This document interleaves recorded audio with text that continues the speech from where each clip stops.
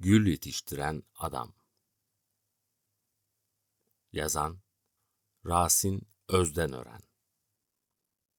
Seslendiren Atilla Kılıç.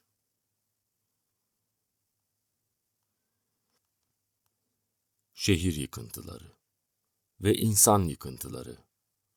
Kadavralar. Kadavralarla uğraşarak bir yere gelinir mi? Büyük bir kale. Muazzam bir toprak yığını şehrin göbeğinde.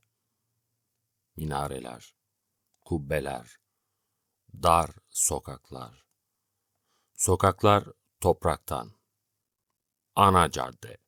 Eskiden parke taşı döşeliydi. Şimdi asfalt. Parke taşları asfaltın altında kaldı. Bu şehri sonbaharda Poyraz'ın deli deli estiği bir ikindi vaktinde görmelisiniz. Sallanır Poyraz her yanından. Sarsar çinko kaplamalı çatılar, ıslık çalar. Yalnız damlarda değil, sokak aralarında. Ve şehrin altında, kavşak noktalarında bir yalnızlığın ortasındadır. İlk çağlardan kalmıştır. Yüzlerce yıl yalnız kalmıştır. Aylar Temmuz'dur, Ağustos'tur, Eylül'dür. Şire vakti. Ekim'dir. Bağdan dönülür, kışa hazırlanılır. Kasım'dır, Aralık'tır. Amansız soğuklar, rutubetli soğuklar, yayla, dağ havası. Ocaktır, Şubat'tır. Odun sobaları, sobalardan çekilen ateşler, yorganların altına kürsü kurulur. Nedir kürsü bilir misiniz? Mart'tır, Nisan'dır. Hülasa geçen zamandır. İnsanlar neyi arar bu şehirde, sokaklarda, çarşı içlerinde, dar gediklerde? İnsanlar nereye gider? Pınarbaşı, Mesire'dir. Şahadil kabristan. Bir hastanenin önü. Acil servisin kapısında bir yaralı var. Bıçaklanmıştır. Kan davasına gitmiştir. Trafik kazasıdır. Zehirlenmiştir. Gece yarısı geldiler. Yatıyordum. Bir konuğum vardı. Daha uyumamıştım. Kapı çalınır çalınmaz kalkıp baktığım halde kimse yoktu kapıda. Tokmağa bir kartvizit sıkıştırmışlardı. Baktım, Sitare'nin. "Sitare!" diye bağırdım. "Buradayız," dedi sesi karanlıklardan. "Evdeyim, gelin." "Uyumuşsundur diye beklemedik." "Hayır, uyumadım, gelin." 4 kişiydiler. Biri Sitare'nin kocası Charlie. Öteki ikisi yeni evli bir çift. Kapıdan girerlerken, "Rahatsız ettik delikanlıyı," diyordu Sitare'nin kocası. "Bir çay içelim şöyle geçerken dedik," dedi Sitare. "Buyurun buyurun," dedim. "Hoş geldiniz." "Girmeyelim," dedi Sitare'nin kocası. "Rahatsız ediyoruz." "Ne münasebet, buyurun girin içeri, sevindirdiniz beni." Sevinç sesleri çıkararak doluştular kapıdan. Bir Charlie somurtuk duruyordu. Yüzü geniş incir yaprakları gibi yüzü, iki solgun kıpırtısız delik halinde gözleri. Daha oturur oturmaz "Gidelim," diye tutturdu. "Gidelim Sitare, gitmem gerek benim." Ulu Cami'nin saçaklı minaresi göğü bir çınar kökü gibi sarıp kucaklamış, kuşlar uzun gagalarıyla, leylektir bunlar, saçağın altına yuva kurmuşlar. Her zaman loş, serin olan cami avlusundan gelip geçen eksik olmaz. "Selamünaleyküm kardeş." "Ve aleykümselam kurban." "Ne var ne yok?" "Bildiğin gibi." "Peder nasıl?" "O da öyle." "Hasta mı?" "Hep öyle, yatıyor işte." "Allah şifalar versin." "Sağ ol." Gecenin karanlıklarında, karanlığın engin, derin boşluğunda bir leylek takırdıyor. Bir mitralyöz sesi gibi karanlığı ve uzaktan Arkbaşı'nın bayırlarını, Pınarbaşı'nın koruluğunu yokluyor. Nar yaprakları ve vişne yaprakları, kayısı ağaçlarının kara yeşil yaprakları, Kavaklar hışırdayarak kıpırdanıyor. Pınarbaşı'nda koca bir ceviz ağacının altında suları pırıl pırıl berrak bir derecik bir çocuk boyu yüksekliğindeki şelaleden dökülüyor. Gül yapraklarının özüne sinmiş kırmızılıklar açılıp dağılıyor. Tozlar gibi yayılıp dağılıyor, leylek yuvasına uzanıyor. Hacı leylekler kıpırtısız gözleriyle bu kırmızı tozların gecenin içine sinmesini bekliyor. Kendileri artık o saçak altındaki yalnızlıklarından bile uzakta olarak. Avluda biri aceleyle kollarını çemiriyor. Geç mi kaldık ne babam? Geç ya, fazla durmuş cemaat. Benim abdestim var, ben giriyorum. Ben de gelirim şimdi. Charlie salondan bağırıyor. Salon dediysem bir yoksul salonu yine de. Bir antresi bile yok. Dış kapıdan doğruca salona giriliyor. Döşemesi solmuş, eprimiş bir kanepe, 2 koltuk, 1-2 yoksul sandalye hezarenden, 1-2 tahta sehpa, bir teneke sehpa. Sitare diye bağırıyor Charlie. Sabırsızlanma Charlie, diyor Sitare mutfak kapısından başını uzatarak. Çay demliyoruz işte, görüyorsun. Gitmem gerek benim. Biraz daha sabır nonuşum, birlikte kalkarız şimdi. Sitare mutfağa çekiyor başını. Naz yapıyor biliyor musun, diyor bana. Yaşlı o, diyorum. Hasta da, hoş göreceksin. Kendi halini bilse ya, o da yok, koca öküz. Şehrin bir yerinde birileri ölüyor. Ne korkunç. Beklenmedik ölümler, beklenen ölümler, apansız gelenler, ağır ağır gelenler, ihtar edip gelenler, habersizce gelenler. Kahvede otururken ölenler, bir otobüs yolculuğunda ölenler, gece yatağına yatıp da kalkmayanlar, vazife başında can verenler. Onulmaz hastalıklardan ölenler, başını taş duvarlara çarpa çarpa gidenler, aşk derdiyle ölenler, aşksız ölenler. Birileri hastalanmaya hazırlanıyor, öksürüyorlar ya da öksürmeden şuralarında bir sızı, uzaktan üstlerine kondurmadıkları bir sızılarla böyle başladığını bilmiyorlar ya da bilmezlikten geliyorlar. Çünkü beklemek çok korkunçtur. Usul usul geleceğini bilerek ama ne zaman ölüm meleğinin kanadını açıp kendini kapacağı anı bilmeden, bu meçhul anı bilmeden beklemek korkunçtur. Yine de o mistik, o ulaşılmaz soru sorulacaktır bir gün. Ey cemaati Müslümin, bu Adem'i nasıl bilirsiniz? İyi biliriz. Ruzi mahşerde şehadet eder misiniz? Ederiz. Allah rahmet eyleye, diye bir sayha yükselir o anda. Cemaatin tüyleri ürperir. Daha dün gördükleri, konuştukları, kendileri gibi soluk alıp veren, kendileri gibi yemek yiyen, öfkelenen, sabırsızlanan, üzülen, kandıran, kandırılan adam değil midir bu? Bu o adam değil midir ağzı kelimeler yapan? Şimdi bir sıcak çorba olsa da içsek diyen, geç kalma diyen, şimdi gelirim diyen. Saat kaç? 9. Erkenmiş daha. Saat kaç? Biraz gecikmişiz galiba. Saat kaç? Tam zamanı. Saat kaç?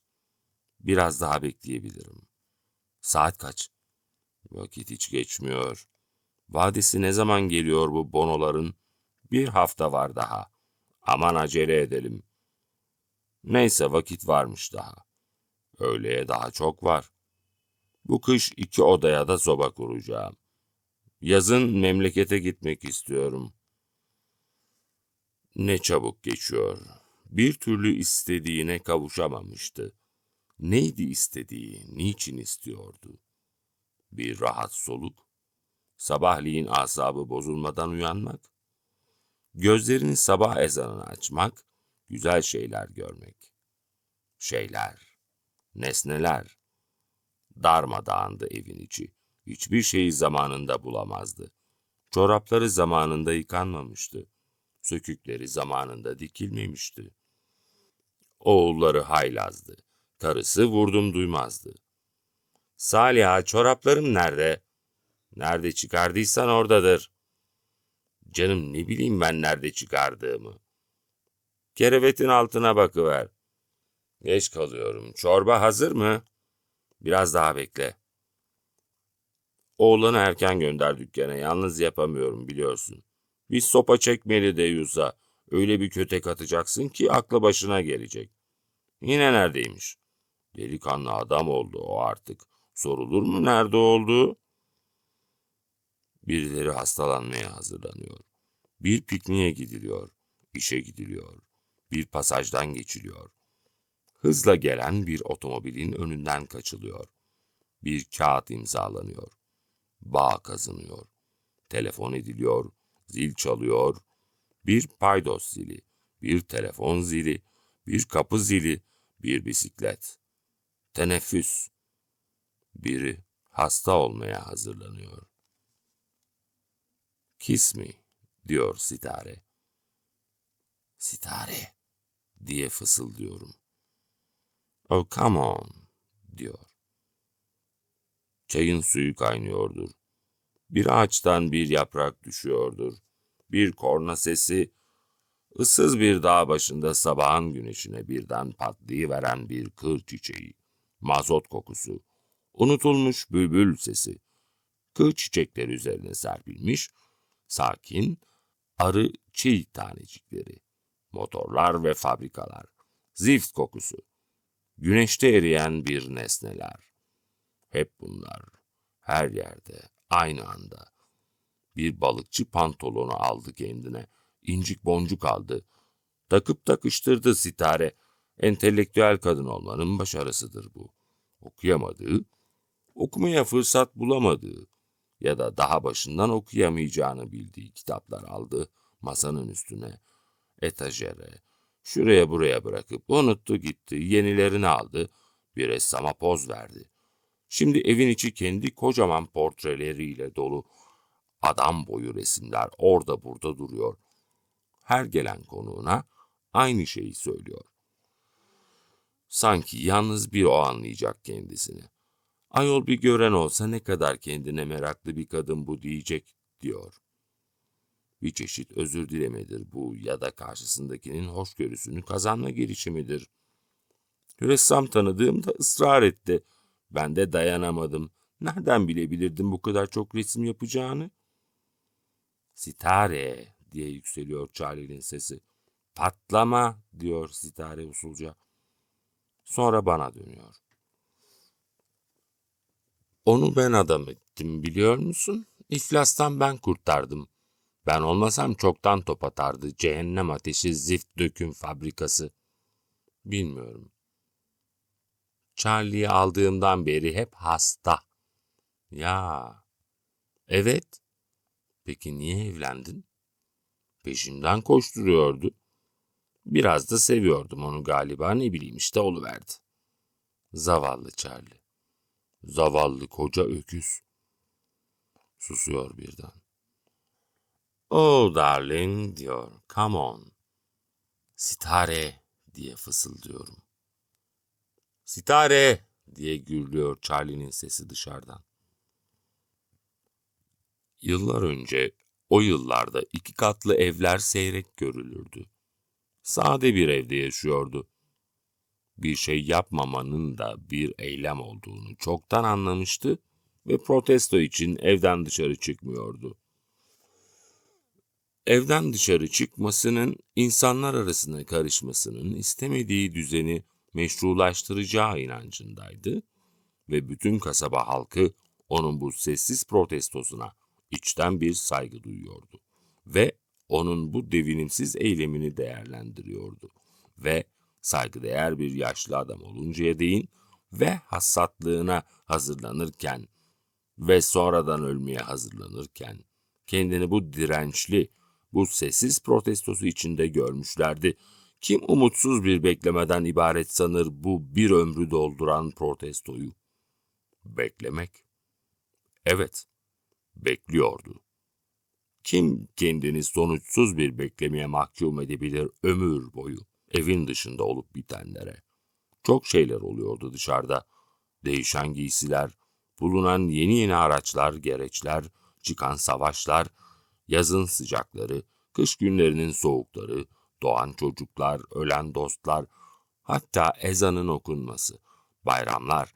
Aldırmadan tam 40 yıl kalmıştı o aynı evin içinde Kur'an okuyarak ve ibadet ederek ve yalvararak ve hav ederek. Sıcak bir yaz günüdür ya da soğuk bir kış günü yahut cıvıl cıvıl bir bahardır o somut protesto. Kendi sesinin gürleyişini bekleyerek gezinmektedir evin içinde sessiz, gösterişsiz, nümayissiz. Hiçbir şey boşlukta sallanmamaktadır. Saçmalık bile kendine bir dayanak noktası araştırmaktadır. Her şey, bütün nesneler, yaratılışlarındaki amaca doğru yürüyüp gitmektedirler. Kara gecede, kara taşın üstündeki kara karıncanın kıpırtısı bile denetim altındayken, son bilinç olan insanın, elbette insanın, kendini denetimden uzak sayması mümkün müydü? Mümkün müdür? Beklemek tüm anlamın kendisiydi. Bekler ve düşünürdü. Boşuna olamazdı. Hiçbir şey boşuna olamazdı. Boşuna değildi. Sebepsiz, yersiz değildi. Bekliyordu ve beklediği gelecekti. Yalnızlık, somut konumuna göre yalnızlık, yoksa yalnız duymazdı kendini. Sezgilerini alabildiğine inceltmiş, bileylemişti. Avlusuna küçücük bir çiçeklik yapmıştı bu ara. Sofada gezinirken ya da inip çiçekleriyle uğraşırken, onları severken, durup uzun uzun düşünürdü. Gününün her anını cabadan yaşıyormuşça bir değerlendirme telaşıyla, acelesiyle, düşünülmedik, yapılmadık bir şey bırakmama endişesiyle. Sessiz bir gülümseyiş yerleşiyor dudağının iki kenarına sessiz bir protesto olarak. Yalvarma ve korku makamında durarak. O gece bir yığın konuğu vardı Sitare'nin. Sitare'nin evi bir deniz kıyısındadır, bir dağ başındadır, büyük bir kentin orta yerindedir, bir sayfiyenin tenha köşelerindedir. Avluyu renkli ampullerle donatmıştır, dalların, yaprakların arasında loş ışıklarını bırakan. Masa, Amerikan usulü bir kenardadır. Self servis. Herkes yiyor, içiyor, gülüyor, eğleniyor. Sitare yeni sevgilisini kolluyor. Bir ara gidip onun oturduğu koltuğa ilişiyor. Deli kız diye kikir Zelda. Kocası doktor onun, büyük iş yapıyor. Sitare'nin cehennem ateşi zift döküm fabrikasında da hekim. Sitare'ye bakarsan bir İtalyan armatörle kocasını aldatıyor Zelda. Gülüşmelerin orta yerindeyken Sitare, "Hadi içeriye girelim," diye bağırıyor konuklara. Charlie içeride. Gülüşüp itişerek, parmaklarının uçlarında sekerek stüdyoya doluşuyor konuklar. Charlie, hürmetli bir koltukta uzanmış, kendini bırakmış, mahmur gözlerle gelenleri seyrediyor. Gelenlere bakıyor. Gelenlere ne memnun olmuş ne tedirgin, öyle uzaktan ırgalanmaz bakıyor. 5 yıldır hastadır Charlie, hep aynı koltukta oturur. Tek eğlencesi konuşan bir Hindistan, belki Afrika kuşudur. Myna bird denilen kuşun çıkardığı çıngırak sesine bayılır. Kuş satılmak üzere dükkanda beklerken kapının açılıp örtüldüğünü haber vermek için konulan çıngıraktan öğrenmiştir bu sesi çıkarmayı. Sonra arada bir kuşun şu kadın kahkahaları vardır. Charlie o kahkahayı bekler. Günaydın demesini, bay bay demesini bekler. Hiç yeri yokken cilveyle çapkın demesini bekler ve bütün konuklar gülüşür onun çapkın diye bağırmasına. Sitare, "Charlie, Charlie," diye atılıyor onun boynuna. Charlie kıpırdamadan duruyor koltuğunda hiç ayrımsamamış gibi, oralı değilmiş gibi. Sonra uzun çalar bir oryantal koyuyor pikaba ve Konuklarını eğlendirmek için oryantal yapmayı deniyor becererek, üstesinden gelerek. Var ol diye bağırışıyor konuklar nazik nazik. Charlie diye sesleniyor Sitare. Charlie için her şey boştur, boşlukta sallanmaktadır. Her nesnenin konumu terstir, saçmadır. Hadi Charlie, bu dansı beraber bitireceğiz. Charlie mahmur gözlerle bakıyor Sitare'ye. Onu gördüğü belli değil. Yavuz da istiyor Charlie, hadi Charlie. Yavuz o sırada ya plakları kurcalamakta ya parmağını uzatarak Mayna Bird'ü kızdırmaya çalışmaktadır. Charlie biliyor mu Yavuz'un Sitare'nin sevgilisi olduğunu? Herkes bildiği kanısındadır. Hadi Charlie, ne olursun kırma beni. Charlie'nin koluna yapışıyor Sitare. Bırak kolumu, diyor Charlie. Arkadaşlar, diyor Sitare, sevgili dostlarım. Zelda kocasının yanından ayrılıyor kırıtarak. Charlie'nin önünde duruyor. Zelda mankendir. Üstünde her an yeni bir elbise teşhir ediyor havasındadır ve Sitare'nin ressam dostuyla, ressam değil adi bir boyacıdır diyorlar onun için. Aralarında gelişen arkadaşlık kimsenin gözünden kaçmamaktadır. Zelda iki elini kalçasına dayayarak duruyor Charlie'nin önünde. Hadi Charlie, diyor sitem yüklü sesini uzatarak. Lütfen. Oo, diyor Charlie. Koltuğuna dayalı bastonunu kavramak için yelteniyor. Olmaz diye çığlık atıyor Sitare, bastonsuz. Charlie, utkulu gözlerini konuklara çeviriyor Sitare. Dostlarım, diyor.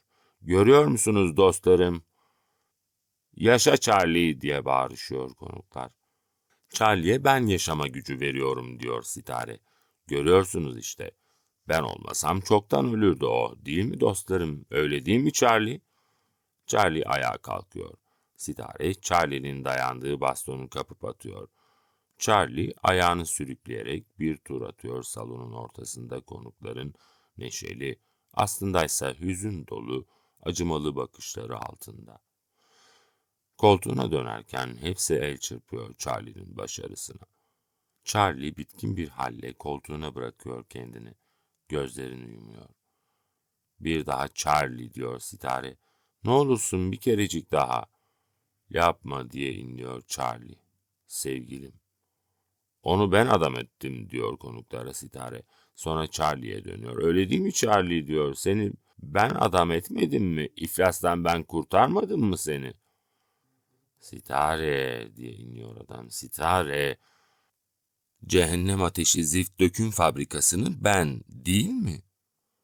Müziğin sesi iyiden iyiye yükseliyor pikaptan.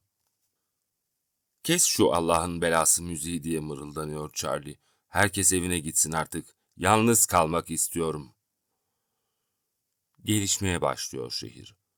Yıllar önce bir bataklık ve sıtma yatağı olan ova, o kara ova, bugün bereketli tarlaların serpildiği bir alandır. Ovanın orta yerlerine, dağ eteğinin oldukça uzaklarına sevimli bir tren istasyonu yapıldı ilkin. Kent sonra oralara doğru uzanmaya başladı. Kimileri kentin bu ovaya doğru akışını yanlış buluyor, kent yukarılara doğru ya da hiç olmazsa eteğine kurulduğu dağın iki yamacına doğru gelişmeliydi diyorlar. Çünkü kentin hayat kaynağıdır bu ova diyorlar. Bu ova olmasa bu kent batar diyorlar. O hep kendi evindedir. Evinin dışında olup bitenlere ilgisizdir. Kendi protestosunu yükseltmektedir. Baharla açılan, renk renk serpilen çiçek tarhlarını seyretmektedir. Çiçeklerin kokusunu duyumsamaktadır. Güzün yaprakların kuruyuşunu, çiçeklerin tükenişini, bir kuru yapraktan ibaret kalışlarını. Gezinmektedir evin içinde, kitap okumakta, düşünmektedir. Yaradan'ı anmaktadır. Yalnız onunladır. Onunla baş başadır. Onu tesbihle uğraşmaktadır. İşte kendine ilke bellediği söz. Bir kimse zalim bir padişaha adildir dese kafir olur demişler. Ve susuyordu adil dememek için zalime. Kendi hayatını sürdüren bir derviştir o. Kimseye kendisi gibi yaşamasını öğütlemez ama kimseyi de kendi hayatına karıştırmaz. Karısı ölmüştü. Şimdi torunları var. Haftada birkaç kez yoklamaya gelirler onu. Gereksinmelerini karşılamaya çalışırlar. O da torunlarıyla konuşur, torunlarının çocuklarını ellerinden tutarak küçük çiçek bahçesinde gezindirir, belki onların henüz anlamaktan uzak bulunabilecekleri şeyleri anlatır. Ben yaşlandım artık, ölümü bekliyorum. Ölüm nedir biliyor musun? Önünde sonunda çalacağımız tek hakikat kapısı. Bizi bir yaradan var. Yaradanın emriyle yine kendisine dönüşümüzdür ölüm. Bir daha ölmemek üzere dönüşümüzdür ona. Nasıl döneceğiz ona? Diye sorar çocuk. Şu çiçekleri görüyor musun? Kurumuşlar. Bunların renk renk açıldığı mevsimi hatırlıyor musun? Şimdi yok işte onlar. Ama sahiden yok mu? Öyle mi oluyor diye bakar çocuk. Gününü değerlendirmeye bakacaksın. Günün nasıl değerlenir? Bak anlatayım. Şimdi ömrünü bitmiş say. Ömrün bitmiş de sen yalvarmış yakarmışsın, sana gözyaşları için cabadan bir gün daha vermişler. İşte şu anda da o bir tek son günün içinde bulunuyorsun. İşte o son günde ne yapacaksan her gün onu yapacaksın. O zaman bu bahçede gezinmem ki, der çocuk. Ne yaparsın ya? Ağlarım. Gece. Kanlıdere Köprüsü. Abarabaşı. Ay uzaklarda. Çapaklı bir aydınlık. Yeni doğmuş bir bebeğin gözleri gibi Kıraç Ahır Dağı'nın yamaçlarına vuruyor arzusuz. Bir adam köprünün korkuluğuna dayanmış. Kalenin burçları geceye meydan okurcasına hırslı, enli, heybetli dişlerini açmış. Gecedir. Hastane pencereleri. Hassas bir kulağın yakalayabileceği derin acı çığlıklar, iniltiler. Ölüm koğuşunun kapısının önünde telaşlı, daha ölüme kanıksamamış insanlar. Bir gidip bir gelirler. Sarhoş öksürükleri. Deniz aşırı ülkelere o ülkenin insanları, o ülkenin ağaçları, toprağı, yıldızları ve okyanusta şavkıyan ay ışığı. Hüzündür, iç çekmesidir, dövünmedir ve balçık gibi bir gece. Herkes nasıl anlayacaksa öyle biçimlenen. Sessizliktir, bir patlamadır, ürperti veren. Su kaynıyor diyorum sitareye. Çay nerede? Şurada işte. Hava gazını kesiyor, demliğe çay atıyor. Bardakların temiz mi? Temiz bardağın var mı yani? Yıkarım şimdi. Hey Charlie diye sesleniyor. Sen bir bardak bile yıkayamıyorsun. Sitare diyen sesi işitiliyor Charlie'nin. İzin verirsen ben yıkayayım diyor bana. Yok canım dert değil. Charlie bir bardak bile yıkayamıyor diyor bana. Ama onu ölümden kurtardım. Sonra dışarıya sesleniyor. Değil mi Charlie? Seni ölümden kurtarmadım mı? Sitare diyor Charlie. Sesi inliyor. Evlendiğimizde kocaman bir şeydi Charlie. 120 okka çekiyordu. Bardaklar tamam mı diyorum. O gece hastalandı Charlie diyor Sitare. Zavallı Charlie diye fısıldıyor Sitare sırtımdan. Tam da o gece hastalandı. Çörek ister misin diyorum. Hep hasta diyor Sitare. Bir yandan da gözleriyle çöreklerin yerini araştırıyor. Sen salona git ben hazırlar getiririm her şeyi diyorum. Zavallı Charlie diyor. İçeriden Charlie'nin sesi duyuluyor. Hadi canım gidiyorum ben diyor. Yüzünü uzatıyor. Alnına dudaklarımı değdiriyorum. Çocuk diyor anlayışla. Çocuk, çocuksun sen. Boynuma sarılıyor. Charlie'nin sesi duyuluyor içeriden. Sitare! Sitare bırakmıyor. Kiss me diye fısıldıyor. Kiss me, kiss me, kiss me, Sitare diyorum.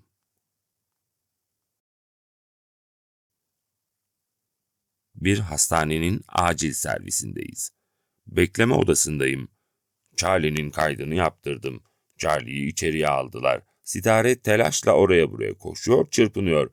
Hasta bakıcıları, odacıları yakalayıp sorular soruyor. Charlie'nin kaydını yaptırdıktan sonra koridorda bir kanepeye oturuyorum. Başkaları da var. Çaresiz bekliyoruz. Beklemek burada bir umut değil, endişedir. Herkes kendi endişesinin bulanık çalkantısında döneniyor. Zamanın küçük aralıkları, dar aralıkları bir bir geçip gidiyor. Zamanın aralıkları mı? Yani boş bıraktığı, yok bıraktığı, işlemeden bıraktığı aralıklar, ihmal edilmiş geçitler. Gece kriz geçirdi Charlie. Sitare'nin telefonuyla uyanıp hastaneye geldim. Oysa sabahleyin hafta sonunu geçirmek için kent dışına çıkacaktık. Bilmem ne yapacağız şimdi. Şimdi. Uyuklamaya başlıyorum kanepede. Bir ara insan sesleriyle uyandım. Yeni bir hasta getirdiler. Genç bir çocuk. Getirenler yakınları olmalı. Kardeşi, sınıf arkadaşları, komşuları falan. Birden komaya girmiş. Daha önce hiçbir hastalığı yokmuş. Belirsiz bir baş ağrısından yakınırmış. Bir genç doktor gelip bakıyor delikanlıya. Sorular soruyor. Kardeşi olduğunu sandığım delikanlı cevaplıyor onu. Hiç şikayeti yok muydu? Yoktu efendim. Akşam ne yemiştiniz? Her zamanki gibi.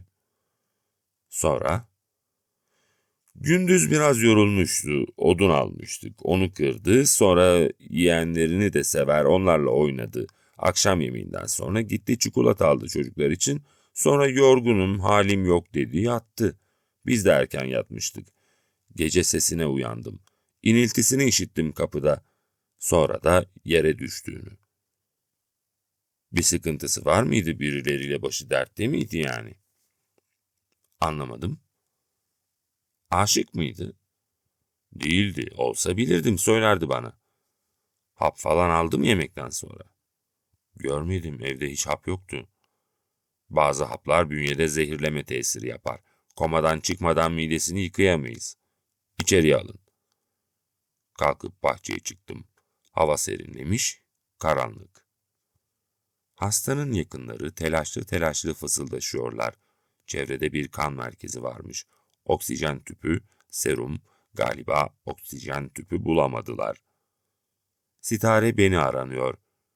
Charlie'yi normal tedaviye alacaklarmış. Aldılar. Ayrıldık hastaneden. Sabahleyin geziye çıkacak arkadaşların hepsi hastaneye gelmişlerdi. Sitare de oradaydı. Siz burada bekleyin, ben Charlie'ye bakıp döneyim dedi. Zaten hepimizi birden bırakmıyorlardı hastanın yanına.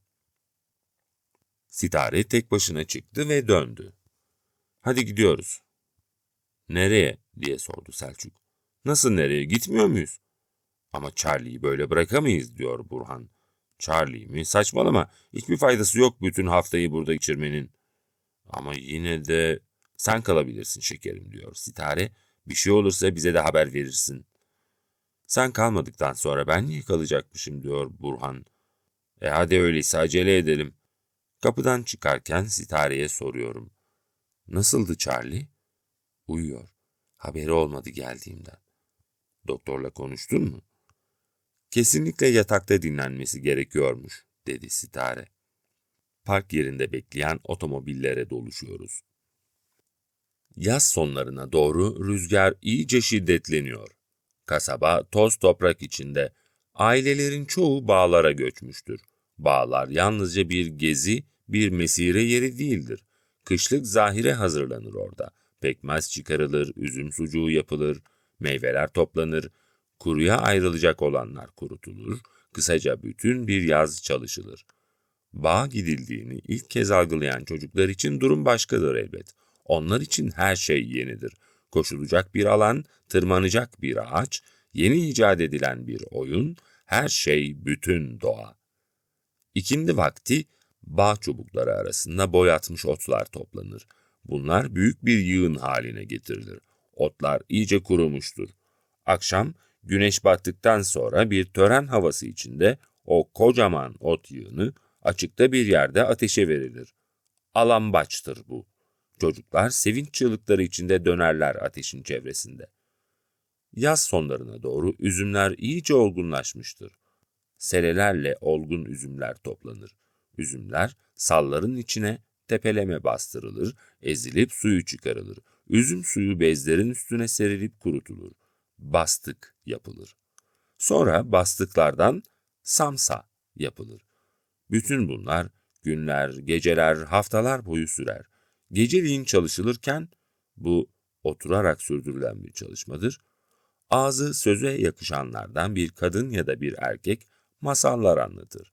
Binbir Gece, Kerem ile Aslı, Tahir ile Zühre, Yusuf ile Züleyha. Çocuk zihinler bu masallarla gelişir, atılır, zamanın nasıl geçtiği bilinmez. Gündüz çalışıp yorulmuş bedenler yavaş yavaş uyuşur, genç kızlardan biri kalkıp dama ya da evin önündeki toprak açıklığa yatakları serer. Ay ışığında, milyarlarca yıldızla döşenmiş muhteşem göğün altında uykuya varılır. Gece böceklerinin hışırtıları eşsiz bir doğa müziğidir. Bir yerlerde bir böcek ya da bir kuş düzenli aralıklarla durmadan öter. Bir yarasa keskin bir çığlıkla karanlığa doğru ok gibi atılır. Purluk ay ışığında bembeyaz pırıldar.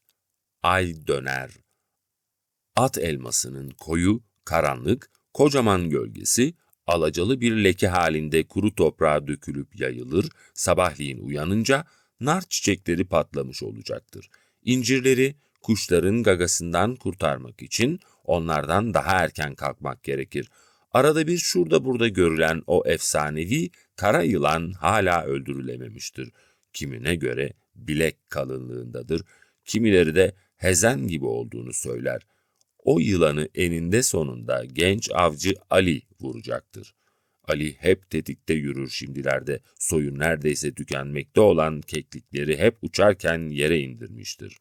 Avcının iyisi keklik avında belli olur. Olgun bir keklik tavuk iriliğine erişir. İnsanlar için tatlı, meşakkatli bir uğraşıdır bağ zamanı. Bir dinlencedir, yenilenmedir. O tazelikle dönülür kasabaya. Kışın konuşma konusu olacak bir yığın malzemeyle dönülür bağlardan. Yeni aşklar, yeni evlilikler, yeni düşmanlıklarla dönülür. Bu yıl açılamayan su arkı gelecek yıl açılacaktır. Zerzevatlar susuzluktan kurumuştur ya da ihtiyar erik ya da kayısı ağacının kesildiği yere de zerzevat ekilecektir. Odunu eve taşınmıştır bile. Ekmekte, çamaşırda kullanılabilir hiç olmazsa. Sabahleyin mutlaka güneşin doğmasından çok önce uyanılır, geceliğin yüzünü aya çevirmiş, yataklarına uzanmış konuşan çocuklardan birilerini gören yaşlıca biri, "Aya çok bakmayın çocuklar," diye uyarır onları. "İyi değildir." "İyi değil mi? Niye?" "Öyle derler, aya bakmak iyi değildir." "İyi olan nedir peki?" "Sabahleyin gözünü açar açmaz yeşile bakmak." Bunu aklında tutan çocuk, sabahleyin gözünü açar açmaz purluğun parlak taşlarını görünce gözlerini yumar bir süre, bekler. Koca ceviz ağacının nerede olduğunu kestirir ve gözlerini açar açmaz yemyeşil ceviz yapraklarını görür. Yüzü mutlulukla yumuşar, gerinir ve hemen yataktan fırlar. Çevik adımlarla tiyeklere doğru koşar. Bir salkım üzüm koparır. Üzüm tanelerini ikişer üçer ağzına atarken bir yandan da incir ağaçlarının oraya doğru koşusunu sürdürür.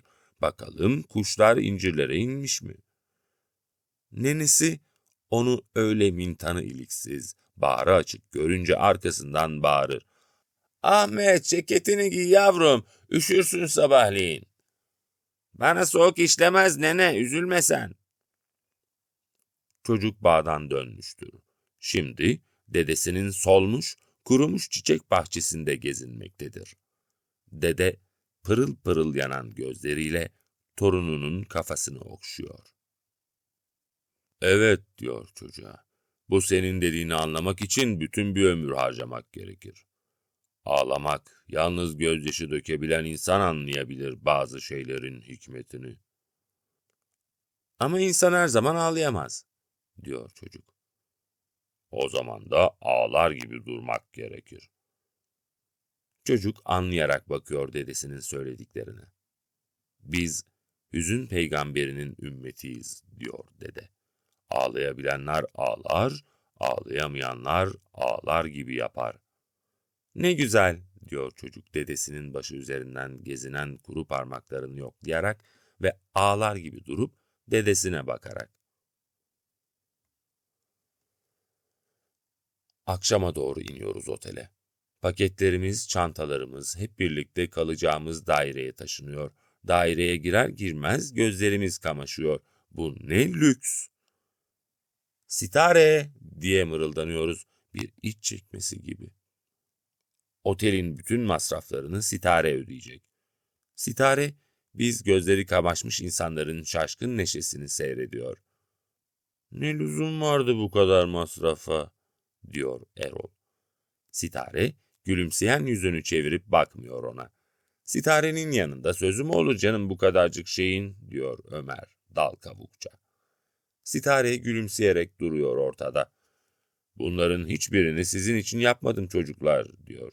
Kendim için yaptım. Belki biraz da böyle konuşasınız diye yaptım. Sevgili Sitare, diyor Tansel. Akşamı bir konsere ne dersiniz, diyor Sitare. Sirk de varmış, diyor Tansel. Ona da gidebiliriz, diyor Sitare. Bu kadarı fazla, diyor Yavuz. Onun kalbi var dayanamaz, diyor Ayten. Bana kalırsa en iyisi reviye gitmek, diyor Ömer. Mükemmel, diyor Sitare. Siz kararlaştırın programı. Şimdi bir masaja ihtiyacım var benim. Telefonu açıyor. Alo? Bir masör yok mu dediniz? Hayır, bekleyemem o kadar. Kalsın. Telefonu kapatıyor. Nefret ederim, diyor masöz kadınlardan. Erkek gibi oluyorlar. Bir bıyıkları eksik. Bazısının bıyığı da var ya. Ben hiç masaj yaptırmadım, diyor Tansel. Bir dene şekerim, diyor Sitare istiyorsan. Bıyıklı kadınlardan korkarım ben, diyor Tansel gülümseyerek. Aşağı kata iniyoruz. Orada ayrılıyorum onlardan. Biraz yalnız dolaşmak istiyorum. Kent ışıklı bir çölün ortasına kurulmuş. Başka hiçbir şey yapılamayacağı için bir kumar endüstrisi kurmuşlar burada. Eczanelerde bile kumar makineleri var. Şehir tüm gezginlerle dolu. Ev, apartman yok sanki kentte. Her taraf otel yahut motel, banka ilanları, korkunç ışıklı reklamlar. Kentin özeti otel ve banka. Adım başı eğlence yeri. Ünlü şarkıcılar. Yalnız gezginler için gazetelerde ilanlar. Yalnız kalmayın, beni çağırın. Altında bir telefon numarası. Bir eczaneye giriyorum. Aspirin. Sonra aspirini bedavaya getirebilir miyim düşüncesiyle makineye para atıyorum. Fakat makine o parayı da yutuyor. Çıkıyorum. Demin gördüğüm kadın camın ardında, yine aynı makinenin başında boyuna para atıp duruyor. Sanırım kazanıyor. Dolaşmaktan başım dönüyor. Bir kafeteryaya giriyorum. Kağıt kalem istiyorum. Sevgili kardeşim, diye başlıyorum. Bir şey içmek ister misiniz? Çay, kahve, başka bir şey? Başımı kaldırıp bakıyorum. Bir kız gülümseyerek duruyor. Sütlü kahve, diyorum. Dönerken bir de sandviç diye ekliyorum. Kaşarlı olsun. Yazdığım yeri bir kez daha okuyorum. Çok kısa olmuş. İmza yerindeki kardeşin kelimesinin üstünü çiziyorum. Bir uçakla geldik buraya. Büyük uçurumun üstünden geçtik. Jet tam 15 dakikada geçiyor uçurumun üstünden. Gözlerimin önünde 2 avuç içi peydahlanıyor. Kadın elleri. Nasıl bir sezgiyle hemen tanıyorum bu ellerin sahiplerini. Maria diye sesleniyorum hayretle.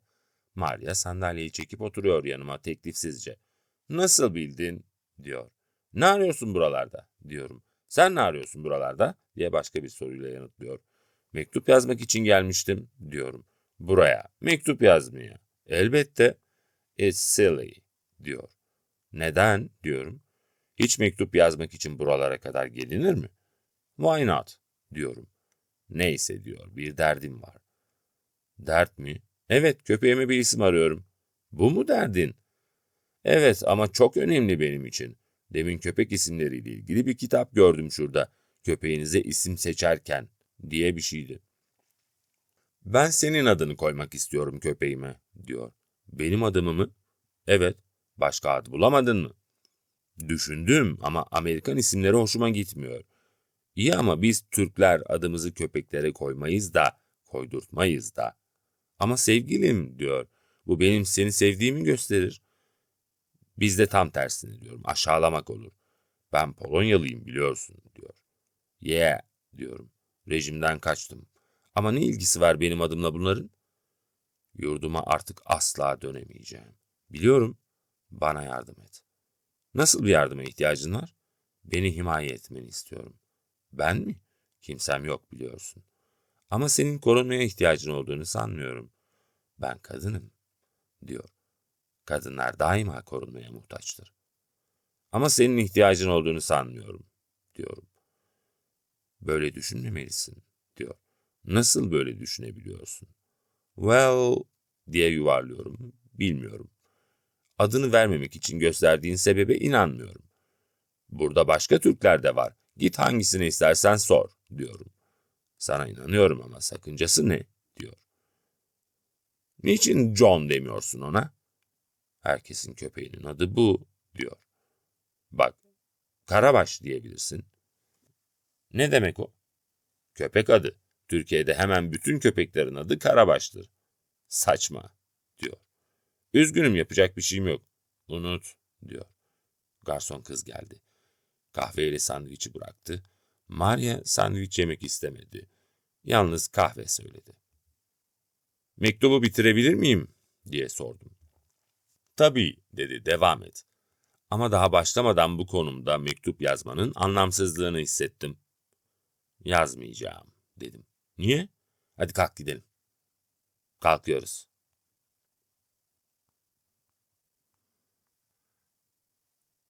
Eski yangın yerlerini hatırlıyor adam. Gerçi evden dışarı çıkmıyor ama evinin çardağından kentin aşağı kesimlerinde koca koca binaların yükseldiğini görüyor.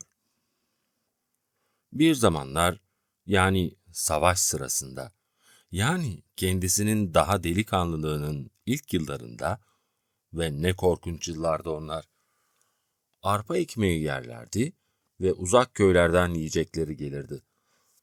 Ve kıtlık, açlık, savaş bir aradaydı ve dövüşmüşlerdi Kur'an için, halife için ve Fransız'ı kenti terk etmek zorunda bıraktıkları zaman kurtulduklarını sanmışlardı. Oysa sonradan olanlar bambaşkaydı. Uğrunda savaşmadıkları ve savaşmayı akıllarına getirmedikleri şeyler olmuştu.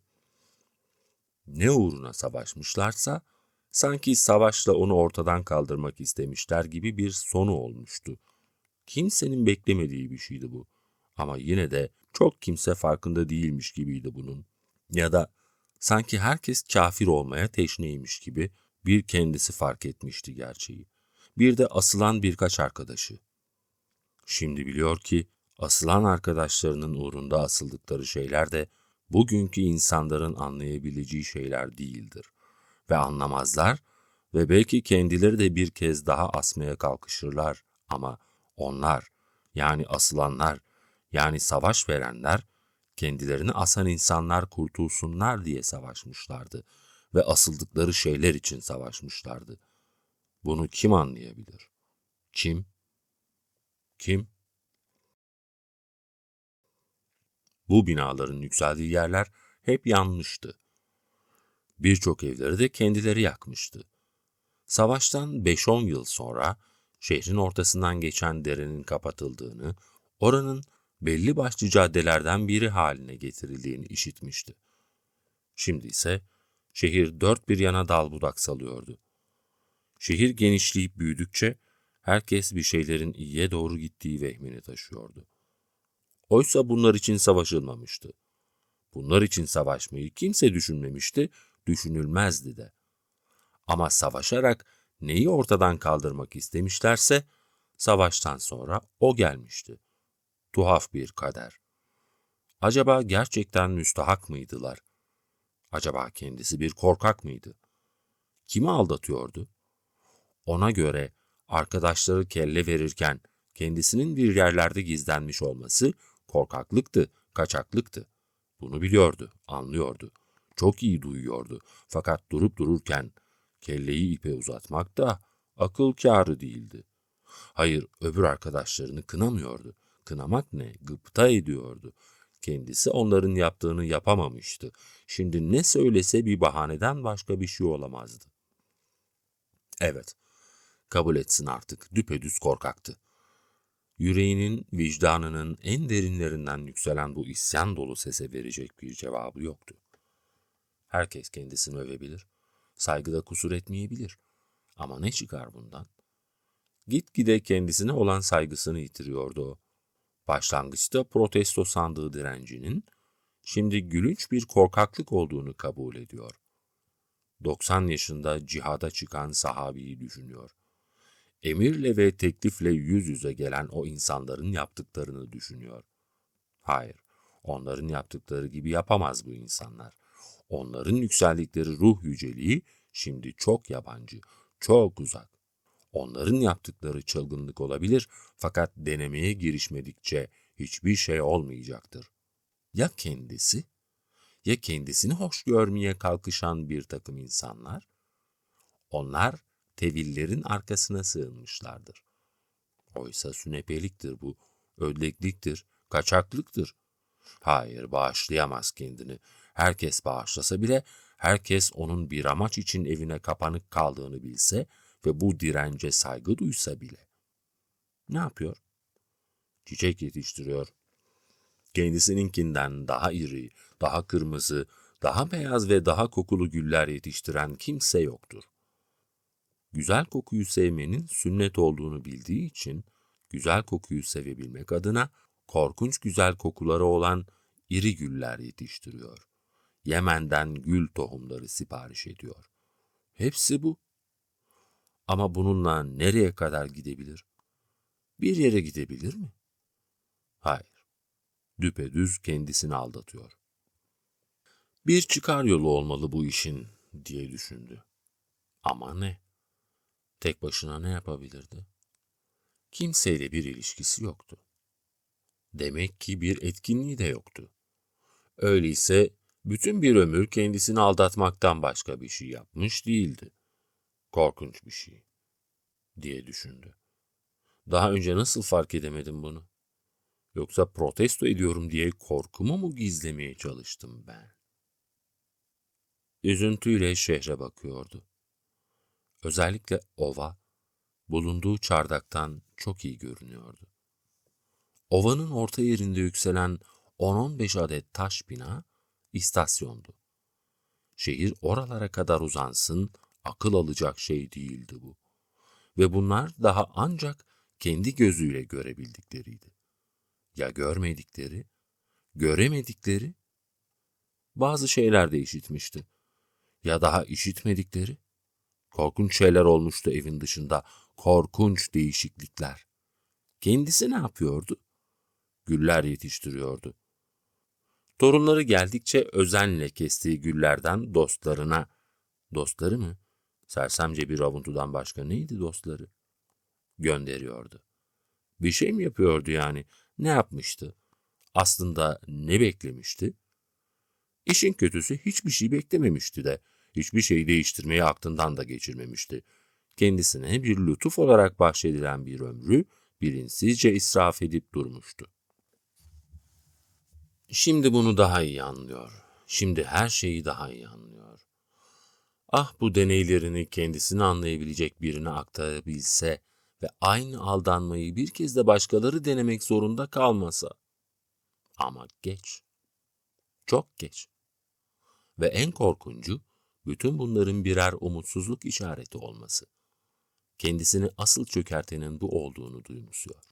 Çünkü artık elinden hiçbir şey gelmediğini, tövbe etmeye bile geç kaldığını anlıyor. Çünkü bazı tövbelerin ancak bazı amellerle yapılabileceğini biliyor.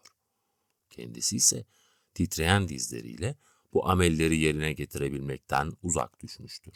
Hareket eden bir ölüden başka bir şey değildir. Bağışlanmayı dilemek için elinde hiçbir neden yoktur. Yanlış verilmiş bir savaş, bağışlanmak için neden olabilir mi? Aldatılmış olmanın özrüne sığınmak. Bu da bir miskinlik değil mi?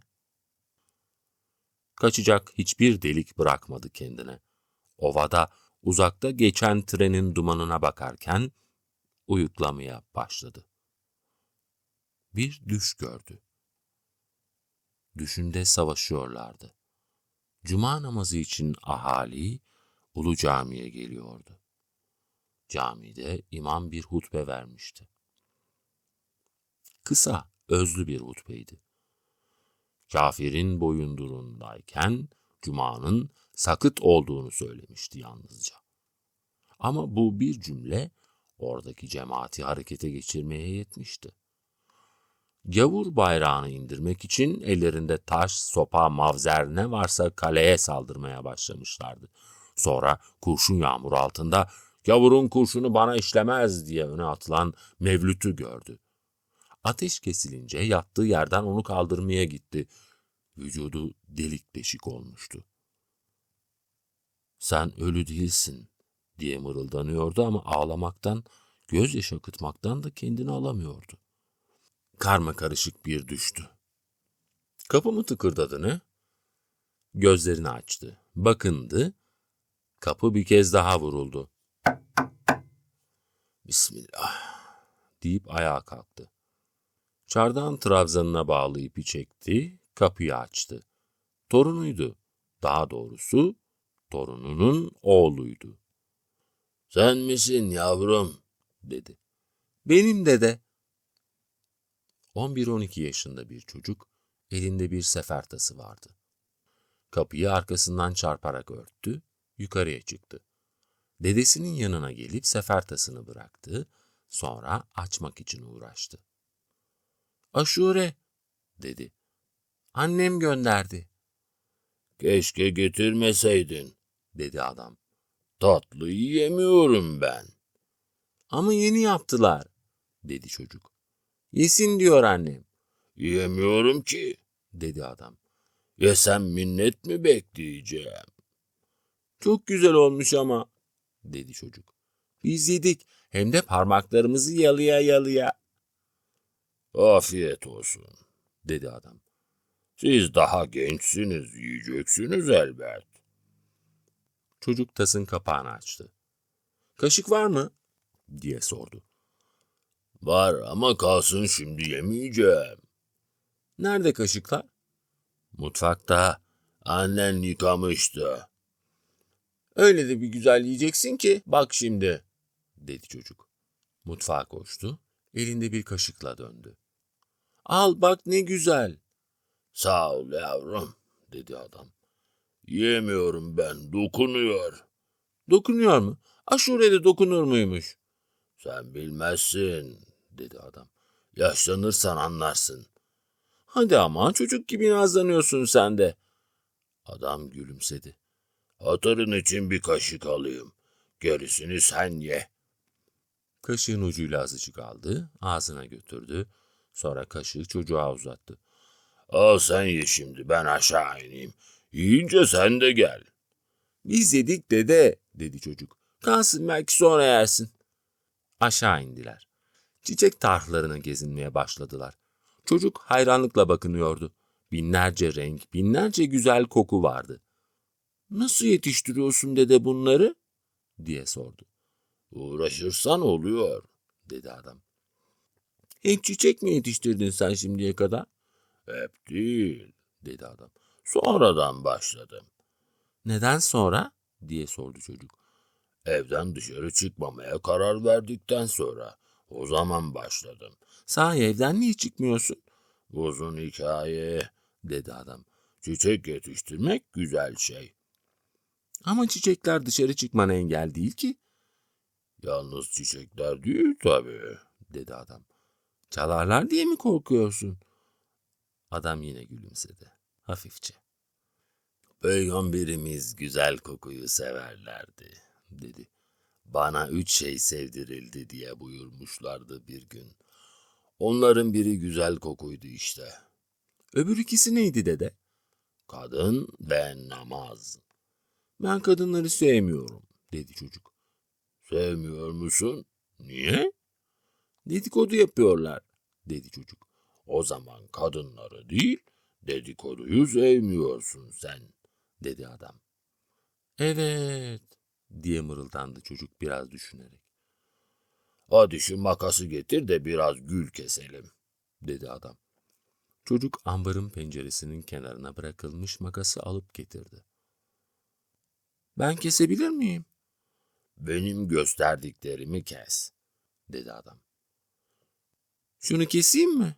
O daha tomurcuk. Bak şu daha iri, onu kes. Dikkat et diken batmasın eline. Daha alttan tut, şurasından. Çocuk kestiği gülleri dedesine veriyor. O da bir tülbendin içine topluyordu onları. Daha sonra demet yapacaklardı.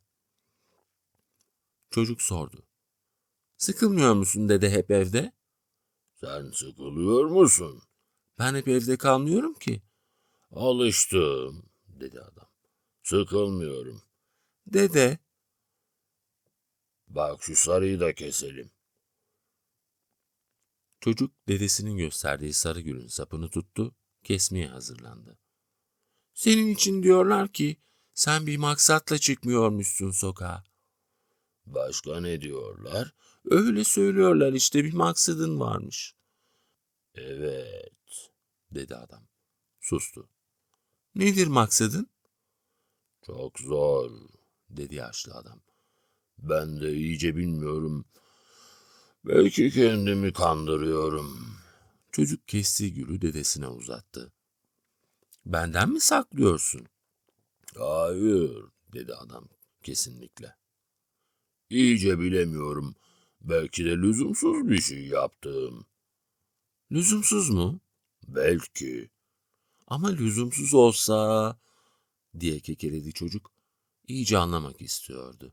Dedesinin yüzüne baktı bir an. Biliyor musun, demin bir düş gördüm, dedi adam. Sen gelmeden önce. Anlatmak istemiyorsun, dedi çocuk gücenerek. Laf karıştırıyorsun. Hayır, dedi adam yine kesinlikle. Belki ben de ne yaptığımı bilmek istiyorum. Sahiden bilmiyor musun? Diye sordu çocuk şaşkınlıkla. Kimse inanmaz buna. Öyle bir derdim yok ki, dedi adam. Başkalarının inanıp inanmaması değil mühim olan. Biz ne yaptığımızı biliyor muyuz? O. Sen şimdi bilmiyor musun? Dedi çocuk inanmayarak. Anlamaya çalışıyorum, dedi adam. Epeyce gül toplamışlardı. Bu kadar yeter, dedi adam. Makası yerine bırak, gülleri de al yukarı getir, demetleyelim. Yukarı çıktılar. Çocuk gül dolu tülbendi yere bıraktı, çardakta minderlere oturdular. Adam teneke bir kutudan iplik çıkardı, gülleri demetlemeye başladılar. Düşümde savaşıyormuşuz, dedi adam beklenmedik biçimde. Ne için savaştığımızı biliyoruz sanıyorduk hepimiz. Meğer aldatılmışız. Garip bir Mevlüt vardı. Şehit düştü. Kimse beklemezdi ondan öyle bir yiğitliği. Biliyor musun, korkaklık da bulaşıcıdır, yiğitlik de. Hepimiz yiğitleşmiştik. Ölüm vız geliyordu herkese. Ama savaş içinde oluyor bu tabii. Çünkü ölmeyi düşünmüyorsun. Çünkü kolayca ölünüyor. Ölmek barış zamanında zor oluyor. Çünkü ölmeyi düşünmeye başlıyorsun o zaman. Bir de elde etmek istediğin şeyler söz konusu. Savaşırken bir şey elde edeceğine inanıyorsun ölmekle. Barış zamanındaysa bu yok işte. O zaman savaşta ölmek kolay oluyor, barıştaysa zor. Ölümü göze almakla elde etmek istediğimiz bir şey vardı bizim de savaşırken. Savaştan sonra baktık ki onlar için savaşmamışız. Düpedüz aldatılmışız. İşte insanın zoruna giden bu oluyor. Bunun için mi eve kapanıyorsun? Diye sordu çocuk. Sanırım bunun için. Ama kabahat sizi aldatanlar da, dedi çocuk. Sizin günahınız yok ki bunda. Mesele bu değil tabii. Bizi aldatanlara karşı bir şeyler yapmamız gerekirdi. Yapamadık. Bilmem, belki de bunun utancına katlanamadım. Onun için eve kapandım. Dede, diye seslendi çocuk büyük bir adam tavrıyla. Ne yapmak istediğini belki daha sonraları daha iyi anlarım ama şimdi gerekli olan bir şey yaptığına inanıyorum. Hiçbir şey yapmadığıma inanmak daha doğru olur.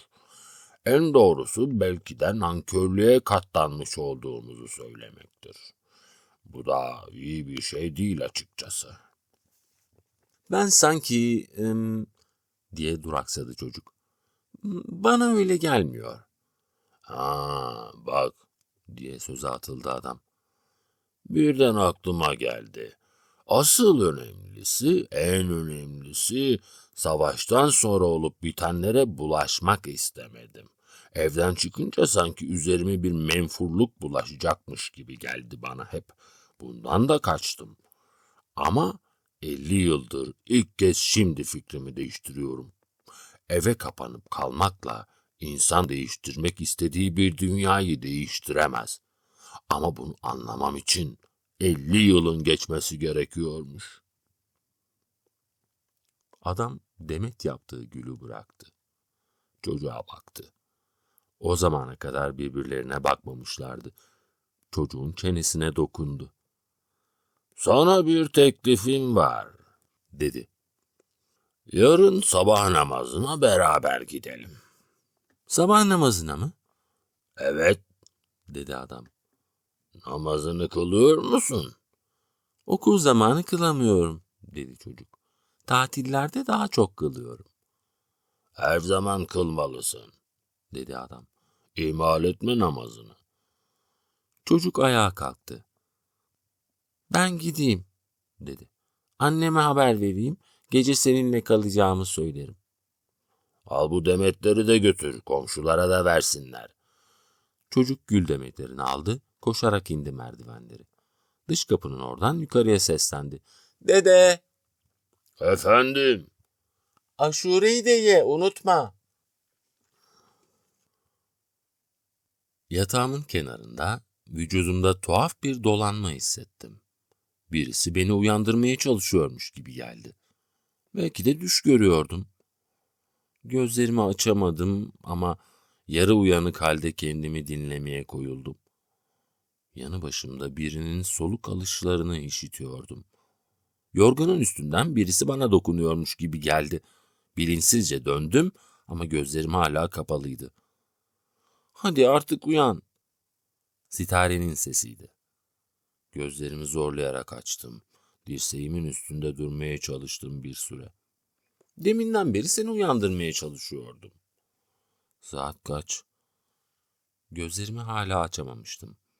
Açarsam yanacağını hissediyordum. 5. 5 mi? Akşam mı sabah mı? Sabah. Daha 1 saat bile olmamış ben yatalı. İstemeyerek gözlerimi araladım. Yatağın yanındaki pufta oturuyordu. Kalk hadi, dedi. Kahvaltı söyledim ikimiz için. Yatakta doğruldum.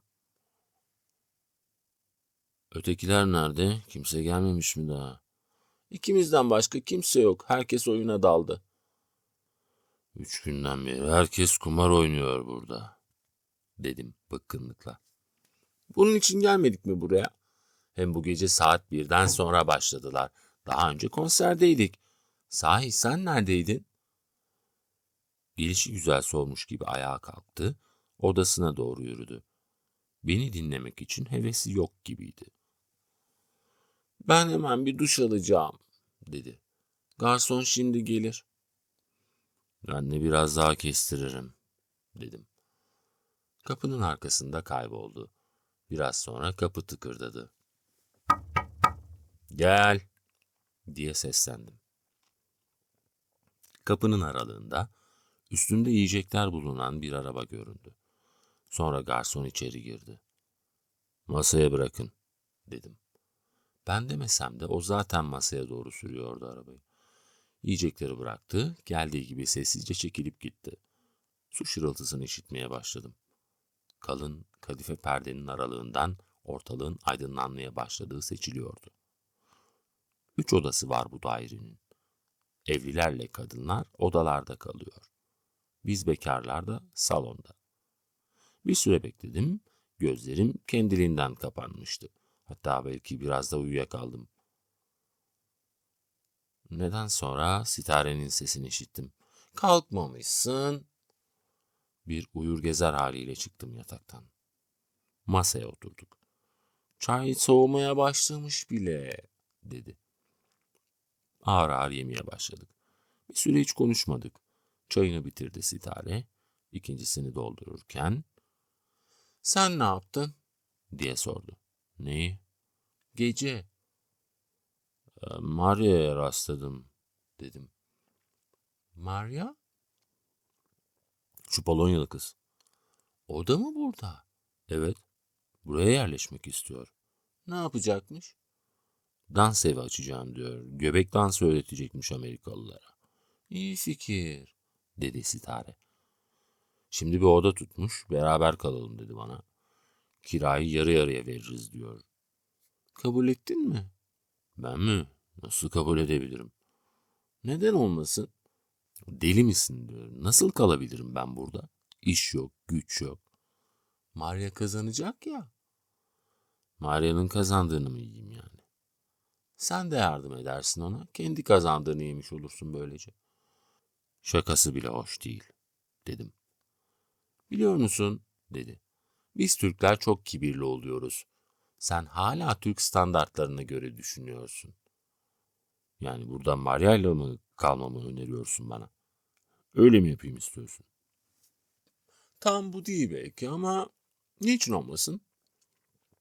Birden tuhafıma gitmeye başladı Stare'nin konuşması. "Ciddi mi konuşuyorsun?" diye sordum. "Gece beraber değil miydiniz?" "Evet ama ne çıkar bundan?" "Bundan bir şey çıkmazsa ötekinden de çıkmaz." "Hiç çıkmaz," dedi sitare. Konuşmamız tatsız bir mecraya girdi. Cevap vermedim. Sitare de hissetti bunu. Bir süre sessiz sessiz çaylarımızı içtik. Uykum kaçmıştı. Bundan sonra istesem de uyuyamam diye düşündüm. Belki asıl yanlışlığı bu daveti kabul etmekle yapmıştım. Buraya hiç gelmemeliydim ben. Kendimi çok iğreti görüyorum bu insanların arasında. "Biliyor musun?" diye söze başladı sitare. Sanki daha önce konuşmamışız da ilk kez konuşmaya başlıyormuşuz gibi. Elimde olmadan kaçamak bir bakış attım yüzüne. Çay fincanına bakıyordu. Devam etti. "Tam 3.000 dolar kaybettim bu gece." "3.000 dolar mı?" diye sordum bilinçsizce. "Ama eminim hile yaptılar. Kumar hilesi değil, içkime afyon karıştırdılar. Çünkü hiç bu kadar başımın ağırlaştığını duymamıştım ben. Bir ara tuvalete çıktığımda aynada 2 sitare gördüm. Biri ben, öteki yine ben."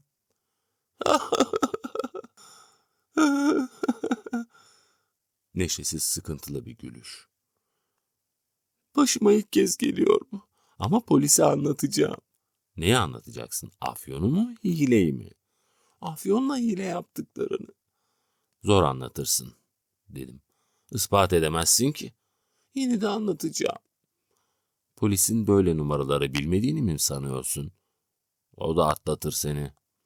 "Yine de anlatmam gerek." "Seni dinlerler ve zabıt tutarlar, o kadar." "Ben de biliyorum öyle yapacaklarını ama insan yine de başvuracak bir yere ihtiyaç hissediyor. Bu ihtiyacımı gidermek için konuşacağım polisle." "Ha, sırf bunun içinse konuş tabii," dedim. Bazen öyle vurduğum duymaz kesiliyorsun ki insana sinir basıyor, dedi. Affedersin, dedim. Sesim beni bile şaşırtacak kadar üzgün çıktı. Hepiniz deli sanıyorsunuz beni. Kim bilir belki de biraz öyleyimdir. Biraz dinlenmeye ihtiyacın var, dedim. Keşke çağırmasaydın bizi.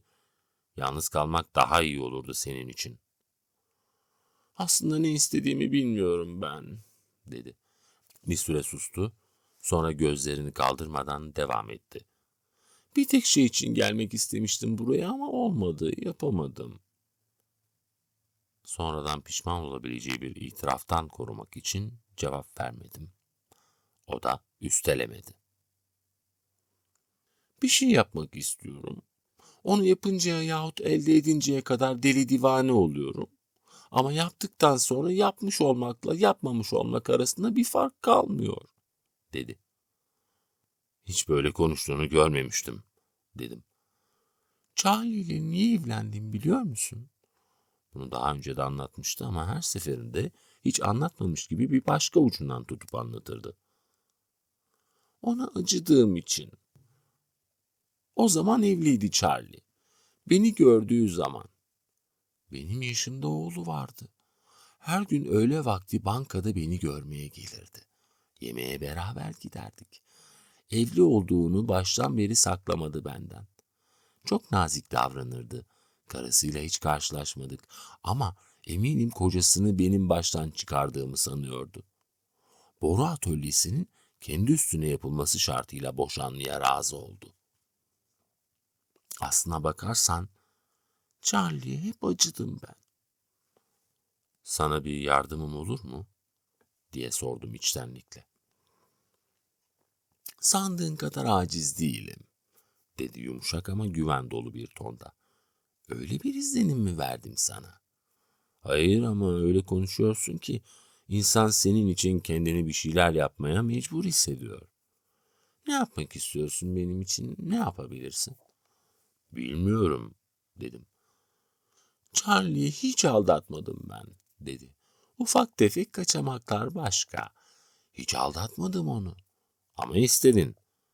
İstemek başka, yapmak başka. İsteseydim olurdu. Aklıma yeni bir düşünce geldi. Sitare, niçin bu kalabalığı topladın başına? Hiçbirinden hoşlanmıyorsun onların. Hatta sıkılıyorsun tek tek hepsinden. Ne demek bu? Yalnız da gelebilirdik buraya ikimiz. Gelebilir miydik? Dedi düşünceme katılmayan bir sesle. Yüzüne bakmakla yetindim. Sen yalnız kendini düşünüyorsun, dedi. Beni hiç düşünmüyorsun. İkimiz için düşündüğümü sanmıştım, dedim. Hayır, sen yalnız kendini düşünüyorsun. Bizi aşık sanıyorlar, dedim. Farkında mısın? Salaklar, dedi Sitare. Beni öptüğünü gördüler. Görsünler ne çıkar, ben Charlie'yi seviyorum. Kimse inanmıyor buna, onun parasını seviyorsun diyorlar. Charlie bana borçlu, bunu da söylüyorlar mı? Onu ben adam ettim. Ben olmasam, neyse geç şimdi. Kimseden korkmuyorum. Haber aldın mı Charlie'den? 3 gün oldu. Yaşaması için elimden geleni yaptım ben. Halen yaşıyorsa onu da bana borçlu Charlie. Sonra iddialı bir tonda ekledi. Ona ben yaşama gücü veriyorum. Yoksa çoktan ölmüştü şimdi. Çok zalimsin, dedim. Bilakis çok şefkatliyim, diye karşı koydu. Kimse katlanamazdı ona. Ama seviyorsun onu, dedim. Boyuna tekrarlayıp duruyorsun bu sözü. Başka ne gelir elimden? Bir süre sustuk. Kahvaltıyı bırakmıştık. Tekrar saati sormaya cesaret edemedim. Yalnızca perdeden yana bir göz attım. Işıklar iyice görülüyordu artık. Nedensiz tuhaf bir sıkıntı, tuhaf bir yalnızlık içinde duyumsuyordum kendimi. Belki de birdenbire başladı. Ya da öteden beri vardı da böyle bir şey içimde birdenbire ortaya çıkıverdi. Ama önemli mi? Nasıl olursa olsun kendimi birden çok yalnız, çok duygulu, merhametli, yardımsever olarak görüyorum. Başkalarının kötülüklerinin yerine kendimi geçiriyorum. Herkesten, her şeyden Sanki yalnız ben sorumluymuşum gibi bir sezgiye kapılıyorum ve büyük bir içtenlikle bu duyguma hak veriyorum. Sitare de konuşmuyor. Belki özür dilemem gerekecek ondan. Allah kahretsin. Utku içindeyken bile kendimi hep ezilmiş gibi duyumsamaktan alıkoyamayacak mıyım? Seni üzdüm galiba, dedim. Yok canım, dedi Sitare doğal bir sesle. Öyle alıştım ki her şeye. Her şey. Acaba ne? Artık üzülmüyorum. Belki de üzülemiyorum. Bütün alçaklıklar bile doğal. Çünkü alçaklık doğal. Evet, dedim. Bu da bir açı. Kafam fazla inceliklere yatmaz benim. Neysem oyum, gördüğün gibi. Eskiden genç bir kızken kendimi kandırmayı severdim. Başka türlü göründüğümü düşünmekten hoşlanırdım. Bir gün annemin şapkasını giyip çarşıya çıkmıştım. Genç bir kız olarak değil de kadınmışım gibi görünmek istemiştim. Ne komik. O gün yediğim dayağı da unutmayacağım. Şimdi kendime aykırı gibi gördüğüm tek özelliğim kaprisli oluşum. Ama farkında olduğum için kaprisi de doğal bir özellik diye kabul ediyorum. Böylece her şey doğallaşıyor. Birden saatine baktı. İlk kez. Gelmediler, dedim. Gelmeyecekler, dedi. Öğleye kadar gelmemelerini söyledim. Belki söylemesen de gelmezlerdi. Niçin söyledin? Vurgulamak istedim, anladın mı? Kalktı, odasına doğru yürümeye başladı. Arkasından ben de kalktım. Kapıdan girerken, 3.000 dolar kaybettiğin doğru mu? Diye sordum.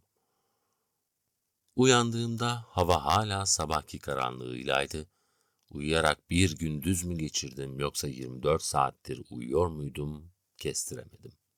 Ama kendimi oldukça dinç hissediyordum. Hemen duşa koştum. Çıktığımda Sitare giyinmiş, hazırlanmış, salonda bekliyordu. Çabucak giyindim. Bir ara hiç konuşmadık. Sonunda ben de hazırlanınca kapıda durdum, Sitare'ye baktım. Kalktı, otelin altındaki lokantada karnımızı doyurduk. Acıkmışım. Masaya getirdikleri ne varsa çılgınca silip süpürdüm. En sonunda, ötekiler nerede, gelmediler mi daha diye sorabildim. Geldiler gittiler, bir sürü gürültü yaptılar ama duymadın sen. Vay canına, uykuya susamışım demek. 3 gündür doğru dürüst uyuyamadık ki. Sigara var mı? Çantasından çıkardı. Nereye gittiler diye sordum. Gelecekler dedi. Nereye gittiklerini bilmiyorum. Oynayacak mısın bu gece dedim. Hayır, dinlenmek istiyorum. Yarın hareket edeceğiz. Yarın mı? Biliyor musun, buraya Allah'ın belası bu kente adımımı attığımdan beri belki ilk kez bir süre daha kalmak istiyorum. Kal istersen, sonra dönersin. Param yok dedim. Veririm ben sana, sonra ödersin. Olmadı ki dedim. Senin gideceğin anlamına geliyor bu. Bense birlikte kalalım diye düşünmüştüm. Charlie'yi unutuyorsun dedi. Ha, sahi Charlie diye kekeledim üzüntüyle. Telefon ettim hastaneye, bir değişiklik yok diyorlar. Ne diyeceğimi bilemiyorum dedim.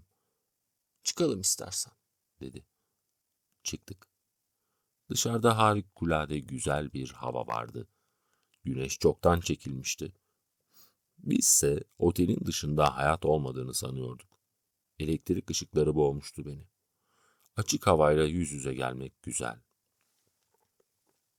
İlk kez rahatça soluk alabildiğimi duyumsuyorum. Güneşe özlemim çoğalıyor. Kaç gün oldu acaba? Hep 3 gün diye düşünüyorum ama belki de daha fazla. Haftayı, ayı unuttum gibi. Gerçi ben profesyonel kumar oynamıyorum. Herkesin vakit geçirdiği makinelerin başına geçip oturuyorum. Bu bile vakit alıyor. Bakıyorsunuz hiç farkına varmadan 2 saat, 3 saat geçivermiş. Benimki amatör bir eğlence. Ama Sitare'ninki öyle değil. Ötekilerinki de öyle değil. Onları seyrederken korkunç bir hırsa, kazanma hırsına kapıldıklarını görüyorum. Kaybettikçe daha da çılgınlaşıyorlar. Bu duyguyu anlamak gerek. Anlıyorum. Kaybetmek ve durmadan kaybını telafi etmeyi çabalamak. Bir kez girdin mi bu çembere kurtuluş yok. Çünkü açık havayı tanımaktan uzaklaşılmıştır. Böyle bir psikoloji. Belki birden açık havaya çıkabilse kumarbaz, bir kez masanın dışındaki, tabiattaki gerçek havayı soluyabilse ve kayıplarını yok saysa, bir çizgi çekebilse, bilmem, belki de geçiverecek o tutku. Hayır. Eğlence için oynandığını sanmıyorum. Amansız bir tutkudur yakalarına yapışan. Ve ara sıra oynadığını söyleyen adam kumarbaz değildir, kelektir. Onlar sadet dışı. Bana gelince asla sevemedim kumarı. Belki tutkularım o kadar güçlü olmadığı için. Her neyse. İnsan demek kendi tabiatına aykırı gelen şeylere de alışabiliyor. Kapalı yerlere alışabilmesi gibi. Ama kapalı yerden kurtulmadıkça kapalı yere alıştığını fark edemiyor. Ama bir kez açık havaya ulaşınca o kapalı odalarda, kapalı salonlarda nasıl bir cinnetli hayatını sürdürdüğünü, bu hayata nasıl olup da katlanabildiğini hafsalası almıyor. İşte şimdi birden sarhoş gibi oluyorum. Açık havadır bu. Derinden derine sarsıyor insanı. Yürüyorum ama ayağım yere basmıyor, saydamlaşmışım gibi. Gelecek hakkındaki tasarılar da suya düşüyor, geçmiş de yitiyor. Bencillik de değil kendinizi kaptırdığınız duygu. Çünkü artık kendinizi de düşünmediğinizi biliyorsunuz. Başkalarını mı düşünüyorsunuz? Onların kaygısını mı besliyorsunuz içinizde? O da değil. Yalnızca mekandan, dünyadan, çevrenizden bir uzaklaşma hali. Yeniden kendinize gelmeniz için bir şeyle sarsılmanız gerek. Çok güçlü bir şey olmasa da olur o şey. Otellerin, bankaların, ünlü şarkıcıların adını reklam eden, durmadan yanıp sönen, bir çember çevresinde dönüp duran renk renk ışıklar baş dönmesini çoğaltıyor. Artık ruhunuz her şeye hazırdır. Sebepsiz bir hüzne de, yersiz bir sevince de. Sitareyi omzundan tutup kendime çekiyorum. Karşı koymuyor. Çiçeği burnunda, serseri aşıklar gibi ışıkların, gölgelerin altından geçerek yürüyoruz. Belki Sitare de kaybetti kendini çünkü geldiğimizden beri o hiç dışarı çıkmadı. Hep kaldığımız otelde vakit doldurdu. Her otel ayrı bir kenttir burada. Yıllarca hiç dışarıya çıkma ihtiyacını duyumsamadan kalabilirsiniz aynı otelde. İsterseniz elbet. Giyim evlerinden berberine, kuaförüne, lokantasından bakkalına, manavına, kafeteryasından eğlence yerlerine kadar ne istersen var. Tek eksiği güneş ışığı. Böyle bir hayat sürerken güneşi de unutuyorsunuz zaten. O tekrar kendini size hatırlatıncaya kadar. Güneş müneş yok. Hep elektrik ışıkları. Sanki böyle ışıklarda doğduk ve sanki böyle ışıklar içinde yaşamaya mecburuz. Gün yüzü, güneş yüzü yok bize. İyisi mi bundan da tat almaya bakmalı. Birden içim kekreleşir gibi olurken her şeyden tat alabilme gerçeği yardımıma koşuyor. Sitareyi ne zaman tanıdığımı düşünmeye çalışıyorum. Ben anımsamadıktan sonra o hiç anımsamaz. Çünkü onun benim için bir önemi olabilir ama ben onun için pek de önemli değilim. Öyle sanıyorum. Nerede tanımıştım onu? Şu Zelda'nın dostu, boyacı dedikleri ressamın evinde mi? O gün ressam bir kolunun altında Zelda, öteki kolunun altında karısı, o mahcup Amerikalı karısı. Keçi getirmiş kahya gibi yayılmıştı divanın üstüne. Ressam bozuntusu yarı Türkçe yarı İngilizce karışımı bir dille konuşup duruyordu. Karısının Türkiye'de alaturka tuvaletlerde çektiği güçlükleri anlatıyordu. Kadın Türkçe bilmiyordu ama kocasının ne anlattığını biliyordu.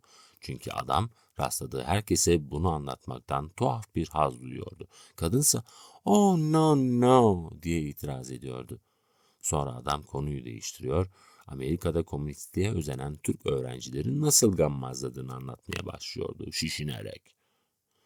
Amerikan yurttaşlığına geçmiş olmasının doğurduğu kompleksten kurtulmak için aslında durup dururken herkesi Türkiye'ye gammazlamayı alışkanlık haline getirmişti. Durup dururken vatan sevgisi konusunda herkesle kavga ederdi. Sonra da küser, gammazladığı adamlar aleyhinde orada burada konuşup dururdu. Hayır, ressamın evinde rastladığımı sanmıyorum Sitare'ye. Çünkü ressam orada zengin Türklerin bulunup bulunmadığını sormuş, Sitare'nin adresini bizden almıştı. Öyleyse nasıl tanımıştım onu? Bulunduğumuz kente bir ara Kıbrıs'tan bir Türk kızı gelmişti. Bir İsveçli arkadaşıyla birlikteydiler. Fakat o zaman da tanıyordum ben Sitare'yi. İsveçli. O gece onların kaldığı otele Türkler olarak ziyarete gitmiştik. Otelin taşlığında gezinirken gece yarısı nereden estiyse elbisesiyle havuza atlamıştı. Biz de onun arkasından Yavuz'u karga tulumba edip havuza fırlatmıştık. İsveçli, Yavuz'un kendisi için suya atladığını sanarak çocuk gibi sevinmişti. İşin aslında ebediyen öğrenemeyecek. Sudan çıkan Yavuz, herhangi birimizi havuza atabilmek için çok çırpındı ama başaramadı. Öfkesi içinde kaldı. Sonra tepeden tırnağa ıslanmış bu iki kişiyi kurulamak, elbise değiştirmek için Sitare'nin evine götürdük. Bu demektir ki Sitare'yi o zaman da tanıyorduk. Hem oldukça içli dışlı tanıyorduk. Hayır. Nerede, ne zaman tanıdığımı çıkaramayacağım onu. Karanlık yer burası. Ampullerden soluk donuk kırmızı ışıklar süzülüyor. Birbirimizin yüzünü güçlükle seçiyoruz. Sanırım bir iş konuşması için olacak. Yaşlı kadın sekreterini de yanına almıştı Sitare. Daracık bir masada üçümüz oturuyoruz. Birazdan gönderecek onu. Çalınan müzik çok dolgun bir şey olmasına karşın birbirimizin sesini duymamızı önlemiyor. Nedendir bilmiyorum. İçim kan ağlıyor. Yine o sinsi tedirginliğin baskınındayım. Sabahleyin Sitare fabrikasını dolaştırdı bana. Bir sürü makineler, borular gösterdi. Bazı boruların çapı adam boyundan daha yüksek. Onların ne işe yaradığını anlattı. Nerelerden siparişler aldığını falan. Şimdi yaşlı sekretere direktifler veriyor. İçim kan ağlıyor. Bütün o makineleri Charlie icat etmiş. İş konuşurken bambaşka bir insan oluyor Sitare. Parasını kuruşuna kadar hesap ediyor. Dışarıda müsriflik sınırında cömert olan, işinde o ölçüde hesaplı. Yaşlı sekreterin başının arkasından ışık vurduğu için yüzünü iyice seçemiyorum. Ama nedense aşırı boyanmış olduğunu düşünüyorum. Belki de yanılıyorum. Boyuna sigara içip duruyor. Çok karanlık burası. Yaşlı sekreter her sigaraya el atışında kendime ödev bilmişim gibi davranıp çakmağımı yakıyorum. Yaşlı sekreterse benim varlığımı aldırmıyormuşçasına havaya söyler gibi "Thank you" diyor anlamsız bir sesle. Gözlerini kıpırdatmadan Sitare'yi dinliyor. Yan masalarda fabrikanın işçileri oturuyor. Gizliden gizliye beni tarassup ettiklerini sezinliyorum. Patronun yanında oturan biri mutlaka önemli biri olmalı. Sevgilisi değilsem onun, mutlaka hatırı sayılır bir iş adamı olmalıyım. Nasılsa birden bana bakıyor Sitare. Şu önündekini zıkkımlansın, şimdi sepetlerim onu diyor. Fakat bir türlü kalkmıyor yaşlı kadın. Aklıma olmadık fesatlar geliyor. Diyorum ki, Sitare aslında bu kadını mahsus yanımızda tutuyor. Gitmesini gerçekten istese çoktan gönderirdi. Hatta diyorum ki, bu kadını buraya yedeğimizde getirmeye hiç gerek yoktu. Tutup getirdi. Öyle ama niçin? Çünkü Sitare de bocalıyor. Sonuna kadar gidemiyor. Yanımızdaki sekreterin bir anlamı yok yoksa. Nitekim konuşmaları bitiyor bir ara. O zaman Sitare Zelda'dan konuşmaya başlıyor. Daha önce işitmemiştim, aklımdan da geçirmezdim. Öyle şeyler söylüyor ki onun hakkında. Yaşlı sekreter Zelda'yı tanıyor. Niçin sık sık Kanada'ya gidiyor Zelda diye soruyor. Sekreter kıs kıs gülüyor bu sorunun cevabını düşünerek. Oo, çok ilginç diyor. Zelda vaktiyle Sitare'nin ev işlerine bakarmış.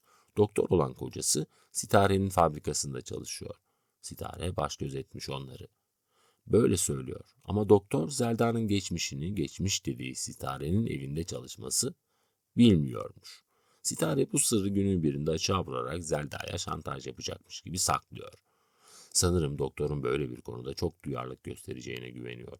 Bana kalırsa doktor hiç de önemsemeyebilir bu işi. Gülüp geçer. Çünkü adam haza Amerikalıdır.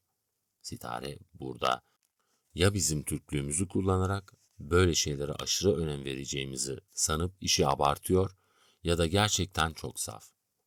Belki de kendisini avutuyor. Ne olursa olsun kişiliğine yakışmayan bir durum bu. Ama nedenleri yok değil. Her şeyden önce Zelda'nın yeğenini Yavuz karşısında kendisine rakibi olarak çıkarmasını hazmedemiyor Sitare. Bu düşünce Sitare ile benim konumumuzu da açıklayacak bir ipucudur. Belki Sitare de Yavuz'a karşı beni kullanıyor. Vay canına! Bu kadar planla düzenlenmiş olabilir mi bütün bu ilişkiler? Belki de hepsi benim kuruntularım. Yoksa Maria'ya karşı ilgisizliğini nasıl açıklayabilirim? Gerçi Maria onun ilgisini çekecek kadar yakın görünmüyor bana. Biraz da Maria'yı iyice tanımadığı için böyle düşünüyor Sitare. Belki de yanımdaki gücünün öyle Maria ile falan sarsılacak denli zayıf olmadığını biliyor. Burada önemli bir husus çıkıyor ortaya. Kendimi niçin bu kadar iğreti hissetmemin nedeni. Bu düşüncelerim doğruysa demek ki kadınların kendi aralarında birbirlerine karşı kurdukları tuzakların aleti oluyoruz biz. Bu işin sorumlusu benim. Çünkü hiçbir zaman dizginleri tam anlamıyla ele almayı denemedim. Oluruna bıraktım her şeyi. Aklıma gelen bu düşünceyle sinirlendim birden. Sitare diye fısıldadım sertçe. Yalan söylüyorsun sen. Sitare şaşkınlıkla baktı. Yalan mı söylüyorum? Sekreter Türkçe anlamadığı için biraz nezaketsizliği de göze alarak serbestçe konuşuyoruz. Evet dedim. Zelda'ya iftira ediyorsun. Sitare bu beklemediği çıkışıma eni konu şaşırıyor. Biraz da bozuluyor ama açığa vurmuyor. Yalan mı dedin? Diyor. Arkasından söyleyeceği haberi beni hazırlamak için biraz durup susarak Zelda'yı da onun tüm ilişkilerini de biliyorum ben diyorum. Uyduruyorsun. Sahi biliyor musun onun tüm ilişkilerini? Niçin sık sık Kanada'ya gittiğini? Diye soruyor. Bilgisizliğimi yüzüme vuran bir tonda. İlkin İtalyan armatördü. Şimdi Kanada mı? Diyorum. İyi bildin diyor. Fütursuzca. Şimdi de Kanada. Herkes gidiyor Kanada'ya. Herkes her yere gidebilir diyorum. Öyle mi canım? Diyor. Zelda için gidiyor oraya biliyor musun?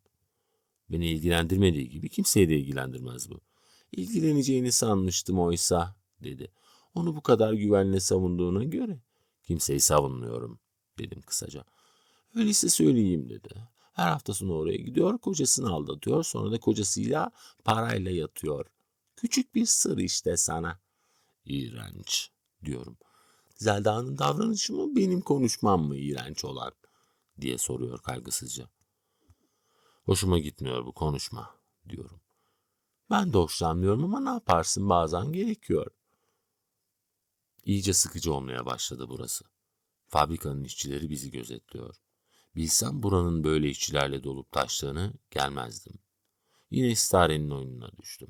Hem böyle herkesin gözü önünde bir yere geliyoruz, hem yanımızda bir takıntı bulunduruyoruz. Çok domuz bu kadın. Her şeyi çok ustalıkla ayarlıyor. İnsan düşünmese bütün bunların tertip olduğunu mümkün değil anlayamaz. Ben kalkıyorum dedim. Sen bayanla oturabilirsin. Bizim işimiz de bitti zaten dedi. Beraber kalkalım. Çabucak kalktık. Sekreter ancak oradan çıkınca ayrıldı yanımızdan. Biliyor musun dedim. Bütün vaktimizi berbat ettin. Kedi gibi sokuldu. Daha çok vaktimiz olacak dedi. Çarşıya gidelim şimdi. Biraz kendimi öteberi almak istiyorum. Tuhaf. Gerçekten tuhaf. Medyum gibi sürüklenip gittim onunla beraber. Dizginleri falan bir yana bırakarak. Hatta unutarak. Şimdi birlikte yürüyoruz ama ben mi onu götürüyorum, o mu beni yanına almış, karar vermesi imkansız. Bir sirk kapısının önünde durup afişlere, oyunlara bakıyoruz. Girelim mi? Diye sordu. Burada geçireceğimiz son gece bu, dedim hatırlatmak isteyerek. Sıkılırsak çıkarız, dedi. Bizi bağlayan yok ya.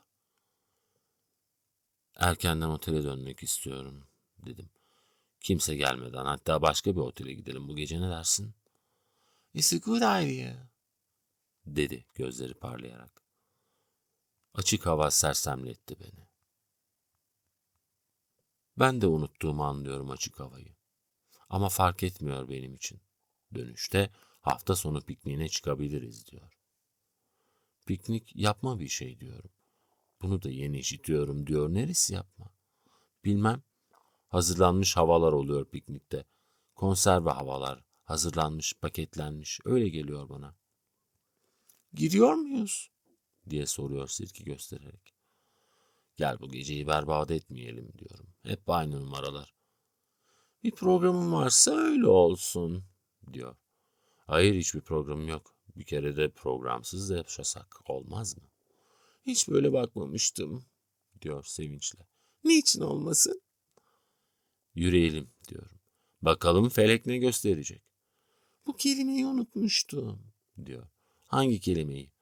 Felek kelimesini. Daha bir sürü kelime var unuttuğumuz, kullanmadığımız. Belki tuhaf gelecek ama buraları özleyeceğim ben, diyorum. Ben de, diyor. Nüfusu ne kadar buranın? Bilmem. Ben burada yaşarken 20-30 bin vardı. Tabii sırf sürekli burada yaşayanlar. Sayımlarda 100 binden aşağı çıkmaz. Kalabalık görünüyor oysa. Gezginler yüzünden yaz kış demez gelirler. Baş döndürücü bir kent. Çılgınlığına sınır yoktur. Kaç kez buradan her ayrılışımda, her defasında bir daha dönmemeye karar verdim buraya. Ama hepsinde de yendi beni. Görüyorsun işte, bir yenilgi daha. Çılgınlığına sınır yoktur. Kaç kez buradan her ayrılışımda, her defasında bir daha dönmemeye karar verdim buraya. Ama hepsinde de yendi beni. Görüyorsun işte, bir yenilgi daha. Kent değil seni yenen, dedim. Tutkun. Hangi tutkun? Kumar mı? Evet. İstesem orada da oynarım ama buraya geliyorum. Kumar oynamak için geliyorsun ama dikkat et. Hayır, kumarın için geldiğimi sanmıyorum. Sonra sandığın kadar tutkum da yok o işe. Özlenen bir çılgınlığı var buranın. Sen bile hissediyorsun bunun daha da başındayken. Belki de şu yapışkan özgürlüğü yüzünden. Buraya gelince her şeyi geride bıraktığını biliyorsun. Yine geride bırakacağını düşünerek buraya geliyorsun. İyi bir açıklama, dedi. Bazı şeyleri şaşılacak kadar güzel anlatıyorsun. Mesleğim mi benim? Anlatmak. Başkalarının duyup da anlatamadığı şeyleri dile getirmek. Fakat kendini ustaca geri plana atmayı da başarıyorsun. Bak işte o meslek değil, yaratılış.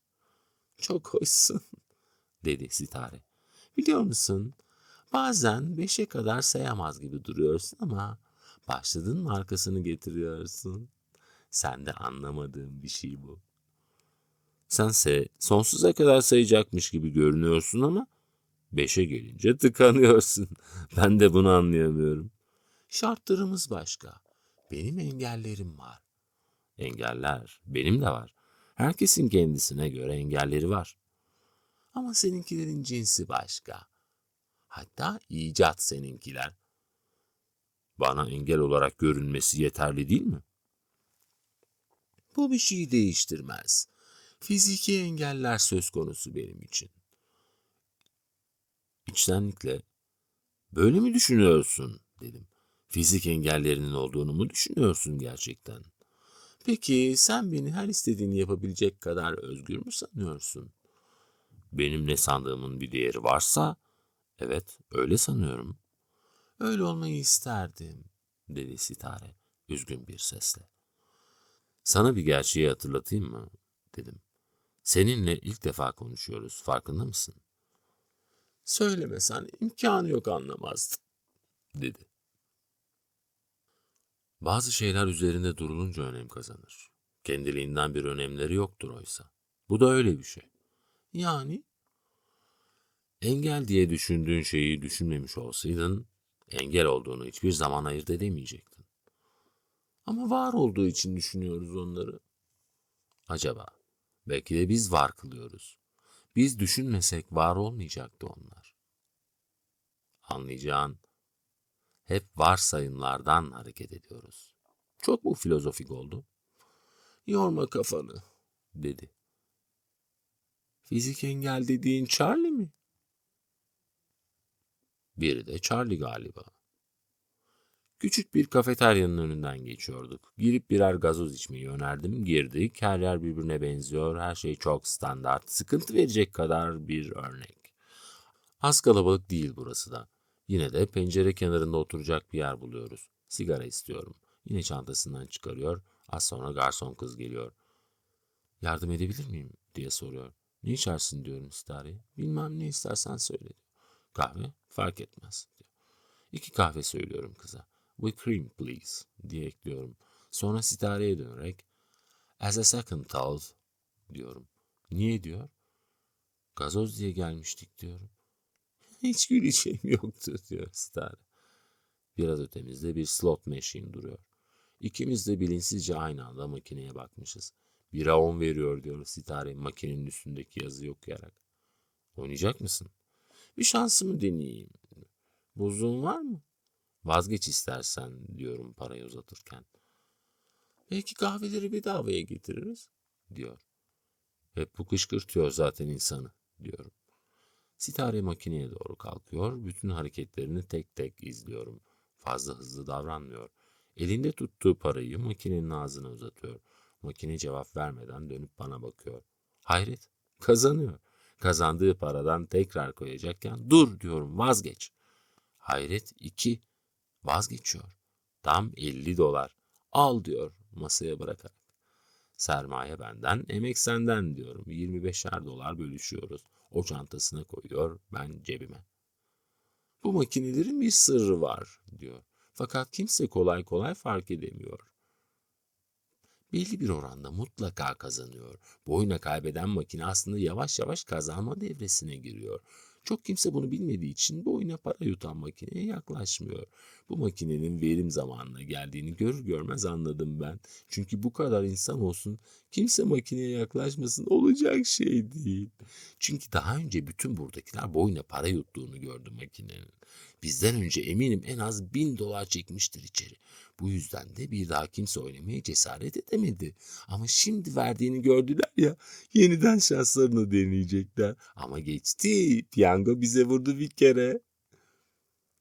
Gerçekten iki yaşlı karı koca umutla paralarını bırakıyorlardı makineye. Kazanırlarsa şaşarım, dedi Sitare. İhtiyarların parası gitti ama umutları hala kırık değil. Umutları kesinceye kadar oynayacaklar, dedi Sitare. Aslında bir başkasının kazanması için hazırlık yapıyorlar. Bu ara biraz kazanırlarsa onu da verecekler makineye. Aptallar, dedim elimde olmadan. Bu ara kahvelerimiz geldi. Bir süre slot machine ile ilgilenen insanlara bakıp oyalandık. Sitare çok güzeldi bu akşam. Haziran sıcaklarına dayanacak cinsten oldukça açık bir elbise giymişti. Yüzünü çok hafif boyamıştı. Dikkat etmesen fark edemezdin. Güzeldi Sitare. Ne ki birden anlaşılmıyordu güzelliği. Dahası ilk bakışta sıradan biriydi. Ufak tefek, gösterişsiz bedeniyle, kendine özgü bir kişilik belirtmeyen yüz çizgileriyle. Burnu küçük ve inceydi. Gözleri de kahve. Onunla konuştukça, onu tanımaya başladıkça kendine özgü güzelliğini keşfediyordunuz. Özellikle kişiliğinin oldukça dolambaçlı olduğunu, kendini çabucak ele vermediğini ve de evet, dişilere özgü sığlığının ufuklara doğru sınırsızlığını. İnsana zaman zaman bir derinlik izlenimi bile verebiliyor bu sınırsızlık. Sitare diye seslendim. Sesim neredeyse fısıltı halinde çıktı. Baktı. Neye hayıflanıyorum biliyor musun? Söyle bakalım, dedi. Sana daha önce niçin rastlamadığıma. Daha önce mi? Mesela bir 7 yıl önce. Charlie ile evlenmeden önce mi demek istiyorsun? Onu mu demek istiyorum bilmiyorum ama daha önce olmalıydı bu. Kafan durmadan dramlar yaratıyor, dedi. Dram mı bu sence? Sen yazarsın, daha iyi bilirsin. Benden daha iyi hiç olmazsa. İnsanlar birbirini çok geç tanıyor. Sence de öyle değil mi? Bence tam zamanında tanıyoruz birbirimizi. Beni 7 yıl önce görseydin böyle göremeyecektin. Bankada çalışan bir memur olarak görecektin. Biraz silik, herkes gibi yani. Herkes kadar kişiliksiz, özelliksiz. Ama sen neysen oydun değil mi? O zaman da. Öyle. Ama bizi başkalarının gözünde değişik kılan yeni durumlarda takındığımız tavır oluyor. Bakıyorsun mütevazı bir çiftçi birden başkan oluveriyor. O zaman içinde bulunan gizli despotluk eğilimi bakıyorsun ortaya çıkmış. Bu kadar karmaşık bir şey değil benim demek istediğim şey, dedim. Çok basit. Bir şey diyeyim mi ben sana, dedi Sitare. Ciddi ciddi yüzüne baktım. Diyeceğim seni sarsmasın ama, diye devam etti. Sen kendini farklı biriymiş gibi sanıyorsun. Oysa senin istediğin de öteki erkeklerin istediklerinden farklı değil. Biraz kıpırdandım oturduğum yerde. Yo yo dedi Sitare. Kendini savunmaya kalkışma. Kabul et. Bazı şeyler için fazla genç de sayılmazsın. Dahası da var. Hakkımda bilmediğin çok şey var. Görünüşün maceracı değil ama macera arıyorsun sen. Beni iyice incelemiş gibi konuşuyorsun, dedim gülümseyerek. Ne sandın ya? Üstelik doğru şeyler de söylüyorsun. Kafamız belki sizin o erkekçe meselelerinize, şu büyük sandığınız meselelere ermez ama ayrıntılar üzerinde çok duyarlıyızdır. Kadın olarak diyorum tabii. Bir itiraf sayıyorum bunu, dedim. Bir şey mi itiraf ettim, dedi. Beni ayrıntılarıyla incelediğin hoşuma gitti. Kendine pay çıkarıyorsun. Ben genel olarak konuşuyorum. Ama ben de genelin içindeyim. Herkesin istediğini istiyorum. Doğru söylüyorsun. Çok kabasın, dedi şaka yollu. Hemen otele dönmek istiyorum, dedim. Hemen, şimdi. Ağır ol bakalım. O sırada Maria sallana sallana pencerenin önünden geçiyordu. Bizi görmedi.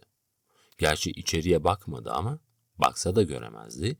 Çünkü camların üstünde acayip boyalar vardı.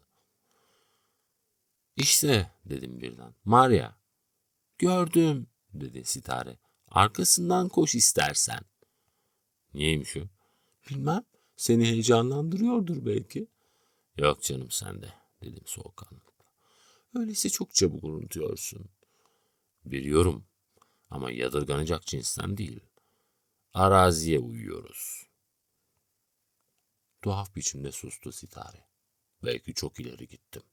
Belki yanılıyorum. Bunların hesabını yapacak durumda değilim. Fakat garip şekilde bir rezalet çıkacağı duygusu uyandı içimde. Tedirgin oldum. Belki de kadınları onların istediği biçimde anlamıyorum. Ne istiyorlar acaba? Söz gelimi Sitare'nin incik boncuk alışını ilkin çok yadırgamıştım. Çünkü Sitare'nin kadın olduğunu düşünmeyi ihmal etmiştim. Sonra nihayet onun da bir kadın olduğunu hatırlayınca davranışı doğal geldi bana. Zaman zaman böyle duygulara kapılıyorum. Herkes için değil. Özellikle Sitare için böyle bu. Çünkü nedense en çok onun davranışlarında bir erkeksilik bekliyorum. En çok bu yüzden yanılıyorum. Sitare ise asla kadınca davranmaktan şaşmıyor. Biraz sendeletiyor beni. Kim bilir, belki de ben haklıyım. Çünkü burada her erkek biraz kadınlaşmış gibi, her kadın da biraz erkekleşmiş gibi. Kolayca kabul edilemeyecek bir duygu ama böyle duyumsadığım gerçek. Buldum işte. İnanılacak gibi değil ama galiba doğru. Sitare Maria'yı kıskanıyor. Selda'yı kıskandığı gibi. Aynen onun gibi. Bu son buluşumla hemen konuşuverdim hem de hiç düşünmeden. Sitare diye seslendim. Seni seviyorum galiba yavrum. Delinin tekiyim ben. Pardon. Delinin tekiyim ben dedi Sitare. Umut verici değilim. Anlaşılır gibi değil. Gözleri dolu dolu oldu. Ne de umut bağlanacak biri diye ekledi kekeleyerek. Saçmalama dedim. Üzdüm mü seni? Benim bir çocuğum olduğunu biliyor muydun? Dedi. Şaşkınlıkla yüzüne baktım. Bilmiyordum. Bir kız çocuğu ama yaşamadı. Sakat doğdu. 3 yaşındayken öldü. Niçin hatırlıyor acaba bunu? Şimdiye kadar hiç söz açmamıştı ondan. Kimseden de duymamıştım Sitare'nin bir çocuğu olduğunu. Aslında belki Sitare'ye yakıştıramıyoruz da ondandır. Hep yanılıyorum Sitare hakkında. Çünkü bir kadın olduğunu, özel anlamıyla kadın olduğunu hep unutuyorum çünkü. Fakat acaba kabahat bütün bende mi? Ya Sitare'nin davranışı veriyorsa bu izlenim? Şimdi niye aklıma geldi durup dururken bilmiyorum, dedi Sitare. Fakat o çocuk böyle ikircikli bir yaşantı verdi bana. Ölmesini istiyordum. Sakattı çünkü. Ömrüm boyunca onun acısına katlanamayacağımı düşünüyordum. Ama çocuğumdu benim. Ölmesini nasıl isteyebilirdim? İstedim işte. O da öldü. Anlıyorum, dedim. Ne anlıyorsun? dedi Sitare alaylı bir öfkeyle. Çocuğumun ölmesini istediğim için onun öldüğünü ne sen anlıyorsun ne de ben anlatabiliyorum. Aslında yaşamasını istiyordum, onun ölmesini değil. Ama sakat bir çocuğun yaşaması, onun çekeceği acıya katlanamayacağımı düşünüyordum ben. Bu o hayattayken düşündüğüm şey. Şimdi ise onun hayatta kalmış olmasını nasıl istiyorum kimse bilemez. Bir sigara çıkardı. Sigarasını yaktım. Sessizce durduk. Şimdi biraz dinlenmiş görünüyordu. Sana bir konu işte, dedi rahat bir sesle. Gözlerinin altından bana baktı. Alay mı ediyorsun? Dedim. Hiç sevimli şeylerden konuşmuyoruz, dedi. Gevezelikten başka bir şey gelmiyor elimizden. Senin hiç yazını okumadım ben. Belki yazılarında daha ciddi şeylerden konuşuyorsun. Yazı tam bir gevezeliktir, dedim. Niçin yapıyorsun öyleyse? Yaşamak için, dedim. Basit bir şey. Kimi banka memuru oluyor, kimi de yazı yazıyor. Bu kadar basit mi? Dedi. Sanırım, dedim. Hiç olmazsa benim için böyle. Başkaları yazarlık mesleği için bir aşağılama sayabilir bunu. Ben öyle düşünmüyorum. Her zaman bu kadar açık kalpli misin? Dedi. Yani mesleğine karşı. İnsanın yaptığı işe saygı duymasıyla ilgili bu, dedim. Saygıda kusur etmemeye çalışıyorum ben de. Teşekkür ederim, dedi eğlenerek. Rica ederim. Anlaştık mı?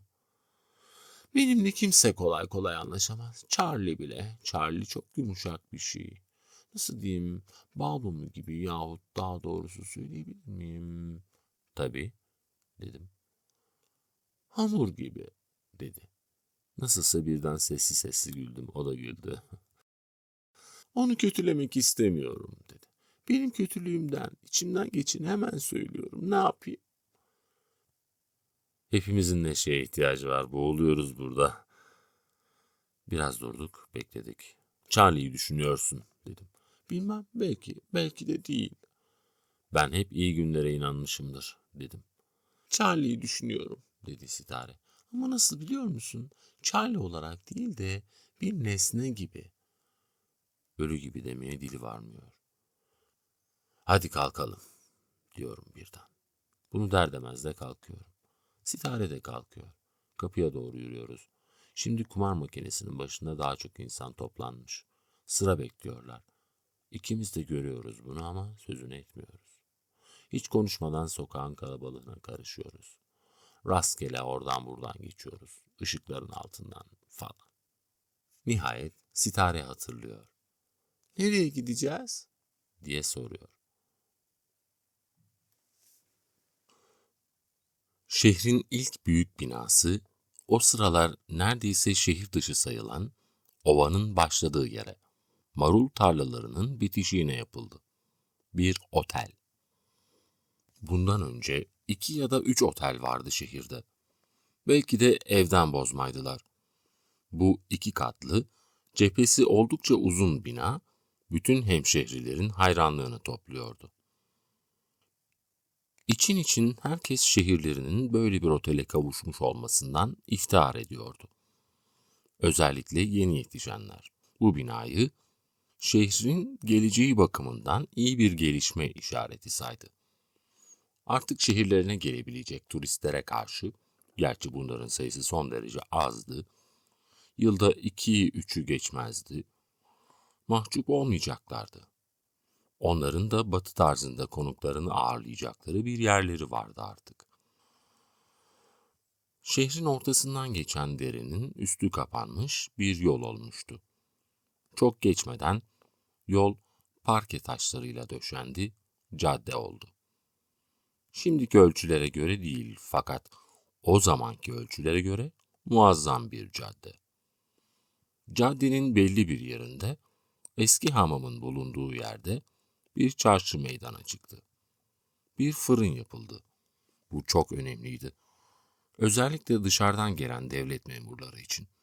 Çünkü onlar evde yufka ekmek yapamıyorlardı. Gerçi yerliler uzun süre fırından yararlanamadılar. Fırın onlar için daha çok evden gönderdikleri börek, çörek gibi şeylerin pişirilmesine yarıyordu. Fırından ekmek almak henüz bir çeşit lüks, bir savurganlık, hatta kendini bilmezlik, ukalalık sayılıyordu. Fakat zamanla alışıldı. Çok evde yufka ekmeğin yanında çarşı ekmeği de bulunuyordu. Zamanla bir takım küçük müteahhitler türedi. Aslında hiç de büyük sayılmayacak, fakat alışılmışın dışında olduğu için korkunç yüksek rakamlar sayılan taahhüt işleri başladı. Birkaç kişi bu alanda sivrildi. Bu müteahhitler, öteden beri şehrin ticari işleriyle ilgili olan kimselerdi. Tarımla pek ilgileri yoktu. Tarımcılar böyle işlerden anlamıyorlardı.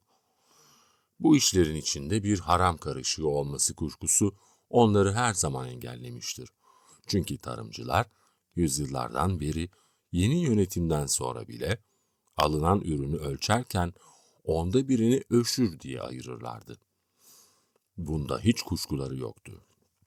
Ama öbür iş, oldukça karışıktı o iş, şüpheliydi. Şüpheli olandan kaçınmalıydı. Tarımcılar genel olarak ve dıştan tüccarların, müteahhitlerin aleyhinde bir şey söylemiyorlardı. Sadece bizden uzak olsun demekle yetiniyorlardı. Ya da ben karışmam gibisinden bir şeyler söylüyorlardı. Anlayan için bu kadarı da yeterliydi. Değişim içten içe işliyordu. Fakat büsbütün gizli de değildi. Sonuçları hemen görünüyor, dikkati çekiyordu. Bir ara belediye bir tiyatro bile açtı. Fakat uzun ömürlü olmadı. Kimse gitmediği için kapandı. Onun yerine sinema açıldı. Binanın üstündeki Belediye Şehir Tiyatrosu yazısı uzun yıllar okundu. Sinema tiyatrodan daha çok ilgi çekti. Belki de sinemada araya teknolojinin girmesinin büyülü bir etkisi vardı. Öteki daha doğal bir olayken bu hilkat garibesi gibi, dünyanın 8. harikası gibi bir şeydi. Çekici ve etkiliydi. Orta yaşına gelmiş kimseler bile her şeyi göze alarak bir kez olsun sinemaya gitmekten kendilerini alamadılar.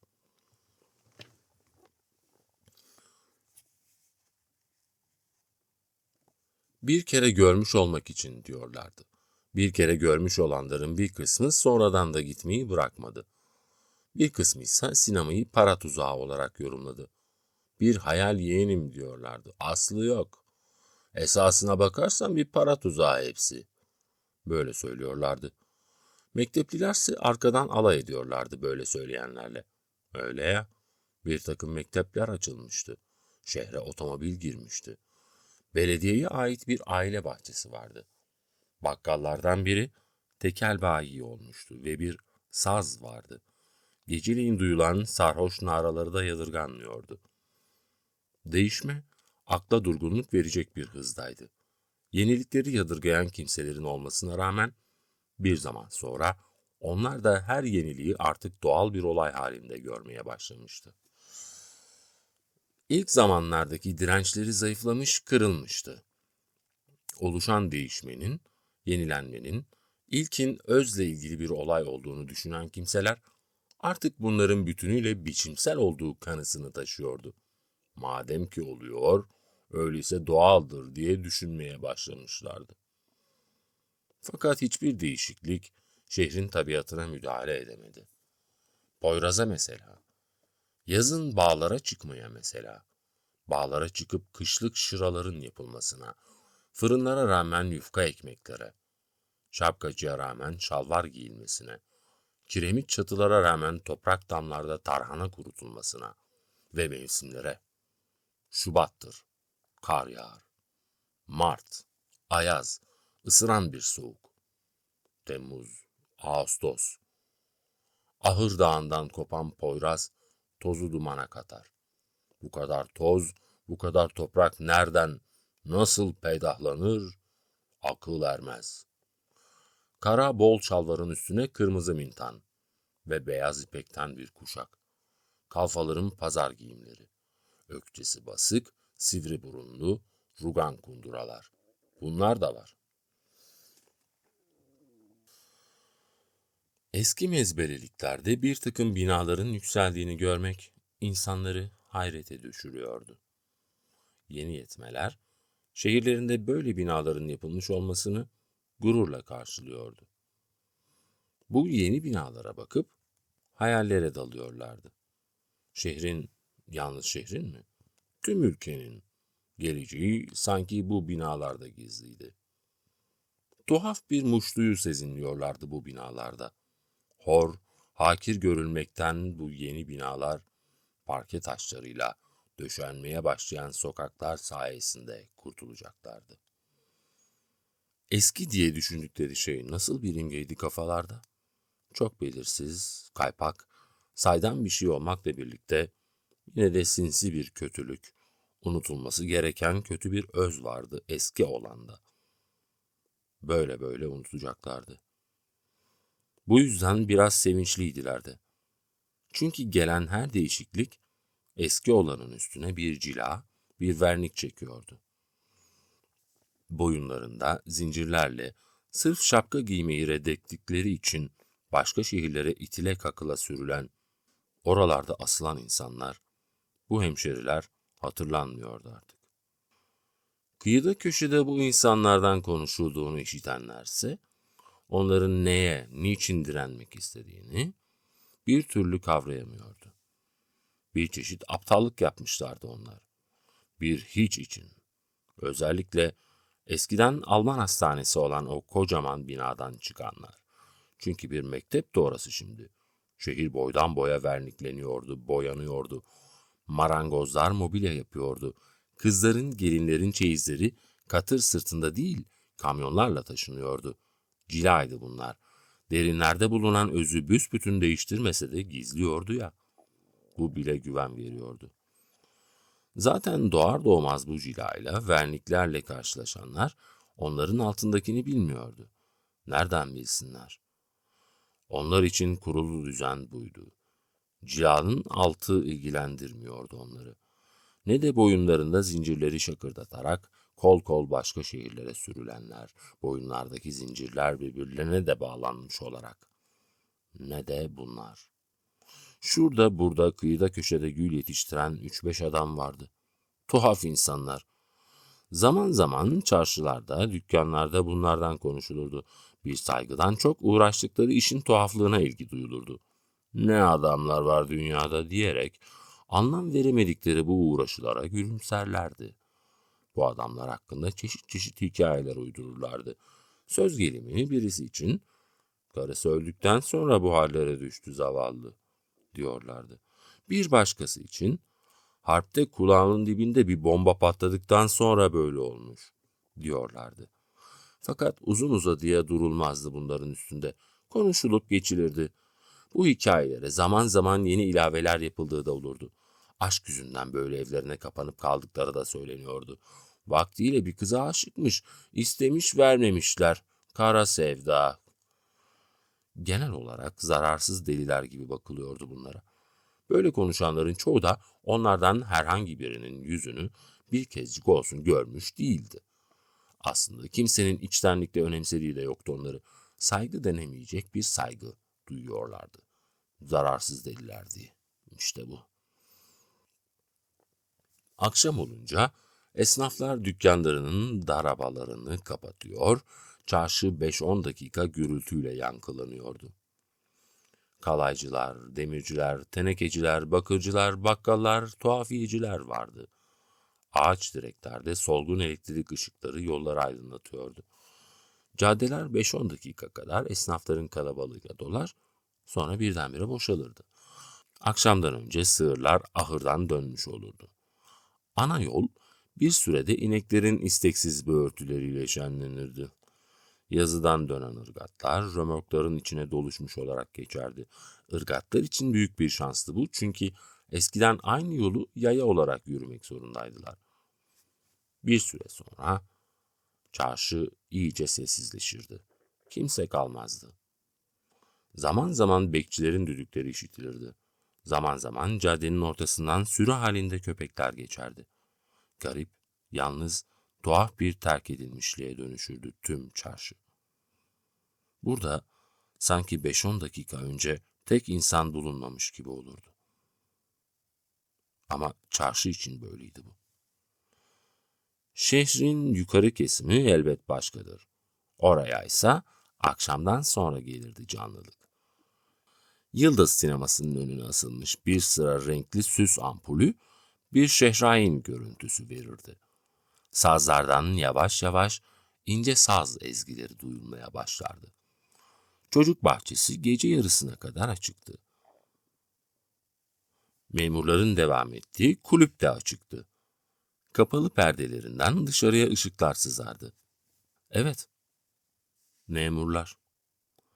Yeni gelen her memur, görevi mevkii ne olursa olsun, az çok bir olaydı. Her birinin dar ya da geniş bir çevresi olurdu. Birkaç gün bile geçmeden şöyle konuşmaları işitebilirdiniz. Ha, o mu? Forsumuz geçer yeğenim. Bir işim varsa halledelim. Akşamdan sonra dışarıya çıkar insanlar. Şehrin yerlileri buralara gelmez. Onlar kahvelere giderler. Buraya ise ya memurlar ya çakal takımı gelir. Bir de yeni yetmeler. Yalnız vernikleri görenler. Verniğin altına dikkat etmeyenler. Kendilerini aklı başında görenlerse hiç dışarı çıkmaz. Olsa olsa ayda yılda dost akraba ziyaretlerine giderler. Gece yarısından sonraysa sokaklarda kimse yoktur. Her taraf sessizleşmiştir. Sabahın ilk saatlerine kadar böyle sürer. Sessizce, sonra şafaktan önce ilkin yazıya giden ırgatların sesi duyulmaya başlar. Daha sonra tüm kasaba günlük hayatına doğru açılır, gerilir, mahmurluğunu giderir. Günün ışıkları hiç şaşmaz, aynı eğiklerden, aynı açılardan, çinko çatıların üstünden yansır. Bu gece şehirde uyumamış kimse kalmış mıdır acaba? Bir kişi vardı. Yaşlı adam uyumuyordu. Akşamdan sonra hafif bir rüzgar çıktı.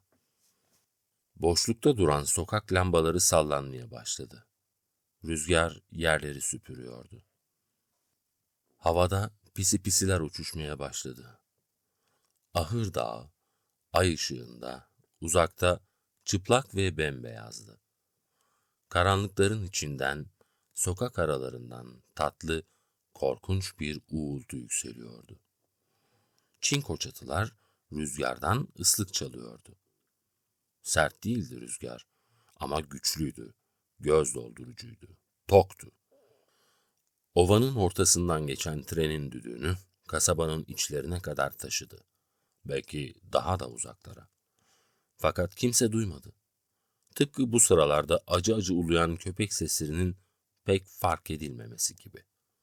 Fark edilemezler ama mevcutturlar. Fark edilmedikleri için de insanın içinde gizli bir trajedi havası uyandırırlar. Yalnız insan değil, eşya da tuhaf bir melankoliye bürünmüştür. Yani herkes her şeye hazırdır. İbadete ve isyana. İbadetteki isyana ve isyan edişteki ibadete. Bir tutamak bulamayanların heyheyleri böyle zamanlarda yükselir. Gece yarısına doğru sinemalar dağıldı. Arkasından sazlar boşaldı. Kalabalık şuraya buraya, ikişer üçer kişilik kümeler halinde, kimi yaya, kimi taksiyle kaybolup gitti. Kısacık bir zamanda olup bitti bunlar. Gürültüsüzce.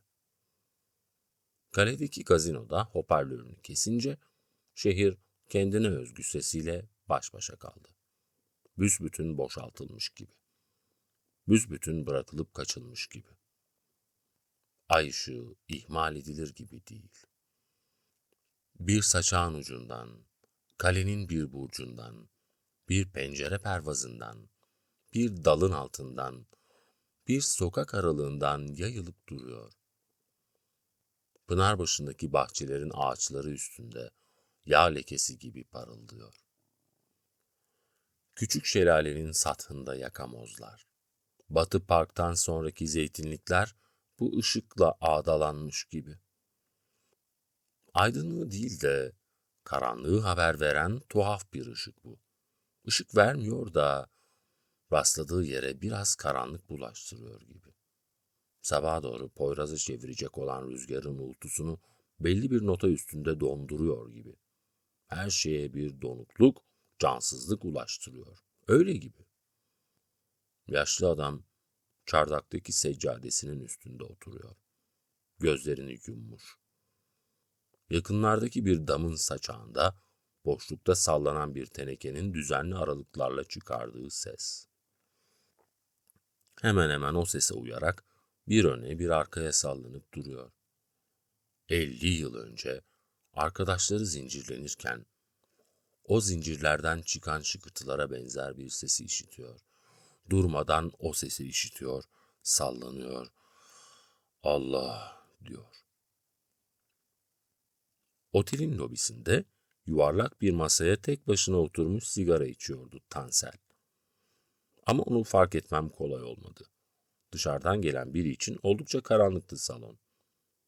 Kapıda durup bir süre seyrettim içeriği. Salonun dip taraflarından caz sesi duyuluyordu. Küçük küçük ampullerle donatılmıştı her yan. Oradan oraya dolaşıp duran garson kızlar tepsilerin içinde fişler, çekler taşıyorlardı. Salonun bir köşesi zincirle çevrilmişti. Yalnız poker oynayanlara mahsus bir yer. Ortadaysa sıra sıra masalar. Krupiyelerin yönetiminde kumar oynayanlar için. Müthiş bir kalabalık. Ama her şey düzenli ve herkes serbest ama zarif tavırlı bir kıpırdanış. Elinde tepsiyle geçen kız soruyor. Yardım edebilir miyim? Teşekkür ederim. Tansel'in oturduğu yere doğru yürüyorum. Yanına yaklaşıncaya kadar görmüyor beni. Masasının üstünde 3 tane tombala kartı var. Ekrandan çekilen numaraları izliyor. Oturabilir miyim? Aa, sen misin? Yalnız mısın? Diye soruyorum. Herkes bir tarafa gitti. Ben de buraya geldim. Tombala oynuyorum. Bir yandan da ekrana bakıyordu. Otursana. Bir iskemle çekip oturdum. Kazanıyor musun? Yok canım, ne kazanması. Bununla 4. devir oluyor. Hepsini kaybettim. Oynamak için mecbur sayma kendini. Vakit geçiriyorum. Sen neredeydin? Ben de deli dana gibi dolaşıp duruyorum. Sitare ile beraberdik. Sitare ile mi? Diye sordu şaşkınlıkla. Evet, ne var? Hiç, dedi, bir şey gizlediğini belli eden bir sesle. Bir şey ister misiniz? Garson kızdı. Sen söyledin mi diye sordum Tansel'e. Meyve suyu dedi, vişne. Kız savuştu. Kendinde değil dedi Tansel. Kim? Sitare mi? İyi görmüyorum, bir delilik yapacak gibi. Hepimiz yapmıyor muyuz dedim. Onunki başka ama belki bana öyle geliyor. Dün 3.000 dolar kaybetmiş. Yalan dedi Tansel. Niye yalan olsun? Palavra. Dün anlattı, üzgündü ama paraya üzüldüğünü sanmam. Onu üzecek çok şey oldu dün dedi Tansel. Evvelki gece demek istiyorsun dedim. Evet. Bir yandan hala ekranı izliyordu. Zelda geldi evvelki gece dedi. Kartın üstündeki numaralara işaret koyarak. Bana hiç sözünü etmedi dedim. Niçin etsin? Farkında değil misin? Bilmece çözdürme adama. Sahi bu kadar saf mısın?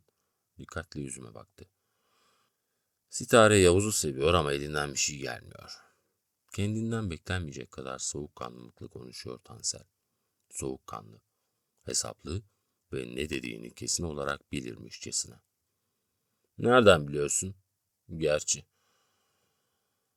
Sözümü bitiremedim. Salondaki hareket başımı döndürüyor. Lokanta dip tarafta. Buradan yalnız kapısını görebiliyorum. Birazdan orada yiyeceğiz yemeği. Tanıdık bir silüeti görür gibi oldum kalabalığın arasında. Acaba kimdi? Hayır, bizimkilerden biri değil. Ayaküstü o kadar çok kimseyle tanışıyoruz ki 3 günde bütün yüzler tanıdık oluyor. Tanımadıklarımız bile. Kimilerini sen tanıyorsun, onun seni tanımadığını da biliyorsun. İşte masa örtüleri hep bir örnek. Koyu gül kurusu renginde. Kumaşlardan anlamıyorum. Belki kadifedir. Hayır, çuha. Bu vıcık vıcık kalabalığa rağmen tertemiz hepsi. Ne zaman temizliyorlar, ne zaman değiştirmeye fırsat buluyorlar. Caz sustuğu zaman burada bir orkestra olduğunu anlıyor insan. Susuyor ve ara vermeden yeniden başlıyor. Az ileride küçük bir dancing var. Döşeme masa örtüleriyle aynı renkte, boydan boya yekpare bir halıyla kaplı vesaire. Loşluğun kokusu ve rengi. Ne tuhaf. Arada sen de kullanılıyorsun. 3.000 doları kaybettiğine inanmıştım, dedim. Belki de doğrudur, dedi Tansel. Ama onu asıl çarpan, kuruntu bizimki, dedim. Hepimiz sıkıldık burada, ne yapacağımızı bilmiyoruz. Zelda kuzenini getirmiş buraya, Yavuz görsün diye. Biliyorsun ona vermek istiyor kızı. Bilmiyorum, dedim. Ama niye buraya kadar getirsin onu? Sitarenin yanında göstermek istiyor onu. Sitare iyice umudu kessin diye. Ya sen çok fitnesin ya da ben sahiden aptalım, dedim. Bilemedin işte, dedi. İkisi de değil. Sadece olanlardan haberin yok, o kadar. Bir şey söyleyeyim mi sana? Hiçbir şey bilmek istemiyorum. En kısa zamanda basıp gideceğim buradan. Bana mı öfkeleniyorsun? Hem kadının parasını yiyorsunuz. Sustum birden. Kusura bakma, dedim. Aklım başımda değil. O hala soğukkanlıydı. Anlamayacak bir şey yok bunda, dedi. Kız vişne suyu dolu bardakları bıraktı. Hepimizin dinlenmeye ihtiyacı var. En çok da benim. Dünya tatildeyiz, dedi. Tekrar özür dilerim, dedim. Yok canım, bir şey değil. Hepimiz biraz sinirliyiz. Kapana kıstırılmış gibi bir halimiz var. Evet, tam. Dostça konuştuğumdan şüphen yoktur inşallah, dedi. İkimiz de unutalım, dedim. Ama unutmak için bir şeyler yapmak lazım. Dancing'e gitmek ister misin? Hiç gitmedim oraya, dedi. Ben de, üstelik dans falan da bilmem. Madem bir şey yapamıyoruz, dans edenleri seyrederiz. Okey, dedim. Yalnız şunların sonunu getirelim, dedi kartları göstererek. Nasıl olsa kaybedeceksin, dedim. Vazgeç. İçin öyle mi doğuyor? Evet, ama aptallığımdan değil. Kuralı biliyorum artık. Şans meselesi bu, dedi. Hiçbir kuralı yok. Daha doğrusu tek kuralı var. O da şans, tesadüf. Göreceğiz, dedim. Acele etme, dedi. Şu oldukça şanslı görünüyor. 2 sırayı doldurdum bile. Vazgeçelim istersen gitmekten. Gözümle Dancing'i işaret ettim. Benim de içim atmıyor, dedi. Saatin kaç, diye sordum. 6'ya geliyor. Yarım saat sonra Sitare'yi alacağım. Birlikte çıkacağız. İkiniz mi, dedi. Belirsiz bir şaşkınlık gelip geçti yüzünden. Evet, dedim. Dün sözleşmiştik. Ne yapacağını bilmiyor Sitare. Hiç iyi görmüyorum. Korkarım farkında değilsin sen. Bazen öyle şeyler oluyor ki, nasıl söylesem, insan kapılıp gidiyor. Kapılıp gittiğini anlasan bile değişmiyor. Olup bitenin bir parçası gibisin. Nefes almamak elinde değilse, hani nefes aldığını fark ettiğin zaman bile nasıl onu önleyemiyorsan, Sitare ile tanışmak da öyle. Onu ne zaman tanıdığımı bile bilemiyorum. Oysa çok eski değil, biliyorum. Yine de bir türlü çıkaramıyorum. Bak, seninle nerede nasıl tanıştığımı bugün gibi biliyorum. Üzerindeki elbisenin rengine kadar. Tuhaf bir oyun oynuyorlardı, hatırlıyor musun? Bir rulet çeviriyorlar. Gösterge hangi renkte durursa ayaklarını ya da ellerini o rengin üzerine koyuyorlardı. Beceremeyen oyundan çıkıyor. Hatırladın mı? Sitare'nin fabrikasında çalışan teknikerin evinde seni ilk orada görmüştüm ama Sitare'yi bir türlü çıkaramıyorum. İnsan onunla tanıştığı anda onu sanki baştan beri tanıyormuş gibi oluyor. Ne anlatmak istiyorsun bilmiyorum, dedi Tansel. Senin içindeki sezgiyi anladığımı anlatmak istiyorum, dedim. Ben de aynı şeyleri hissediyorum belki ama bir şey değiştirmiyor bu. İradesiz bir insan anlatıyorsun sen. Doğru, dedim. Bir görünüşüyle iradesiz bir adamı anlatıyorum. Ama büsbütün buna bağlamak yerinde olmaz. Düşün ki şimdi burada hepimiz Sitare sayesinde bulunuyoruz. Yani hiçbirimizin tek tek buraya gelmek aklımızdan geçmezdi. Ama şimdi hep birlikte buradayız. Bunda gizli bir organizasyon var. Sitare bunu yapıyor işte. Üstelik kendisi hiç ortada yokmuş gibi. Demin bir şey söyledin, beni nerede gördüğünü hatırladığını. Evet dedim. Bugün gibi aklımda. Tansel gülümsedi. Hiç aklıma gelmezdi bu dedi. Bir durumu ortaya koymak istedim dedim. Yanlış anlama, sana önem vermediğimi, tersine beni önemsediğini söylemek istedin, öyle değil mi? Aslında seninle ilgili değildi söylemek istediğim şey. Nasıl anlatsam? Bazen küçük, önemsiz bir şeye bile dikkat ederseniz, dikkatiniz onun öneminden ileri gelmez. Sizin o andaki durumunuz ona dikkat edecek bir haldedir. Tansel ekrana baktı, kartların üstünde bir numara daha kapattı. Oldukça girift bir şey bu, dedim.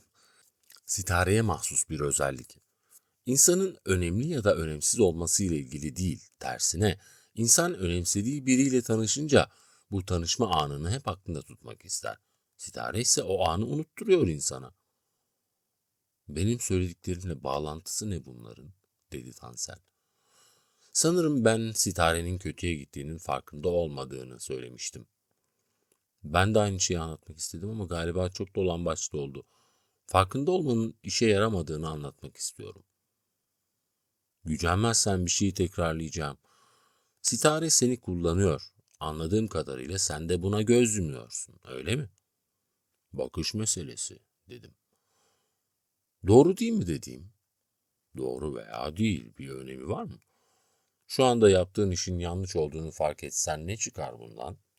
Yani o yanlışlığı bir kez işledikten sonra olmamış gibi görebilir misin onu? O başka, dedi Tansel.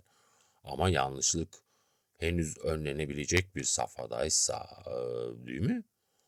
Sen de kapalı konuşuyorsun, dedim. Peki, daha açık konuşayım. Sitare'ye yardım edelim. Ne yardımı? Yardıma ihtiyacı mı var onun? Evet, dedi. Fazla geç kalmadan bir şeyler yapmamız gerekiyor.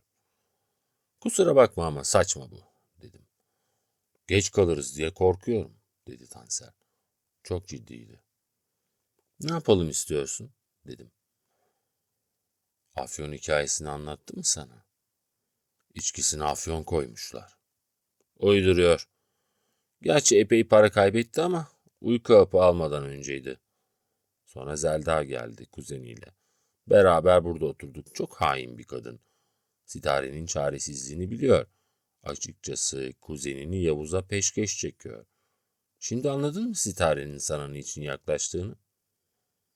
Ya ama bizim arkadaşlığımız yeni değil ki, dedim içimdeki kırıklığı bastırmak isteyen bir tonla. Benden söylemesi, dedi Tansel. Çok tuhaf yaklaşımlarım var, dedim düşünerek. Sonra saati sordum. 6:30'a 7 var, dedi. Müsaadenle, deyip ayağa kalktım. Kartları o zaman gördüm. Kayıp değil mi, dedim ezik bir gülümseyişle. Evet, dedi.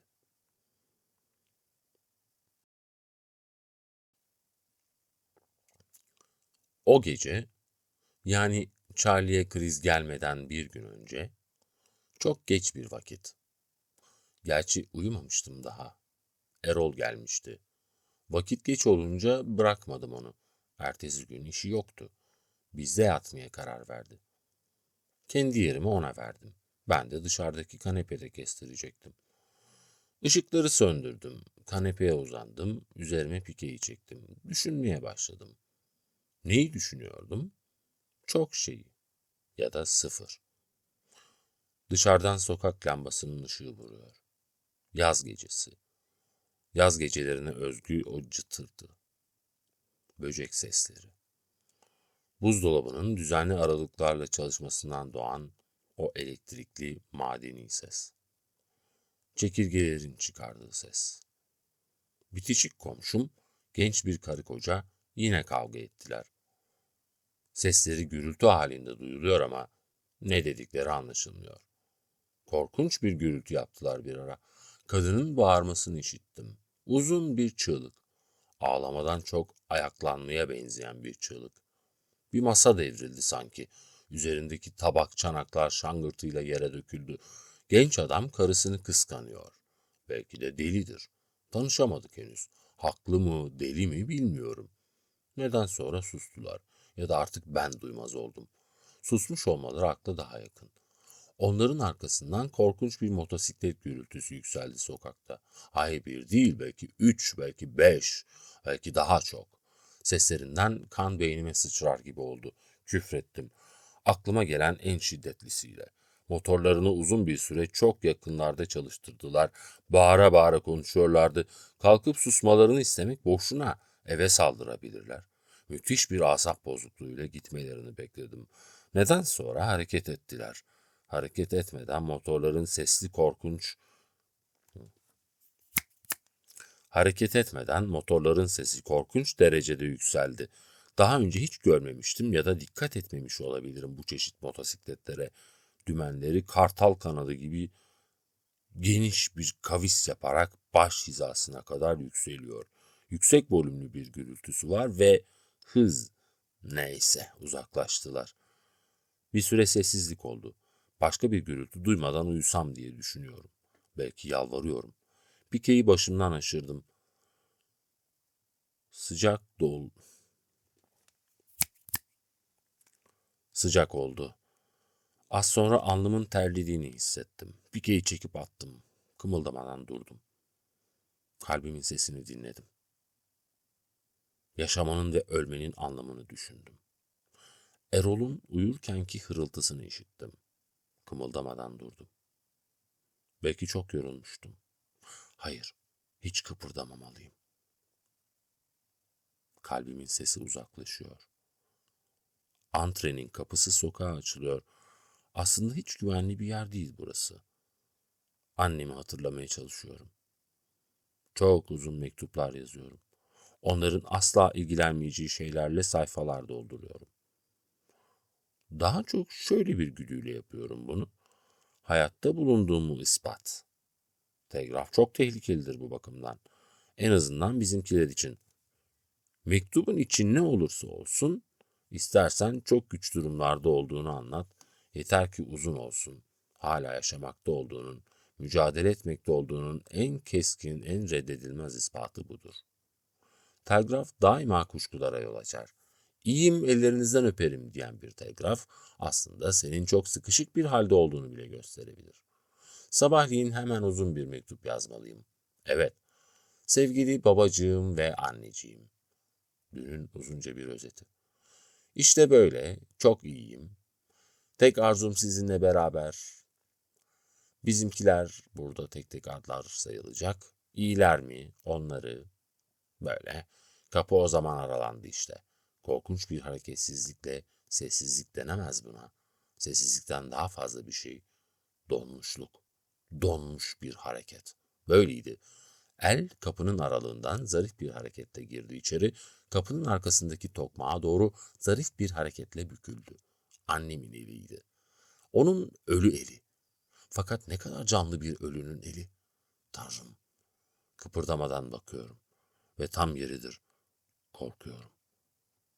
Korkunun bu kadar güzeli olamaz. Tiril tiril. Sıcak ve çok derinlerde. El hala kıpırdamadan duruyor.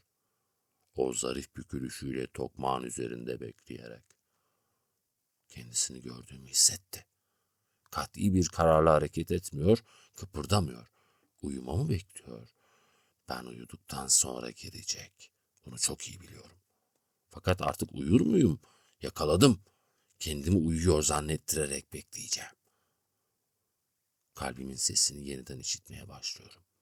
Motosikletlerin gürültüsü gibi. Onlar kadar ses çıkarıyor. Gözlerimi bir an bile ayırmadan bakıyorum. El asla kıpırdamıyor. İçimde gizli bir dehşet büyüyor. Artık kalbimin sesi de dışarıda, sokakta. Oradan işitiyorum. Açıklanmaz bir korku veriyor bu bana. Sonra birden bu elin bir ölü eli olduğunu kavruyorum. Annemin eli bile olsa bir ölü eli, bir ölünün eli, ölü bir el. Kalkmayı deniyorum ilk kez, yapamıyorum. Kalbimin sesi Bir taksi motorunun sesine dönüşüyor. Taksi kapının önünde duruyor. Karma karışık sesler duymaya başlıyorum. Sitare olabilir mi? Evet o, ta kendisi. Öbür el daha oradan tokmağın üstünden çekilmemişken kapı vuruluyor. Koskoca adamın "Anne!" diye çığlık atmasını düşünebiliyor musunuz? Sırtım, her tarafım sırılsıklam ter içinde fırlıyorum. Perdenin aralıklarından sokak lambasının solgun ışığı hala süzülüyor. Ortalıkta hiçbir hareket yok, hiçbir ses de. Fizik bir korku, tam bunu hissediyorum. Fizik olarak korku. Aynı korkuyla kapıya bakıyorum. Hayır, kapalı. El falan, hiçbir şey yok. Kapıdan uzaklaşan canlı bir ayak sesi, bir yürüyüş işittim. Yavaşça kalktım, kapıyı açtım. Tokmağa iliştirilmiş bir kartvizit. O zaman yatıştım. Yürüyen karartı neredeyse kaybolmak üzereydi. "Sitare!" diye bağırdım. Şimdi içimde hep aynı ses. "Sitare, sitare, sitare, sitare." Fakat o zaman çok şey bilmiyordum. Şimdi bildiklerimi en azından. Hayır, bana umut verdi diyemem. Gizlice ben umuda kapılmışım. Kendim bile farkına varmadan. Charlie'nin sıkıntısını hiçbirimiz anlayamamıştık o zaman. Gidelim deyip duruyordu. Gitmem gerek. Buna rağmen oturmuşlardı. Charlie kanepede sızıp kaldı. Neden sonra kalktıkları zaman o ağır, dayanılmaz, iğrenç koku Charlie'nin niçin gitmek istediğini o zaman anladık. 2 saat sonra telefon. Sitare. "Çabuk gel," diyordu.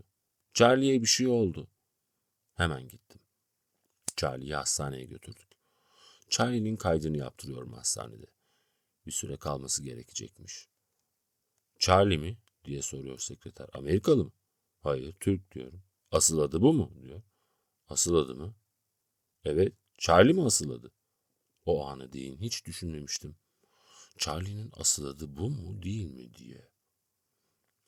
"Evet, öyle olsa gerek. Asıl adı Charlie galiba." "Kesin söyleyin lütfen." "Sen böyle yaz," diyorum. "Charlie diye yaz." "Fakat adı bu değilse, sonra bir aksilik çıkarsa sorumluluğu üzerime alamam," diyor sekreter. "Bir şey çıkmaz canım, ne çıkacak? Şimdi böyle ama sonra işler değişebilir. Hem paranın tamamını ödememişsiniz daha." "Ne tutacağını bilmiyoruz ki. İstedikleri kadar ödedik işte, ödendiler." "Özür dilerim, kaydedemem," diyor. "Benim adımı yazın öyleyse," diyor. "Hasta olan siz değilsiniz ki," diyor. Cebimden ödentileri çıkarıyorum. Arasına 100 lira karışmış, uzatıyorum sekretere. "İşte ödendiler," diyorum. "Benim adımı yazın. Merak etmeyin, bir şey olmaz." Adımı söylüyorum, yazıyor. Ödendileri geri veriyor. Para dikkatle masanın çekmecesine düşüyor. Birkaç saat sonra doktoru görüyorum. "Akut miyokard enfarktüsü," diyor. "Tromboemboli komplikasyonu varit." "Yani," diyorum, "oldukça ağır," diyor. Şimdiden bir şey diyemem. Akşama doğru bir kez daha uğruyorum hastaneye. Tek kelime söylüyor doktor. "Hemipleji." Kafama takılıyor bu kelime. Tıpkı sitare gibi. "Hemipleji, hemipleji, hemipleji" diye tekrarlayarak eve dönüyorum. Asansörde benden başka 3 kişi daha var. "Kaçıncı kat?" diye soruyorum. 3 diyor, üçü aynı anda. Düğmeye basıyorum. Üçümüz de koridorda aynı yöne doğru yürüyoruz. Aynı kapının önünde duruyoruz. Onlardan erken davranıp zile basarken soruyorum. "Affedersiniz, kimi arıyorsunuz?" "Sitare," diyor biri. "Burada oturmuyor mu?"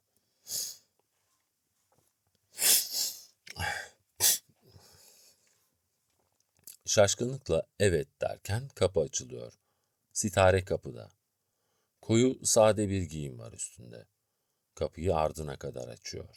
"Buyurun lütfen," diyor. Adamlar giriyor içeriye. Ben arkada kalıyorum. "Kim bunlar?" diye fısıldıyorum. "Sesini çıkarma," diyor. "Bir kenarda oturup bekle." Onları salonun dip köşesindeki koltuklara oturtuyor. Ben de başka bir köşeye oturuyorum. Bizi tanıştırmadı. Şimdi dördü beraber oturuyor. Fazla yüksek olmayan bir sesle konuşuyorlar. Onları seyrederken hiç beklemediğim bu adamlarla bir arada bulunduğumu düşünüp tarifsiz bir garabet hissetmeye başlıyorum. Sitare benimle hiç ilgilenmiyor. Onların varlığı beni hiç ilgilendirmiyormuşçasına bir tutum sergilemeye çalışıyorum kendime. Bir ara Sitare yüzünü bana çevirip, "Özür dilerim," dedi. Adamlar da dönüp bana baktılar ama çok kısa. Bir an kadar kısa bir süre baktılar. Sonra o bir an içinde her şeyi anlamışlar gibi demin yaptıklarını tekrarlayarak başları önlerinde işlerine devam ettiler. O ara "Zararı yok," diye mırıldanabildim. Konuşmaları uzun sürmedi. Sonsuza değin uzayacağını sandığım konuşmaları birdenbire kesildi. Üç yabancı hemen aynı anda ayağa kalktı. Yüzleri oldukça rahattı.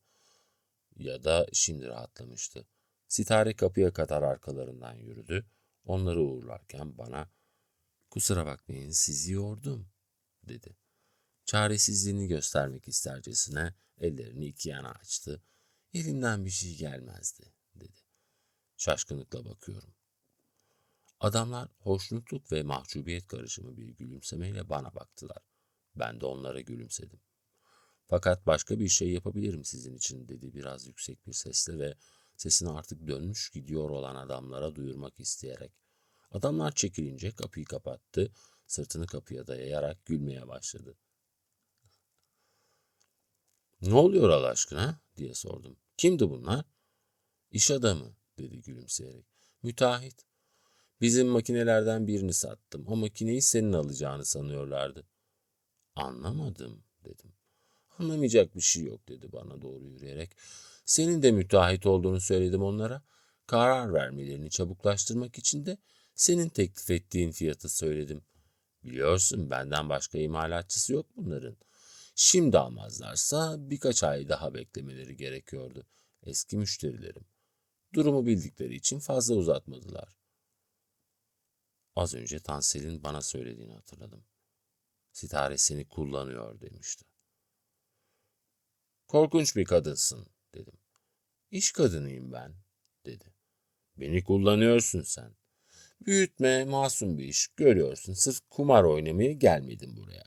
Buradaki masrafları da çıkarmam lazım." "Ama aldattın onları, beni de alet ettin." "Hayır, aldatmadım. İşi çabuklaştırmış oldum, o kadar. Neyse, kendi işimize bakalım. Müsaade edersen üstümü değiştireyim şimdi." Odasına girdi, arkasından kapıyı açık bıraktı. İçeriden seslendi. "Fazla geç kalmayalım." Karşılık vermedim. Şimdi her şey daha can sıkıcı. İlk günün bütün çekiciliği yitip gitti. Hem birkaç saat içinde. İnsan bir gezgin, başıboş, avare olarak hoşlanabilir buralardan ama bize göre değil. Bizim için her şey çabuk trajikleşiyor. İğreti şeylere tutunuyoruz. Üstelik tutunduğumuz her şey bir an sonra elimizin altından kaymaya başlıyor. Daha ısınmamıştık bile. Daha alışmamıştık bile ona. Böyleyken kayıp gidiyor. Tutunduğumuz şeyin iğretiliğinden çok kendimize ait bir özellikten geliyor. Kapalı tülün ardından artık sadece karanlık görünüyor. Akan, parlayan ışıklar karanlığı büsbütün belirli hale koyuyor. Artık Sitare'ye nasıl davranacağımı bilemiyorum. "İşte hazırlandım ben." Sitare'ydi. İsteksizce baktım. Daha açık renk bir elbise vardı üstünde. Kalktım. Çıktık. Sokak, cadde yine o bildik, hareketli kalabalığı doldurmuştu içine. Vitrinlere bakıyorlar, boş, amaçsız dolaşıyorlar, ışıkları seyrediyorlar, artık görünmeyen gökyüzüne doğru başlarını kaldırıp bakıyorlar, bir şeyler seçiyorlar, alıp ellerine bakıyor, inceliyor, sonra onu bırakıp bir başkasını alıyorlar, yine inceliyorlar, berber dükkanlarına giriyorlar, oradan çıkıyorlar, pasajların bir kapısından girip öbür kapısından boşalıyorlar, slot maşinlere para bırakıyorlar, oradan dökülen paraları memnunlukla ceplerine yerleştiriyorlar, yürüyorlar, dondurma yiyorlar, sirklere, gazinolara giriyorlar, tepelerinin üstünde akan ışık ışıklarına bakıyorlar. Işıkların yüzlerinde yaptığı değişikliği görüp şaşırıyorlar. Otomobillere biniyorlar. İnip kalkan uçakların sesini işitiyorlar. Kendilerinin de uçaklara, gemilere bindiklerini, yine bineceklerini, durmadan tekrarladıkları işlerini yine yapacaklarını düşünüyorlar. Evlerini, arkadaşlarını özlüyorlar. Onlara anlatabilecekleri ilginç şeyleri akıllarında tutmaya çalışıyorlar ve hiç durmadan başı sonu belli olmayan bir ırmak halinde her yerden akıyorlar. Her yeri dolduruyorlar, kayboluyorlar. Sonra umulmadık bir yerden tekrar suyun yüzüne çıkıyorlar. Ağır, koyu bir mayi halinde akıyorlardı. Kendimi bir nokta kadar hiç olarak gördüm. Bu durmadan akan, yürüyüp kaybolup giden girdap içinde, bu korkunç çağıltıda bir damla su gibi. Yalnız kendimi değil, yaptıklarımı da, yapmayı tasarladıklarımı da, sitareyi de, her şeyi. Bu akıp giden insan yığınını, tek tek her biri önemsiz bir vesile olan şu insanları, bir arada oluşlarını insana verdiği ağırlık korkunç. Tek tek, hepsi sıfır. Bir araya gelince ezip geçiyorlar seni, çiğniyorlar.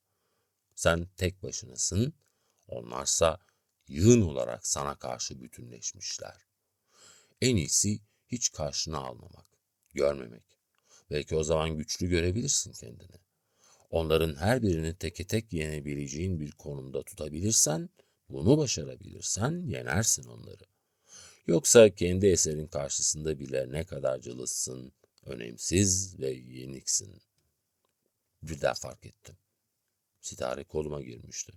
Artık önemi yok. Çektiği basit numaranın da önemi yok. O da bu akıp giden mayenin içinde bir molekül. Konuşmuyorsun.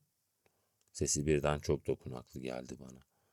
Bir acıma duygusuyla birlikte. Nasıl anlatmalı? Eşya yerine koyduğun bir kölen vardır. Hiçbir şeyine dikkat etmemişsindir. Bir gün yemek yerken görürsün onu. Acıkmış haldeyken iştahla yemek yediğini görürsün. O da senin gibi çiğnemektedir. Çiğnediği lokmaları senin gibi yutmaktadır. Gırtlağının inip kalktığını fark edersin. İşte o anda birden bu adamın da bir insan olduğunu anlarsın. Bunu anladığın anda da içini ezilmiş bir acıma duygusu kaplar. Bütün dünyanın bir an için, hiç olmazsa o an için değişiverir. Sesini duyunca buna benzer bir duyguya yakalandım. Demin sana çok kızmıştım, dedim. Kesik bir sesle güldü. Sandığımdan daha alıngansın öyleyse. Şimdi artık yığın kayboluyor, yeniden insanileşiyor. Beni kullanmadığını hala söylemedin ama, dedim. Böyle bir şey yok ki, dedi. Var. Kavga mı edeceksin benimle? Hayır, bir durumu ortaya koymak istiyorum. Neymiş o durum? Bir an tereddüt ettim. Fakat ağzım tereddütüme baskın çıktı. Açık konuş, dedim. Evet. Yavuz'a karşı paravan mıyım ben? Beni hiç anlamamışsın sen. Bu bir cevap değil. Aşık olmamı mı istiyorsun sana? Birden bocalatıyor bu soru beni. Belki de. İnkar etme, bunu istiyorsun benden. Belki haklısın, bunu istiyorum ama buna yol açan sensin. Ben değilim, dedi. Herkes kendi yolunu açıyor. Peki seni sevmemi istemiyor musun? Beni sevmene müsaade ediyorum, dedi.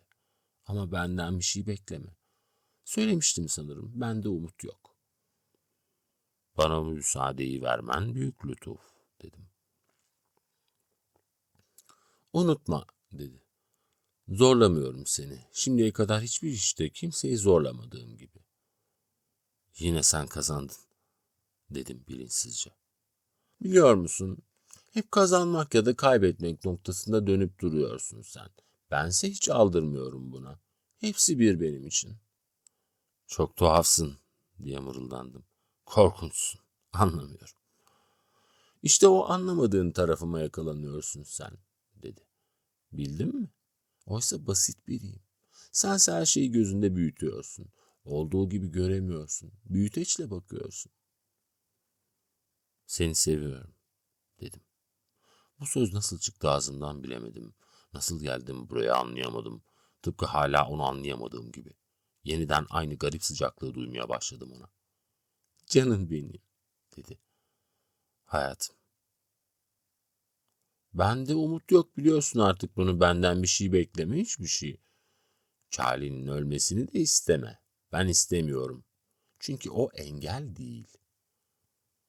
Sayıklamaya başladın, dedim. Hayır, sayıklamıyorum. Senin için okuyorum. Charlie'ye hep acımışımdır ben, dedim. Ben de, dedi. Ama onun hakkında bir şey istemeni önlemez bu. Bırak Allah aşkına, dedim. Biliyor musun, sana kız kardeşimi vermek isterdim ama sana göre değil o. Sana göre fazla hareketli. Ama iyi kızdır aslında. Bir gün evlenirsen kendine göre bir eş seç.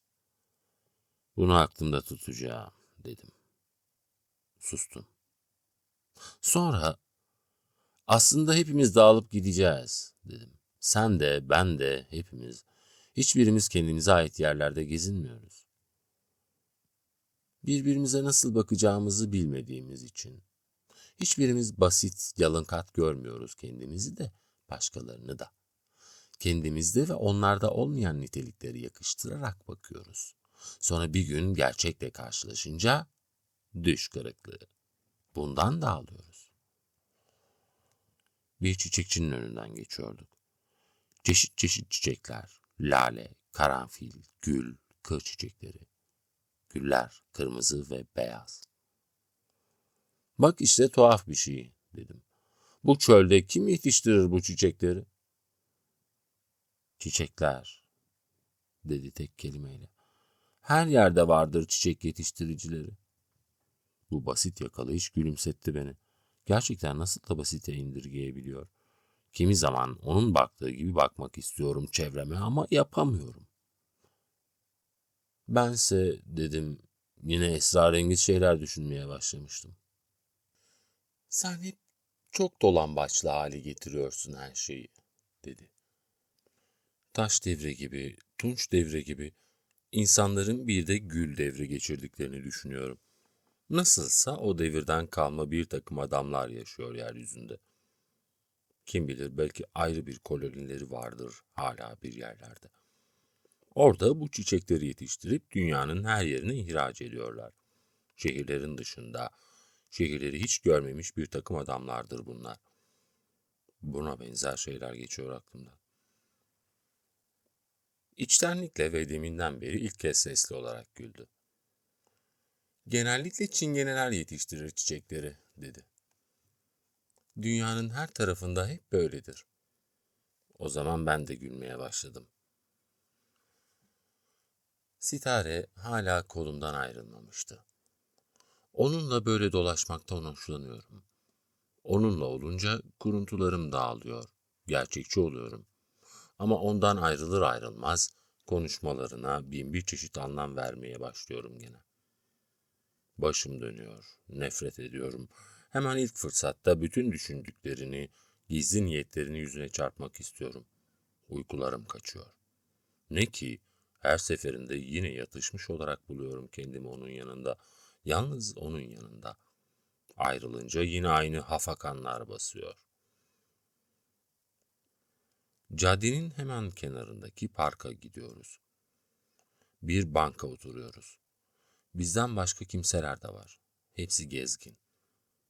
Çimler ve küt, bodur ağaçlar. Renkli ışıklar loş bir aydınlık veriyor. Binaların tepesinde hareketli reklam ışıkları göğü kapatıyor. Önümüzden üçer sıra halinde otomobiller akıyor. Otellerin park yerleri silme otomobille dolu. Demek sandığım kadar yalnız değil insanlar. Herkes birbiriyle konuşuyor. Lütfen diyorlar, özür diliyorlar. Birbirlerine bu küçücük kelimelerle ilmikler atıyorlar. Bu küçük küçük ilmiklerle yekpare bir dantela oluşturuyorlar. O zaman aradaki boşlukların gerekliliğini de anlıyorsun.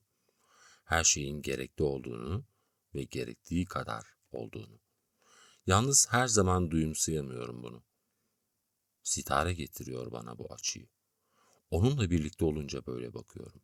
Ne var ki O her zaman şaşırtıyor beni. Kötümserlikten iyimserliğe geçmeme de engel oluyor. Düz bir hat üzerinde gidemediğimi, sarkaç gibi bir o yana bir bu yana kayıp durduğumu anlıyorum. Birden aklıma geliyor. Bana hiç kız kardeşinden söz etmemiştin, diyorum. Gülümsüyor Sitare. Aslında kendin de düşünebilirdin bunu, diyor. Bir anamın, bir babamın, kardeşlerimin olduğunu ama akıl edemiyorsun. Hüdayi Nabit gibi bakıyorsun bana. Dünyaya beni leylek getirip bırakmış gibi. Sahiden de öyle, diyorum şaşırarak. Çünkü diyor, kıskanıyorsun beni. Doğru, diyorum. Ama diyor, kıskançlığın da iki türlü olduğunu biliyor musun? Biri hep vermek ister, öbürü ise almak. Beni hangi sınıfa koyuyorsun, diyorum. Bazen birindesin, bazen öbüründesin sen, diyor. Sen kıskanıyor musun, diyorum. Benimki daha başka bir şey, diyor. Pek kıskançlık denmez. Nedir öyleyse? Ağır bir şey benimki. Kaldırabileceğimden daha ağır. Umutsuzluk. Onun için sinirliyim, dayanıksızım. Benim bildiğim Sitare'ye yakışmıyor böyle konuşmak. Hah, diye soluğunu boşaltıyor. Sen beni tanıdığını sanıyorsun. Tanımıyor muyum? Sanmam. Seni nasıl tanıyabilirim öyleyse? Bence bir insanı tanımanın bir tek yolu vardır. Onu bitmiş kabul etmek. Onu artık yaşamıyor saymak. İnsan ancak böyle bakınca onu olduğu gibi tamamlanmış olarak görebilir. Ama yaşayan birine böyle bakabilmek çok güç değil mi? Böyle bakmadıkça kimseyi tanıyamazsın, diyor kesinlikle. Belki bir ölçüde herkese böyle bakabilirim ben ama sana asla. O zaman beni hiç tanıyamayacaksın, diyor. Bilmiyorum, diyorum. Emin değilim. Evet, diyor. Bu evetin ne anlama geldiğini sormaya çekiniyorum. O sırada yüzünü birden bana çeviriyor. Bir elini omzumun üstüne bırakıyor. Yüzünde yanıp sönen ışıkları görüyorum. Caddeden boşalan gürültüleri görüyorum yüzünde. Sükunet dolu bir yüz bu. Fakat yanıldığımı biliyorum. Çünkü onu asıl yüzüyle hiçbir zaman görmeyi başaramadım ben. Şimdi de başaramadığımı hissediyorum. Biliyor musun, diye fısıldıyor. Benden çok senin ihtiyacın var. Sözünü bitirmesini bekliyorum, yüzüne dalgın dalgın bakarken. Fakat sözünün arkasını getirmiyor. Yüzüme bakarak susuyor. Sonra birden, seni sevdiğimi söylemem hoşuna gidecekse söyleyebilirim, diyor. Gerçekse hemen söyle, diyorum. Hiç durma. Seni seviyorum, diyor tatlılıkla. Ama beni rahatlatmadı bu söz, diyorum. İnanmıyorsun da ondan, diyor. Hem kendine inanmıyorsun hem bana. Hayır, diyorum. Uydurma bir şey yaptığın için inanmıyorum. Belki bu da var ama sevebileceğime inanmıyorsun. Hele seni sevebileceğime. Bunu da nereden çıkardın? Benden çok başkalarıyla dolu senin kafan, diyor. Mesela Zelda'yla, mesela Yavuz'la. Kendini boyuna onlarla karşılaştırıyorsun. Bu yüzden inanmıyorsun yoksa aslında seviyor musun? Sevmeye yeteneğimin olmadığını bilmiyorsun. Sana mahsus değil, kimseyi sevemem ben. Saçmalama, diyorum. Gerçeği söylüyorum, diyor. Kız kardeşim seni sevebilir ama o da tıpkı senin gibi. Bir arada yapamazsınız siz. Kız kardeşini başka bir konuda konuşalım, diyorum. Söz konusu olan sensin şimdi. Öyle olsun, diyor. Ben bana gelince kimse olduğum gibi görmek istemiyor beni, nasıl söylesem. Herkes kendi icat ettiği gibi bakıyor bana. Sitare, diyorum. Uyku hapı aldığın doğru mu? Hah, işte şimdi üstüne bastın. Evet aldım ama kendimi öldürmek için değil, uyumak için. Ama herkes kendimi öldürmemi bekliyor benden. Belki bunu da yaparım. Kimseyi haklı çıkarmak için değil, bunu bekleyenlerin düşündüğü nedenler yüzünden de değil. Kendime göre başka dayanaklarım var olduğu için. Biliyor musun? Şimdi ölsem Çok kimseyi sevindirmiş olurdum. İnan bana. Numara yapıyorsun diyorum. Hayır, doğru söylüyorum. Fakat herkes numara yaptığımı sanıyor. Elimde olmadan böyle bir izlenim veriyorum demek herkese. Bunun benim yaratılışım olduğunu anlamıyor kimse. Herkes uydurma bir kişilik taşımaya bayıldığı için beni de öyle sanıyorlar. Bu kadar basit bir şey. İnsanların alçaklıkları da bazen bundan ileri geliyor. Kimi zaman kendilerini aşmaları da. Şu Zelda'nın yaptığını duydun mu bilmem. İşte tam alçaklıktır. Hem adi cinsinden. Sitare, diyorum hayretle. Neden bahsediyorsun? Sen de onlar gibisin, diyor bana. Herkes gibisin. Madem öyle, peki deli rolü yapacağım hepinize. Sevgilim, diyecek oldum. Sevgili falan değilim ben, dedi. Şimdi asıl sen numara yapıyorsun. Hepiniz sahtekarsınız. Sitare. Demin gelenler kimdi biliyor musun? Senin sahiden dinlenmeye ihtiyacın var yavrum. Matrak geçme. Sana bir soru sordum. Kim olduklarını söylemiştin onların. Yalan söyledim. Niçin biliyor musun? Çünkü doğru söylenince yüzüne duman üflenmiş kedi gibi oluveriyorsunuz hepiniz. Bu benzetmeyi işitmiştim bir yerde, dedim şakaya almak isteyerek. İşte bak kaçıyorsun. Dilediğin gibi konuş öyleyse meydan senin. Charlie'nin oğluyla 2 adamıydı onlar. Doğru söylemiyorsun. Doğru ama o zaman söylesem inanmazdın. Ne istiyorlar bil bakalım. Fabrikadan vazgeçmemi. Vazgeçmezsem beni öldüreceklermiş. İnanmıyorum. Hep yalana inanmaya alışmış olanlar doğruya inanmakta güçlük çeker. Deminden beri yaptığımız gevezeliklerin içinde tek doğru olan şey bu. Buna da inanmıyorsun. Korkma, senden yardım falan isteyecek değilim. Kimsenin beni korumasına ihtiyacım yok. Ne zaman uydurduğunu, ne zaman doğruyu söylediğini anlamak gerçekten zor, dedim. Belki de benden yaşlıdır bu oğul, dedi. O da anası gibi Charlie'yi ayarttığımı sanıyor. Öyle ya, yaşlı bir adam.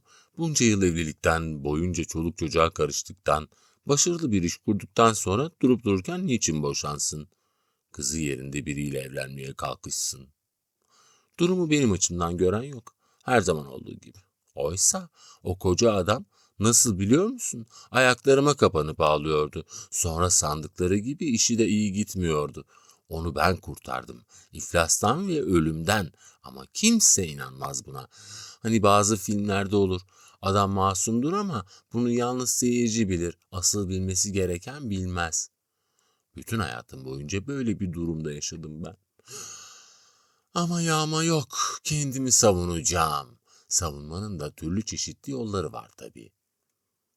Charlie'nin oğlu hangisiydi? Dedim. Charlie'ye benzeyeni, dedi. Müstakbel katillerimle tanıştırdı beni. Ama mahcup bir halleri vardı, dedim. Sen de tıpkı elinden bir iş fırsatı kaçıracak müteahhit gibi oturuyordun, dedi. Ne yapmak niyetindesin, diye sordum. Henüz bilmiyorum, dedi. Ama kuru gürültüye papuç bırakacak değilim. Şimdi ben sana bir şey sorayım. Beni deli sanıyor musunuz, sanmıyor musunuz? Yalnız sen değil tabii, hepiniz, ha? Ciddi konuşmuyorsun artık, dedim. Yani deli sayıyorsun beni, sayıklıyorum falan, öyle mi? Yemeğe çıkalım mı, dedim. Çıkacağız tabii, dedi. Ama laf karıştırma şimdi. Birazdan dostlarımızla bir arada olacağız. Birlikte yemek yiyeceğiz. Ne hoş. Delilik neymiş göreceksiniz. Sahiden delisin sen, dedim. Birden gülmeye başladı. Tuhaf bir gülme krizine yakalandı. Parktakiler bize bakıyordu. Gömleğimden tutmuş beni sarsıyordu. Şaşkınlıktan ne yapacağımı bilemiyordum. O ışıklar yüzünde, göz bebeklerinde oynaşıyordu. Bileğini tuttum. Daha fazla sarsmasını önlemek istedim. Yüzüne vurabilirdim ama çok sürmedi. Duruldu. Bu kez boynuma sarıldı. Affet diye inledi. Sonra da tıkanık bir hıçkırıkla ağlamaya başladı. Zararı yok yavrum, dedim. Hadi kalkalım artık. Elinden tutup kaldırdım. Parkı geçtik. Yeniden caddenin kalabalığına girdik. Bir süre sessiz sessiz yürüdük. Dondurma yer misin, diye sordum. 2 külah dondurma aldım. Dondurmalarımızı yalayarak konuşmadan el ele yürüdük. Şimdi sakindi ya da artık öyle görünmeye başlamıştı. Konuşacak hiçbir şey kalmamıştı. Çöl havasının serin yüzü yavaş yavaş ortaya çıkmaya başlıyordu. Hafif bir rüzgar vardı. Başımızın üstünden reklamların ışığı gelip geçiyor, sönüp yanıyordu. Daha uzaklardan jetlerin gürültüsü uğulduyordu. Durmak dinlenmek bilmeyen bir otomobil seli akıyordu. Gezginler açgözlülükle hala açık olan mağazalara saldırıyorlar, her yeri talan edip geçiyorlardı. Neşeli, kaygısız, tatil okunan yüzleriyle her tarafı doldurmuşlardı. Orta yaşlı bir karı koca bizi durdurup Sezar Oteli'nin yerini sordu. Onlara oteli tarif ettim. Anlamadılar. Bir kez daha anlattım. Erkek teşekkür etti, kadın iyi geceler diledi. Gülümseyerek gösterdiğim yöne doğru kayboldular. Çok içten bir gülümsemeleri vardı. Temiz hava almışım gibi rahatladım, rahatlıyordum. Bir trafik ışığında bekledik. Yeşil yanınca yürüdük. Karşıya geçerken Sitare kemerimi tuttu. Ben de elimi onun omzuna koydum. Herkes uyarak biz de adımlarımızı sıklaştırmıştık geçerken. Karşıya geçince de nedense aynı hızla yürümeyi sürdürdük. Yeni bir trafik ışığına gelince dönelim dedim. Geldiğimiz yöne doğru yürümeye başladık bu kez. Sitare konuşmuyordu. Yandan yüzüne baktım. Evet, sakinleşmiş görünüyordu. Geçti mi diye sordum.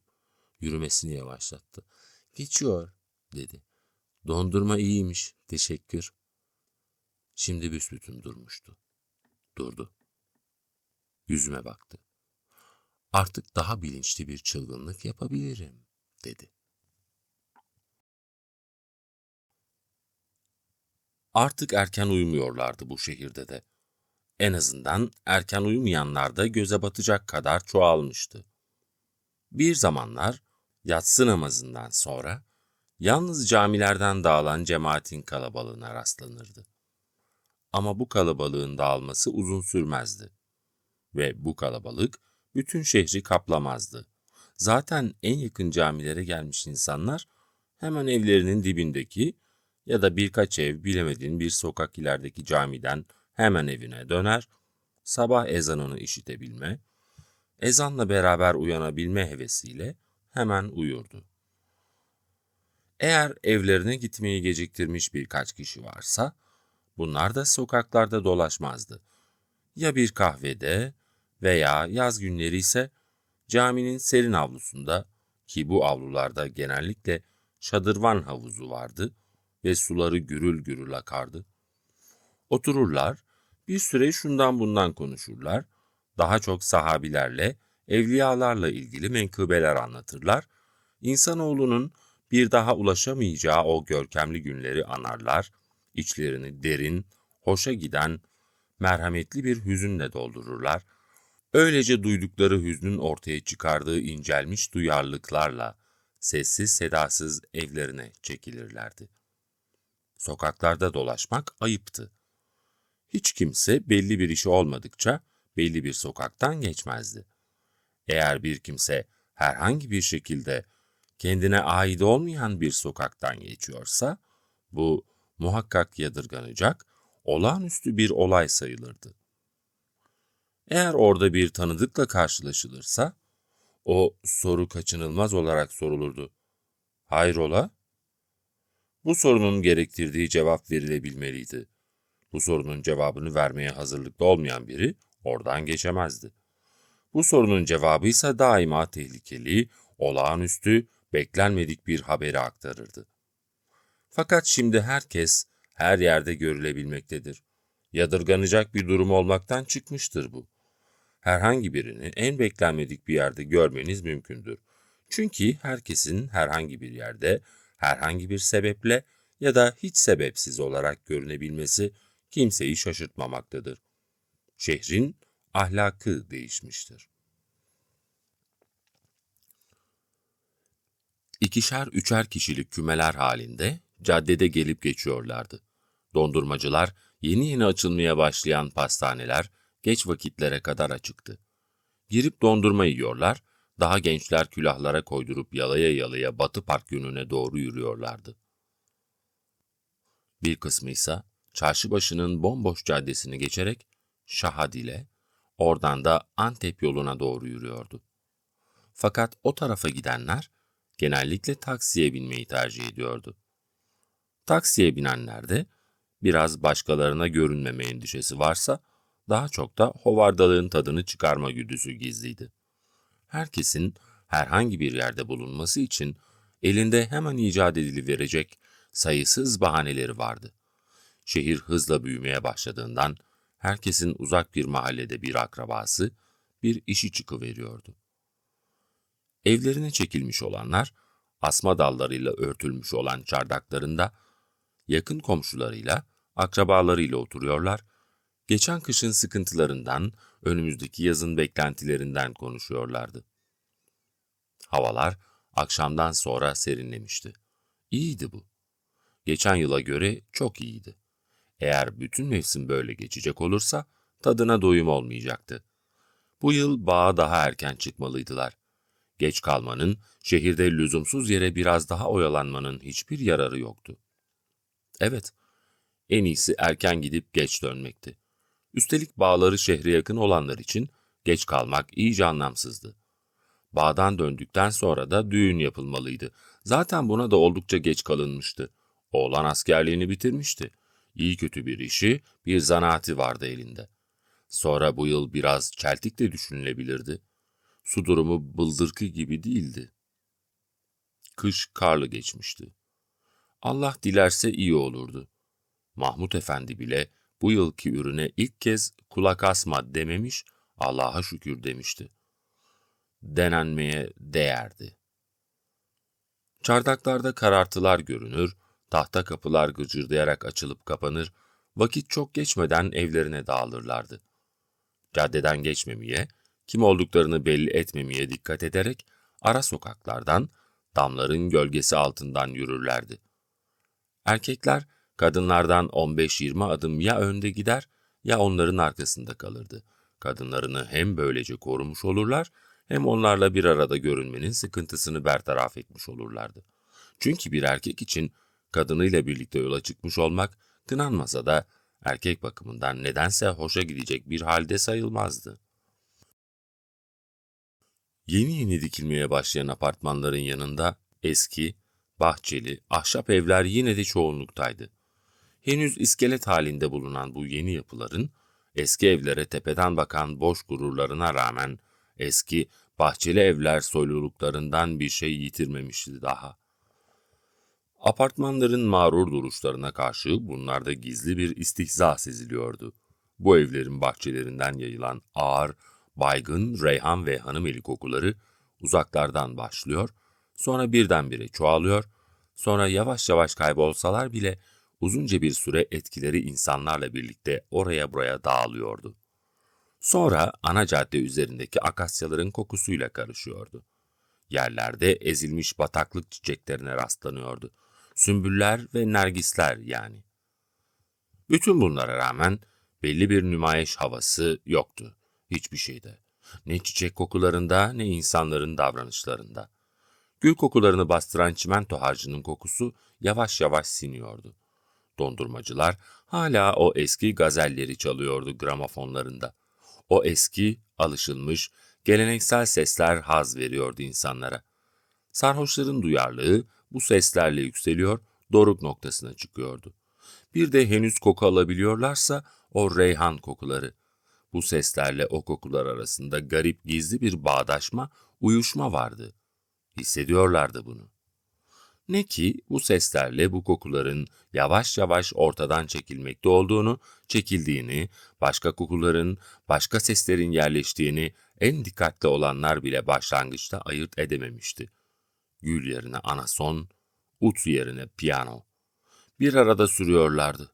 Birine alışılmıştı, ötekine alışılıyordu. Geceliğin dolaşanlar, kafalarında eski günlere ait anısı olmayan, tüyleri yeni bitmeye başlamış, Mayıs güneşiyle kanı kaynayan, durdurak bilmeyen genç adamlardı. Ağzı kalabalık, gürültücü, ev kaçkını, henüz gerçek acıyı tatmamış, acı ve zorluk nedir henüz bilmeyen genç adamlar.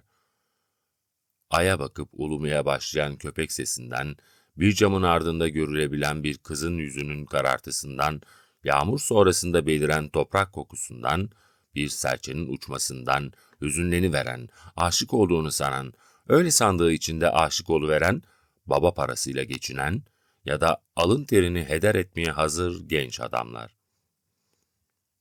Kaldırımdan kaldırıma bağırarak konuşurlar. Kimseyi rahatsız etmek düşüncesiyle değil, fakat kendini gösterebilmek, varlıklarını kanıtlayabilmek için durulma vakitlerini bekleyerek nasıl bir çılgınlık yapabileceklerini bilmeden, çünkü büyük çılgınlıklara izin vermeyen o dar alanın içinde dolanıp durduklarını fark etmeden, hiç olmazsa serazat yaşayabildiğine kendini inandırmak için geceleri cadde boyu dolaşan genç adamlar. Eskiden olup bitmiş şeyler hakkında onların da kulağına gelen haberler vardır. Ama bunun üstünde düşünmezler bile. Bunun düşünülmeye değer bir olay olduğu akıllarına bile gelmez. Yakınlarıyla ilgili bir olaysa oralı değilmiş gibi içten içe kulak kabartırlar. Ama uzun uzadıya değil, bir an için, geçici bir an için. Hepsi o kadardır. Ne yağmur vardı ne ay. Gökyüzü dupduru, derin, karanlık uzanıp gidiyordu. Yıldızlar, toprak damlar ve çinko çatılar. Korkunç bir durulukla yeryüzünün bir parçasına serilmişler, bir savaşta yenilmişler, o yenilginin ezikliğiyle boynu bükük olarak yatıp kalmışlar, afyonlanmışlardı. Hiçbir kıpırtı yoktu. Pavyonların sesi kesilmişti. Evcil olanlar çoktan uykularına varmışlardı. Pınarbaşı'nın koruluğundan ürkütücü güzellikte bir uğultu yavaş yavaş dağılıyor, göğe doğru uzanıyordu. İki arkadaş ara sokaklarda yan yana yürüyordu. Kunduraları taşlara çarptıkça tok sesler çıkarıyor, kerpiç duvarlara çarparak yankılanıyordu. Hızlı hızlı yürüyorlardı, konuşmuyorlardı. Bir bahçe çitinin yanından geçtiler. Bir sokak lambasının donuk aydınlığında kısa bir süre görünüp kayboldular. Tekrar karanlığa karıştılar. Yürüyorlardı. Her biri kafasında ayrı düşünceler, düşünceden çok duygular, duygudan çok durumlar, durumdan çok bir boşluğun yoğunluğunu taşıyarak. Biri söyledi. Şimdi ne olacak biliyor musun? Canın ne çeker? Ne? Dedi öteki. Ne mi? Bil bakalım ulan sen tam kerestesin be. Söylesene oğlum diye üsteledi öteki. Tüh Allah kahretsin seni. Şu yıldızlara bak be. Yıldızın yakışığı nedir bilsene. Mehtap dedi öteki. Nasıl mehtap ama? Anasının dini dedi öbürü. Mehtap var mehtapçık var dedi bir iki. Bu mehtap başka mehtap. Yavrum benim. Kafayı buldun herhalde sen dedi öteki. Ne kafası be, kafa mı kalır adamda? Yürümesini yavaşlattı. Mehtap diyorsun değil mi? Mehtap deyince aklına ne geliyor? Dinle öyleyse. Mehtap deyince şiir mi okuyacaksın yoksa? Kızıl renge bulanmış akşamlar, yakutlar falan. Kimindi bu? Geç be yeğenim dedi ilki. Maval bunlar. Bana içimin mehtabından haber ver. Ha anladım dedi Beriki. Şu karıyı diyorsun. Ne sandın ya? Onun adı da Mehtap biliyor muydun? Yuh be bilmeyen mi var? Şimdi burada olacak ki. Farz et ki burada. Farz mı edeyim? Nasıl farz ederim ulan?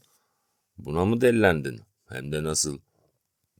Ulan bütün şehir bu karıya aşık be, vay anasını. Sen ya halis kerestesin ya da akıl baliği olmamışsın yavrum, dedi ilki. Orospuya aşık olanın diye bir küfür savurdu öteki. Karıdan ne anlarsın sen be? Ulan o vücut, o göz, adamın dünyası yıkılıyor da altında kalıyorsun. Senin yerinde olsam o şiiri ezberlerdim ben. Mektepçilik mi oynayacağız karıyla? Ulan karı böyle tavlanır. İlkin şiir okuyacaksın. Seni bir adam belleyecek. Sonra da kahvaltını yaptırıp tıpış tıpış mektebe gönderecek. Astır oradan. Demedi deme. Görüşürüz. Sen karşılaşırsan öyle yap, dedi ilki. İstersen İzmir Marşı'nı oku. Belki daha heyecanı gelir. Duygulu olanmış diye takdir eder seni. Birden durdu. Arkadaşının da kolundan tutup durdurdu. Duyuyor musun? Dedi. Neyi? Gül kokusu. Etrafı kokladı. Kokla bak. Ne var bunda? O adamın gülleri bunlar. Hangi adamın? Hiç işitmedin mi? Hayır. Lan ölü müsün nesin? Bütün şehirde duymayan mı kaldı bu adamın güllerini? Ben duymadım, dedi öteki. Sen, neyse söyletme beni. Kokuyu alıyor musun? Evet, güzel. Güzel de laf mı? Dünyanın medarı iftiharı, dünyanın tek gül yetiştiricisi adam bizim şehrimizde yaşıyor da haberin yok be. Arkadaşına baktı. Biraz oturalım burada, dedi. Ciddi mi diyorsun? Tabii. Yarınki sınavı unuttun herhalde. Şimdi sırası mı be? Otur çök şuraya. Bu gülleri ben ne zamandan beri işitirdim ama nasip şimdiymiş. Geç olmasa kapıyı çalıp isterdim.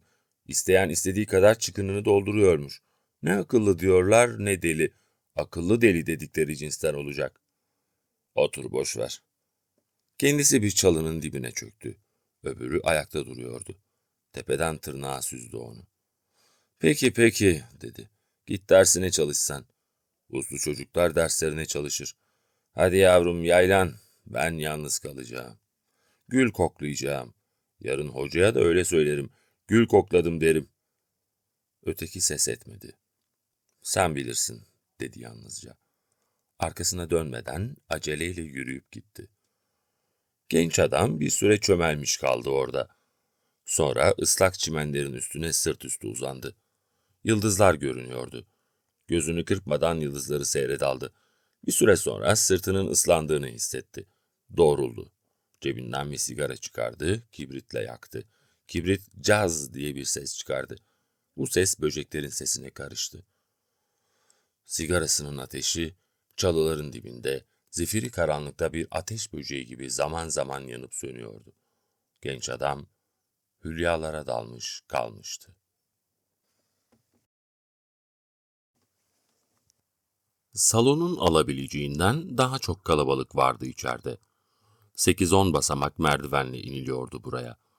Daha kapıdan girer girmez ekşi bir rutubet kokusu, bodrumlara özgü koku buranın da başka yerlerden farklı olmadığını, toprağın altındaki her yerde olduğu gibi aynı havayı taşıdığını, aynı insan kokusunu besleyip yaydığını duyumsatıyor size.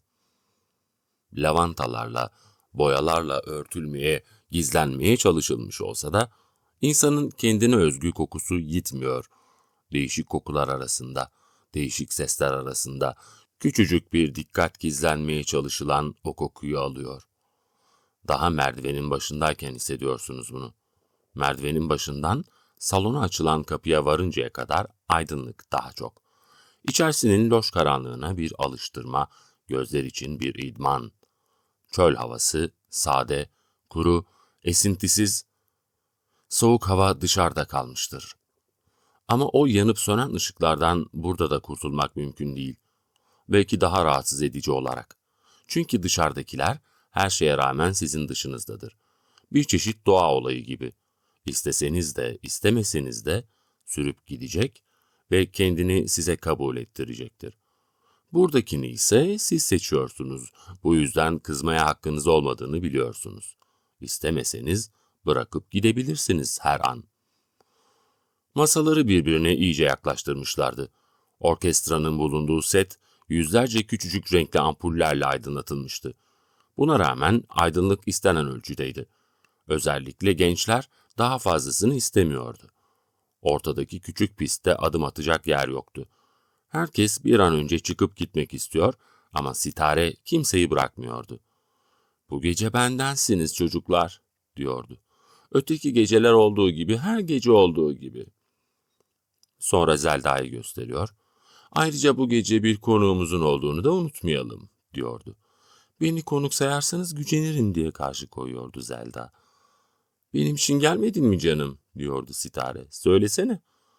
Zelda, Sitare diyen sesine öyle bir ton veriyor ki, bu ses sitem etmenin bütün anlamlarını içeriyordu. "Ama şekerim, ben olmasam gelir miydin? Söylesene. Kaç kez geldin buraya, ha?" Garson kızlar masaların arasında şaşılası bir dikkatle süzülüyordu. Kimseye çarpmadan, kimseden özür dilemek zorunda kalmadan. Yüzlerinde mesleğe özgü gülümsemelerini hiç boşlamıyorlar, gittikleri yere bu gülümsemeleri de sürüklüyorlar. Herkesin işini kolaylaştırıyorlar. Masalar birbirine öyle yakın, öyle sıkışık ki, ilk bakışta kimin hangi masada oturduğunu bile ayırt etmek güç. Sitare ile yan yana oturuyoruz. Işıklar göz karartacak kadar çabuk değişiyor. Sitare zaman zaman başını omzuma dayıyor. Uykusu gelmiş gibi gözlerini yumuyordu. O zaman kulağına eğiliyor, "Geç olmadı mı?" diye soruyordum. "Geç mi?" diye sesleniyordu sayıklayan bir sesle. "Geç mi?" "Evet," diyordum. "Sabah olunca bana sorduğun bu soruyu hatırla hayatım," diyordu. Sonra gözlerini açıyor, yüzüme bakıyor. "Hatırlayacak mısın?" diyordu. "Geç demenin ne olduğunu?" Sanırım sayıklıyordu. Geç demek, çaresizlik demektir. Yani artık yapacağı bir şeyin kalmadığına inanmak demek. Oysa biz daha yeni başlıyoruz. İşin başındayız daha, öyle değil mi? Sonra Zelda'ya dönüyor. "Öyle değil mi?" diye tekrarlıyor. Zelda gülümsüyor. "Sen hak ver bana Tansel," diyor. "Tatilde olan biri için zamanın ne önemi olabilir?" Tansel bana bakarak konuşuyor. "Gerçekten tatilde olanlar için öyle," diyor. "Bir de zamanını tatilde bile olsa bir iş adamı gibi ayarlayabilenler olabilir." "Aslına bakılırsa hepimizin canı sıkılıyor," diyor Sitare. "Sıkıntıyı gidermek için bir şeyler icat etmeliyiz. En iyisi gerçeklerden konuşmalıyız." Durup hemen hemen tek tek her birimizi süzüyor. "Tabii dayanabildiğimiz ölçüde. Sanıldığı kadar kimse dayanıklı değildir gerçekler karşısında. Hem kimileri hiç, değil mi şekerim?" Bu son sözlerini Zelda'ya bakarak söylüyor. Zelda duymamış gibi orkestranın bulunduğu yana bakıyor. Konuşmak için kendini zorlamasına rağmen o bitkinlik, umutsuzluk okunuyordu Sitare'nin yüzünde. Pek çok defalar yakaladığım o garip, korkutucu anlam. Herkesin aynı fizik sıkıntıyı paylaştığını, burada bu uyduruk, yapma topluluk içinde bulunmak, oyun bozanlık etmemek için kendimizi zorladığımızı biliyordum. Kim söylemişti onu? Başkaları sıkıntıdır diye. Ya da daha korkunç bir şey. Aslında kimse gerçek düşüncelerini yaşamıyor. İçinde bulunduğu bir hali sürdürmek ya da o halden kaçmak, çekip gitmek için can atıyor. Ama başkalarıyla olunca istediği şeyleri öyle kolay kolay yapamayacağını görüyor. İşte düpedüz bir sıkıntı sebebi. Düşünce değil böyle yerlerde yoğunlaşan insanın bütün zihin birikiminin boşluğu öylesine saldırıyor ki kaçacak bir yer bulamıyorsun, ezilip kalıyorsun. "Sonuna kadar dayanacağız," diyor Sitare. "Ya da açık açık pes diyeceğiz." Aslında bu salon için bir tanesi bile fazla gelecek iki muazzam ses verme aygıtı koymuşlardı. Bir ara dışarıya çıkmak için kalktım. Zelda salonun çıkışında beni yakaladı. "Zorla götür onu," dedi. "Kendinde değil." "Gitmez," dedim. "Hele zorla hiç." "Ama iyi değil," dedi Zelda. "Görmüyor musun? Sonra yarın yola çıkacak." "Kendisi de biliyor yola çıkacağını," dedim. "Ama kalmak istiyor. Ne yapabilirim?" "Aklından geçirdiklerini bilmek isterdim," dedi Zelda. "Kimin? Sitare'nin mi?" "Evet," dedi. "Ne geçirebilir ki? Şeytanın ta kendisidir o. Kimsenin arkasından konuşmak istemem," dedim. "Boşuna beklemiyor o. Göreceksin bir rezalet çıkaracak." "Kuruntu yapma," dedim. "Kuruntu mu? Göreceksin. Bir şey tavsiye edeyim mi sana? Ondan biraz uzak durman iyi olur." "Niye?" dedim hayretle. "Sitare isterik bir kadın," dedi Zelda. "Hasta. Başın derde girsin istemem." "Kusura bakma ama saçma," dedim. "Dostça bir uyarma benimki," dedi. "Ötesi seni ilgilendirir." Döndüğümde orkestra gürültülü bir parça çalıyordu. Salon adeta zıngır zıngır titriyordu. Sitare Yavuz'a doğru yönelerek "Niye dans etmiyorsun?" diye sordu. Yavuz Sitare'ye doğru kalktı. Yo benimle değil." Pardon. Yo benimle değil, şu cici kızla," dedi Sitare, Zelda'nın kuzenini göstererek. Kız memnunlukla kalktı, birlikte pistin kalabalığına karıştılar. Sitare arkalarından baktı. Çuha kırmızısından çivit mavisine kadar bütün koyu renkleri deneyen elektrik ışıkları, gölgelerin arasında birbirine karışmış çevik, hünerli ayaklar. Birbirine değmeden, birbirine dolaşmadan, kendilerine ustaca yollar açarak, garson kızların arkasında kendilerine gösterilen masalara doğru yürüyenler. Salonun dışında sıra bekleyenler. Orkestra zaman zaman çaldığı parçayı değiştiriyor ama sanırım bunu yalnızca ortada dans edenler fark ediyor. Kısa bir susma, sonra çığlık çığlığa boşanan bir ses, orta yerde oraya buraya kıpırdayıp duran insanlar, Koyu ışıkların altında bile belli olan aşırı makyajlar, masklar, çilli yüzler, sivilceli olanlar. Gözler, birbirini araştıran, iri, farları mübalağalı. Orada burada durup durup patlak veren kahkahalar. Garsonların şaşılası bir ustalıkla kimseye değmeden bel kırarak oradan oraya seyirtmeleri. Ellerinde fişler, çekler, gidip gelerek özenli elbiseler, derbeder bir görünüş vermek için özenilmiş olanlar, insanlar. Zelda diye sesleniyor Sitare. Sesi orkestranın gürültüsüne, boğuk kahkahaların arasına karışıyor. Zelda diye tekrarlıyor o, sesine dostça görünen bir vurgu katarak. Zelda işitebilmek için başını masanın ortasına doğru uzatıyor. Hayatım diyor Sitare. Sonra bize dönerek. Siz de dinleyin çocuklar diyor. Sesi çok yumuşak, duyulur duyulmaz bir titreşim içinde. Gözlerini Zelda'dan ayırmıyor. Bu yumurcağı Yavuz'u kapmak için getirdin buraya değil mi hayatım? Tansel gözlerinin altından bana bakıyor. Zelda gerçekten anlamamışça. Anlamadım diyor. Anlıyorsun hayatım diyor Sitare. İşitmedim diyor Zelda. Bu yumurcağı diyor Sitare. Biraz daha yüksek sesle. Yavuz için diyorum, benden kapmak için onu değil mi? Zelda da bana bakıyor. Galiba vakit geldi diyor. Daha gürültüsüz bir yerde konuşabilirdik diyor Sitare. Ama burası da hoş, tam bizim konuşacaklarımıza göre bir yer. Sitare diyorum, kalkmak istemez misin? Daha yeni başlıyoruz diyor Sitare. Hepiniz bunu beklemiyor muydunuz? Benim konuşmamı. Ne dersin Zelda? Özür dilerim diyor Zelda. Konuşmaktan çok eğlenecek bir yerdeyiz sanırım. Benim sözlerim de eğlendirebilir seni canım. Dinlemek istemiyor musun? Zelda Sitare'nin başının üstünden öteye bakıyor. Sitare, hadi itiraf et be hayatım diyor. Bunun için gelmedin mi buraya? Zelda gözlerini ona çeviriyor. Özür dilerim diyor tekrar. Neden bahsettiğini anlamıyorum. Ciddi değilsin diyor Sitare. Senin Yavuz'la ne ilişkin olabilir? Evlisin sen diyor Zelda. Bunu mu söylememi istiyorsun? Gördünüz mü çocuklar diyor Sitare utkulu bir bakışla. Her zaman söylemez miyim ben Zelda'nın açık kalpliliğini? Gitmemi mi istiyorsun diye soruyor Zelda. O kadar kolay mı diyor Sitare. Bir yere kalkamazsın. Anca beraber, kanca beraber. Tansel, Sitare diye yalvarıyor. Elbet diyor Sitare. Elbet evliyim ama sen öyle görmüyorsun. Öyle görsen Yavuz'u kapmaya kalkar mıydın? Sen sarhoşsun şekerim diyor Zelda. Sitare gülümsüyor. Küçük bir kahkaha atıyor. Diyecek başka bir şey bulamadın mı diyor. Sonra daha değişik bir tonla. Biliyor musun Zelda, elinden gelse Charlie'yi bile almak isterdin benden. Hadi hadi saklama. Zelda tuhaf biçimde ciddileşen bir sesle, farz et ki senin olan her şeyi almak istiyorum ama Yavuz'un senin olduğunu nereden çıkarıyorsun? Bu bir görüş meselesi şekerim.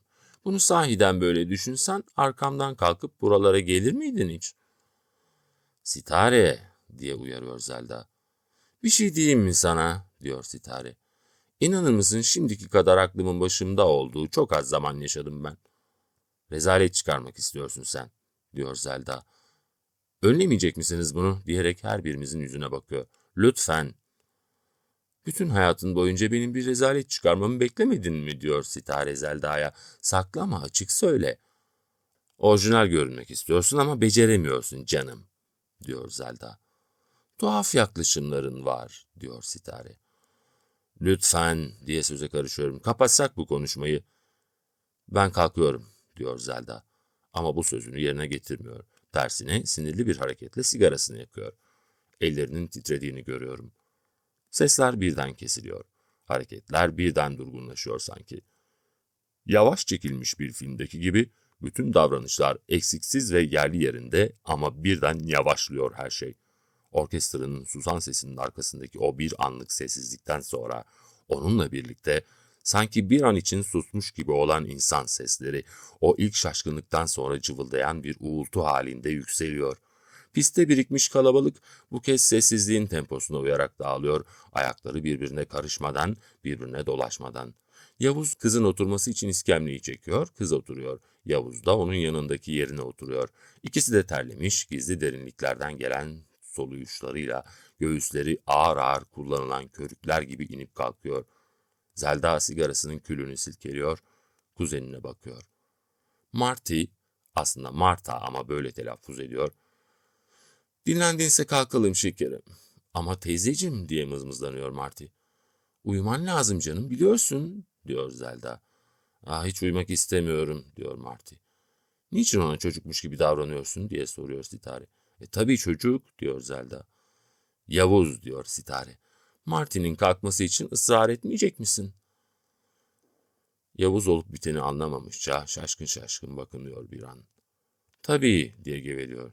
Gördün mü Zelda, hepimiz biraz daha kalmanızı istiyoruz diyor Sitare. Lütfen diyor Marty. Benim yüzümden gitmenize razı olmam diyor Sitare üzüntülü bir sesle. Zelda yüzü buruşmuş dik dik ona bakıyor. Neşenizi kaçırdım özür dilerim diyor Sitare.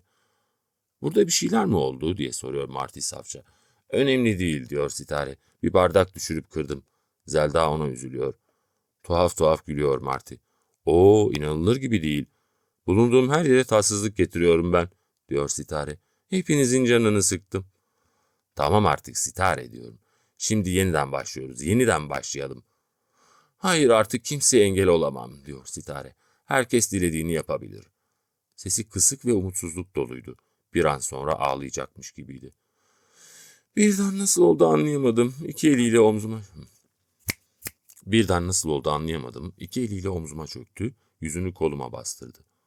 Hayatım boyunca kimseyi aldatmadım ben diye o kısık inlemeye benzeyen sesle hıçkırır gibi konuştu. Omuzlarından tutup sarstım. Sitare kendine gel. Ama hepiniz bende olmayan şeyleri bekliyorsunuz benden. Zelda yardım et bana diyorum. Hayatım söylemiştim sana diyor Zelda. Dinlenmeye ihtiyacın var senin. Beraber kalkalım. Hayır diye karşı koyuyor Sitare. Siz kalın ben yalnız gitmek istiyorum. Kolonya ister misin diye soruyor Tansel. Hayır canım bir şey istemem. Birden orkestranın gürültüsü yükseliyor yeniden. Sitare'nin Yavuz diye seslenmesini benden başka hiçbiri işitmiyor. Hadi toparlan artık diyorum. İri gövdeli bir adam sandalyeme çarpıyor geçerken. Sitare'ye ne oldu diye soruyor Marty. Sitare ellerini omuzlarımdan çekmeden başını kaldırıyor. Yavuz diyor. Yavuz bir türlü üstünden atamadığı o mahmurlukla bakınıp duruyor. Beni sevdin mi canım diyor Sitare. Yavuz diyecek bir söz bulamadan şaşkın şaşkın bakıyor. Hepimiz seni seviyoruz Sitare diyorum. Sevgi diyor Sitare. Şunu da bitirip kalkayım ben. Bardağını işaret ediyor gözüyle. Temiz ve umutlu olmalı sevgi diyor. Sana gelince canım. Yüzünü kaldırıp bana bakıyor. Beni avutmak için kendini zorlamana gerek yok. Yanlış anlama beni diyorum. Seni hep sevdim ben. Şimdi her zamankinden de çok. Bakın çocuklar diyor Sitare. Bana ilanı aşk ediyor. Evet Sitare diyorum. Seni seviyorum. Bunu hiç saklamadım. Yavuz diyor Sitare. Sen de seviyorsun beni değil mi? Yavuz bana bakıyor sonra Sitare'ye. Evet diyor. Gördünüz mü şimdi ne yapacaksınız? Yazı tura mı atacaksınız? Elini çekiyor omzumdan. Ben de sizleri seviyorum diyor ama aşk başka. Aşık olsaydım ne yapardım biliyor musunuz? Sonra Zelda'ya döndü. İnsanlar aslında birbirini tanımadıkları için severler dedi. Şaşırtıcı değil mi? Tanıdıktan sonra nefret ederler birbirlerinden. Her zaman değil dedim. Bazen de sevmeyle başka şeyleri karıştırırlar dedi. Çok güzel konuşuyorsun Sitare dedi Marty. Teşekkür ederim canım. Maria değil mi şu? Gerçekten oydu. Yanımızdan geçiyordu ama bizi görmemişti. Maria diye seslendim. Dönüp baktı. Ne sürpriz dedi. Profesörü arıyorum. Hangi profesörü dedim. Sahi tanımıyorsunuz onu. Polonyalı burada buluşacaktık. Tanımıyoruz dedim. Belki de gelmedi daha erken. Ben acele davrandım. Nasılsın Sitare? Oturmak istemez misin dedi Sitare. Hayır profesörü bekliyorum. Biraz dolaşıp sonra gelirim. Köpekten ne haber dedim. Sorma çok iyi. İsim buldun mu? Hayır hala bir ismi yok. Karabaş diyebilirsin söylemiştim sanırım. Gece gündüz onu düşünüyorum dedi. Büyük problem. Nasıl çağıracağımı şaşırıyorum onu. Çav, teşekkür ederim tavsiyene. Gülümseyerek ayrıldı. Bir an sonra kayboldu kalabalıkta. Bir köpeği mi var dedi Sitare. Evet dedim, benim adım koymak istiyor köpeğine. Küçük bir kahkaha attı Sitare. Sen ne dedin? Müsaade etmedim tabii. Müsaadeni almadan da koyabilirdi adını dedi. Ama o zaman o ad benim adım olmazdı dedim. Herhangi bir ad olurdu. Bu adın köpeğine verildiğinin bilincinde olmamı istiyor. Önemli olan bu onun için. İnsanların harika yaratıklar olduğuna her zaman inanmışımdır dedi Sitare. Aslında biliyor musunuz? Biz hepimiz lüzumundan fazla ciddiyiz. Belki de bunun için mutlu olamıyoruz. Gürültü alabildiğine yükseliyor ama artık aldırmıyoruz ona. Kendi sessizliğimizi korumaya çalışıyoruz.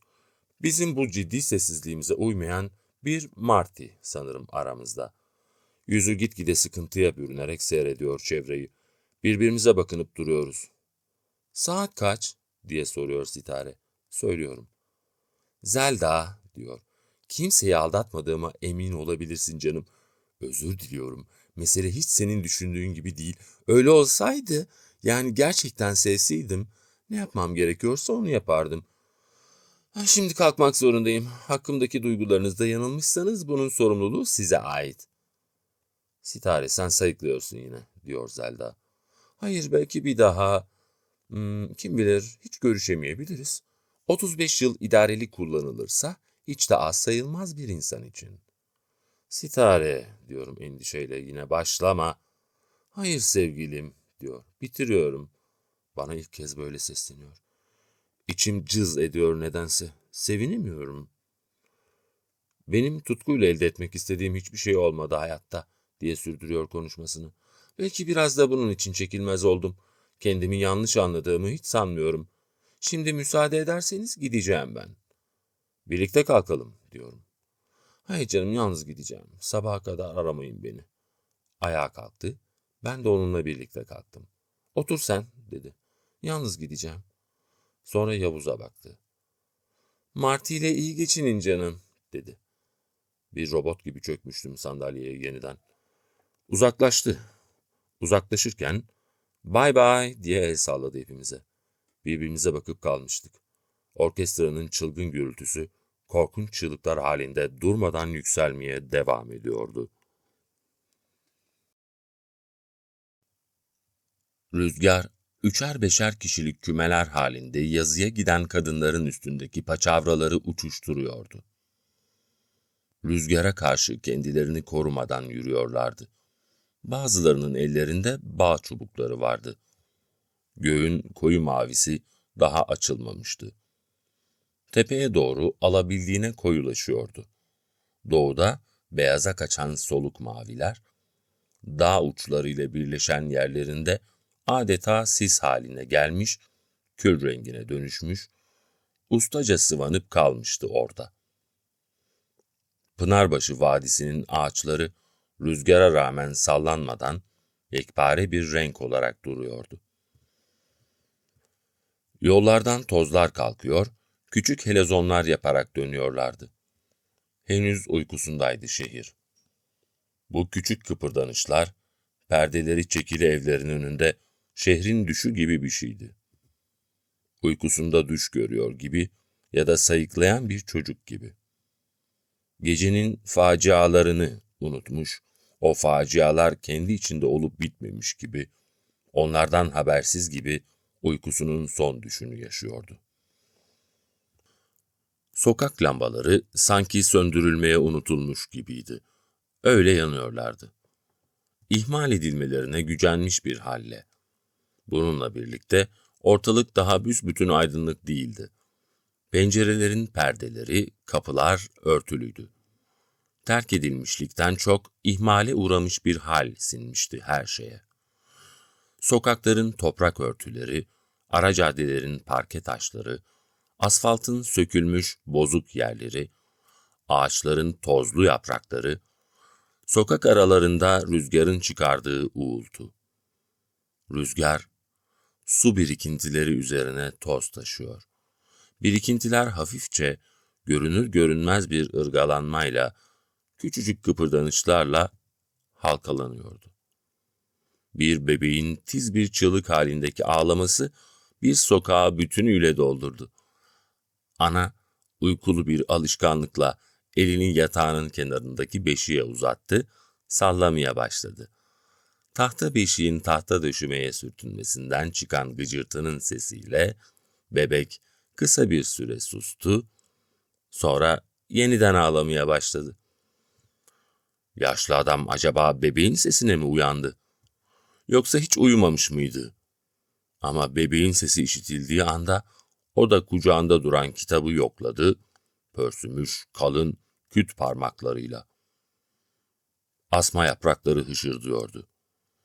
Yapraklarının bazısı incir yaprağı kadar kart görünüşlüydü. Sıhhatsiz, koyu bir renkleri vardı. Üst baştaki damın bütün tozu bu yaprakların üstüne yığılmıştı. Ökkeş Usta yanında uyuyan karısını dürttü. "Salha, kalk, sabah oluyor." Kadın uykusunun arasında homurdanarak arkasını döndü. Ökkeş Usta yeniden dürtükledi kadını. "Neredeyse ezan okunacak, kalk hadi." Kadın isteksizce kımıldandı, hafifçe doğruldu. Gözlerini açıp kocasına baktı. "Düş görüyordum," dedi. "Hayırdır inşallah," dedi Ökkeş Usta. "Bağ damını onarmışız, üzümler olmuş, rahmetli anamla masereyi yakmaya uğraşıyoruz. Belki 10 masere kaynatacak kadar odun yığılmış. Genç kızlığımda gibiyim. Her şey bolluk. Sen de damın kehine çömelmiş bizi seyrediyorsun.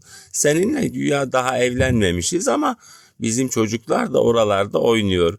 Ne acayip insanın düşü." "Hayırdır inşallah," dedi Ökkeş Usta. "Oğlanı da uyandır. Bugün bağa gitsin. Zerdalilerin olanlarını toplasın." Kadın kalktı yataktan. Yaşlı adamın bahçesindeki güllerin birkaç tanesi daha taç yapraklarını patlatarak başlarını dışarıya uzattılar. Şaşkın, kırmızı kırmızı dünyayı seyrettiler. Yazıya giden kadınların üstündeki paçavraları rüzgarlarla uçuşuyordu. Ayaklarındaki erkek kunduraları taşlara çarptıkça tok yankılar çıkarıyordu. Gök açıktı. Çoban yıldızı parlıyordu. Çarşı başındaki bir iki paçacı dükkanının bacasından ilk dumanlar göründü. Masmavi taze dumanlar rüzgarın etkisiyle hışımla savruldu. Nahıra gitmek için hazırlanan bir inek, horozdan daha acele davranarak böğürdü bir kez. Onun sesini duyan horoz kanatlarını çırptı, silkelendi. Boğazını göğe doğru yükselterek muhteşem bir sesle uzun uzun öttü. Komşunun horozu bu ötüşe cevap verdi. İşte o sırada sabah makamından günün ilk ezan sesi işitildi. Şehirde 40'tan fazla cami vardı. Yaşlı adam kucağındaki kitabı kapattı, ayağa kalktı. Kitabı duvardaki tahta çıkıntının üstüne bıraktı. Odaya girdi. Çocuk yorganı üstünden atmış, derin bir uykuyla uyuyordu. Yaşlı adam çocuğu uyandırmaya kıyamadan seyretti onu. İçinden neler geçirdi Allah bilir. Sonra dayanıksız, kurumuş bir sesle "Ahmet yavrum," dedi. "Ezan okunuyor." Çocuk beklenmedik bir tez canlılıkla gözlerini açtı, hemen yataktan fırladı. "Ezan mı?" diye sordu dedesine. "Ben de uyumayayım da seni kaldırayım diyordum." "Zararı yok," dedi yaşlı adam. "Hadi abdestini al." "Sen aldın mı?" diye sordu çocuk. "Ben aldım. Hadi geç kalmayalım." Çocuk koşar adım indi merdivenleri. Aşağıdan bağırdı. "Namazdan sonra bize gidecek miyiz?" "İnşallah," dedi adam. Acele adımlarla yürüyen tek tük insanlar vardı şimdi sokakta. Uzaktan yakından birbirine karışmış ezan sesleri her taraftan duyuluyordu. Bazı evlerin ocaklarından dumanlar yükseliyordu. Ökkeş Usta abdest almış, kurulanmıştı. Dışarıya karısına seslendi. Çoraplarım nerede Salha? Kadın, görmedim ben, dedi. Akşam nerede çıkardıysan oradadır. Sanki ben bilmiyorum o kadarcığını, diye söylendi Ökkeş Usta. Sonra kerevetin altından çıkarıp aldı çoraplarını. Yaşlı adamla torunu ellerinden geldiğince hızlı hızlı yürümeye çalışıyorlardı. Adam hayretle, şaşkınlıkla, dehşetle seyrediyordu yürürken. Hasbinallah deyip duruyordu sık sık. Bu kadar değişmeyi aklımdan geçirmiyordum doğrusu. Biliyor musun? 50 yıl, tam 50 yıldır ilk kez çıkıyorum ben sokağa. Çocuk 50 yılın ne demek olduğunu tahmin etmeye çalışıyor ama bir türlü kafasında canlandıramıyordu bunu. Biliyor musun, beni getirip buraya gözüm kapalı bıraksalar da işte senin doğduğun yer burası deseler inanmazdım. Ama dede, dedi Ahmet, bunların hiçbiri yeni değil ki. Çoktan beri var. Şimdi aşağıda Bahçeli Evlerin orada daha büyük bir apartman yapılıyor. Kaloriferli olacakmış. Kaloriferli mi? Diye sordu adamcağız. Belki de hayatında ilk kez duyuyordu bu kelimeyi. Evet, dedi çocuk. 5 kat çıkacaklarmış. 5 kat mı? Dedi adam. Yanlarından hızla bir taksi geçti. Adam ürküntüyle baktı arabanın arkasından. Elinde olmadan kendini duvarın yanına çekti. Çocuk anladı. Korkma dede, dedi. Kenardan gidiyoruz biz, çarpmaz. Hay Allah, diye söylendi adam biraz utanarak, daha da çok öfkelenerek. Dehşetle bakıyordu her şeye. Tanımayarak, bilmek istemeyerek, öfkelenerek. Bu değişmeyi, bu birdenbire ortaya çıkmayı hafsalası almıyordu. Bazı vitrinlerin ışıkları söndürülmemişti. Camlardan çeşit çeşit, renk renk öteberiler görünüyordu. Şimdi herkes malını böyle meydana mı koyuyor? Diye sordu çocuğa. Nasıl? Dedi çocuk. Adam camı gösterdi sakalıyla. Vitrin mi? Dedi çocuk. Sesini çıkarmadı adam. Artık bir şey sormamaya karar vermişti. Duvarlara yapıştırılmış afişler, resimler, yazılar, yer yer yükselmeye başlayan inşaat iskeletleri, beton yapılar, kaldırımlar, parke taşları, asfalt, çeşmeler, elektrik direkleri, arada bir yanlarından geçen araçlar, bazı vitrinlerde yanıp sönen ışıklar, her şey, daha sabahın sessizliği, mahmurluğu içinde olmasına, daha büyük gürültü ortaya çıkmamasına rağmen başını döndürmüştü. Meraklı değil, belli bir iğrenmeyle, öfkeyle, kahırla bakıyordu. Nasıl göz yummuşlar, diye söylendi. Efendim dede, dedi çocuk. Hiç, dedi yaşlı adam. Bereket yok diyorlardı da, şimdi görüyorum sebebini. Ana caddeye geldiler. Dere ne tarafta kaldı, diye sordu adam. Ne deresi, diye sordu çocuk. Hangi dere? Uzunoluk canım, dedi adam. Bilmem, dedi çocuk. Dere falan yok burada. Adam şaşırdı ama sesini çıkarmadı. Hiçbir şeyi tanımıyordu. Bütünüyle yabancısı olduğu bir şehirde olduğunu üzüntüyle kabul etti. Nihayet camiye geldiler. Geniş, taş merdivenlerden indiler, avluyu geçtiler. Avluda birdenbire su şarıltıları işitilmeye başladı. Burası değişmemiş diye düşündü adam. Çocuk kapının üstündeki meşin ağır örtüyü kaldırdı, içeriye girdiler. Ayakkabıları ellerindeydi. Kapının yanındaki rafa bıraktılar. Caminin içi genişti. Kendilerinden önce ancak 40-50 kişi gelmişti. Mihraba yakın yerlerde diz çökmüş oturuyorlardı. Ama geniş boşluğun içinde daha azmış gibi görünüyorlardı. Adam, Camiyi tıklım tıklım dolu bulacağını sanmıştı.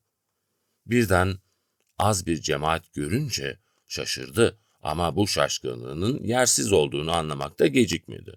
Onu asıl şaşırtan ayakkabılarını bıraktıkları rafta bir fötr şapka görmesi olmuştu. Birden tüyleri diken diken oldu. Kendisi yol boyunca takkesini çıkarmamıştı. Farkında olmadan başını yokladı, takkesi yerindeydi. İnsanların kiminin başı açık, kimileri takkeliydi. Her şeye şaşırıyordu. Yerler zengin halılarla döşenmişti. Bu da çok şaşırtıcı göründü ona. Ama susmaya karar vermişti. Mihraba doğru yürürken dönüp arkasına baktı, az önce gördüğü şapkaya. Oradaydı. Yanlış görmemişti. La havle diye mırıldandı. Kendini zapt etmeye çalışmasına rağmen içi tuhaf bir karşı koymayla, isyanla yüklendi. Orada diz çökmüş oturan insanların arasında bir yere iliştiler. Birkaç kişi tesadüfen dönüp baktı. Fakat kimse tanımamıştı onu. Cemaat sessizce oturuyordu. Gelenler çarşı başının erkenci esnafıydı. Hemen herkes birbirini tanıyordu. Ya da en azından birbirlerine göz aşinalıkları vardı. Yüz yüze tanışmamış, birbirleriyle bir kez olsun konuşmamış olanlar bile birbirinin yabancısı değildi burada. Bu tanıma yalnız göz aşinalığından ibaret de değildi.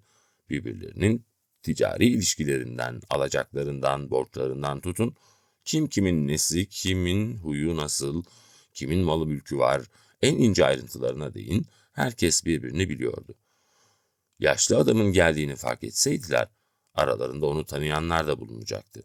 Fakat onun sessizce gelip aralarına oturduğunu hemen hiçbiri fark etmedi. Yaşlı adam, alışmış olduğu kendine özgü diz çöküşüyle oturmuştu. Dirseklerini uyluklarına dayamış, öne doğru biraz eğilmiş, başı yerde. Üstüne oturduğu halıyı inceliyordu sanki. Kendi kendine izah edemediği bir değişiklik vardı bunda da. Caminin o bildiği yapısı değişmemiş olmakla, her şey kendi zamanlarındaki yerinde durmakla birlikte bir şeylerin korkunç biçimde değişmiş olduğunu sezinliyordu. Bildiği, beklediği sadeliğin dışına çıkmıştı her şey. Tüylerle, renklerle süslenmişti. Yanında siyah bir eteğin uçuşarak, sürünerek geçtiğini hissetti. Hafifçe başını kaldırıp baktı. Cübbeli, sarıklı bir genç adam. Hoca. Bunca insanın içinde kıyafetini değiştirmemiş olan bir o vardı. Nasıl olur? Nasıl cesaret edebilmişti buna? Kendini tutmasa, bu genç adamın cesaretini hemen o anda tebrik edecekti. Fakat hayretle bakıp kaldı arkasından. En çok şaştığı bu kıyafet içinde olan ikinci bir insan yoktu aralarında.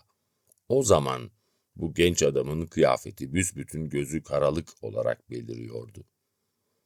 Böyle birkaç kişi daha olsa her şey çok kolay diye düşündü. Sezdirmeden cemaate dikkat etti.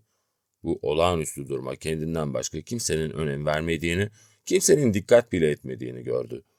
Buna şaşırdı. Nasıl insanlardı bunlar? Şaşılacak, şaşılması gereken hiçbir şey karşısında hiçbiri istifini bozmuyordu. Neredeyse düş gördüğüne inanacaktı. Müezzinin salavatıyla sünnete kalktılar. Sonra müezzin kâmet getirdi. İmamın arkasında sıralandılar. İmam, safları düzeltelim diye uyardı cemaati. Birbirlerini gözleyerek düzelttiler safları. Yaşlı adam imamın arkasında duruyordu. O genç, sarıklı adam namazı onun kıldıracağını tahmin etmişti.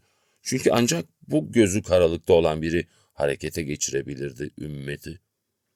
Çok sevdiği bir sureyi okuyordu imam. Er-Rahman suresi. Arapça bilmezdi ama birçok surenin Türkçe meallerini biliyordu. İmam okudukça içinden geçiriyordu. Artık gök yarılıp da kırmızı sahtiyan gibi bir gül olduğu zaman, Rabbinizin hangi nimetlerini sayarsınız yalan? Mücrimler simalarından tanınır da yakalanır perçemleriyle ayaklarından. Şimdi Rabbinizin hangi nimetlerini sayarsınız yalan? Her şeyi unutmuştu.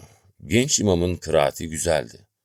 Allah'ın huzurunda olduğunu düşünerek imama uyuyordu. Nihayet selam verdiler. Sağındaki meleklere, cemaate ve imama. Solundaki meleklere ve cemaate. Kıpırdamadan durdu. Müezzinin sesi işitildi. Allahümme entes selamü. Sonra tesbih ve dua. Hiçbir eksik bırakılmamıştı. Hepsi yerli yerinde, sırasıyla. En son cemaati Fatiha okumaya çağırdı imam.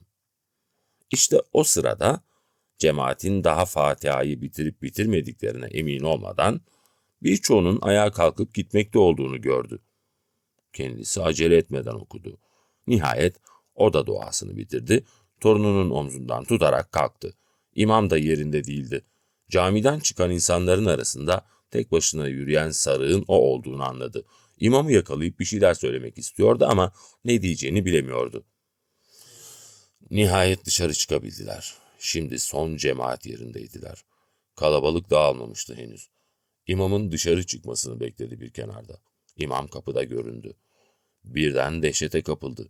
İlkin o olup olmadığında tereddüt etti. Fakat hayır, oydu. Ama üzerinde cübbesi ve sarığı yoktu.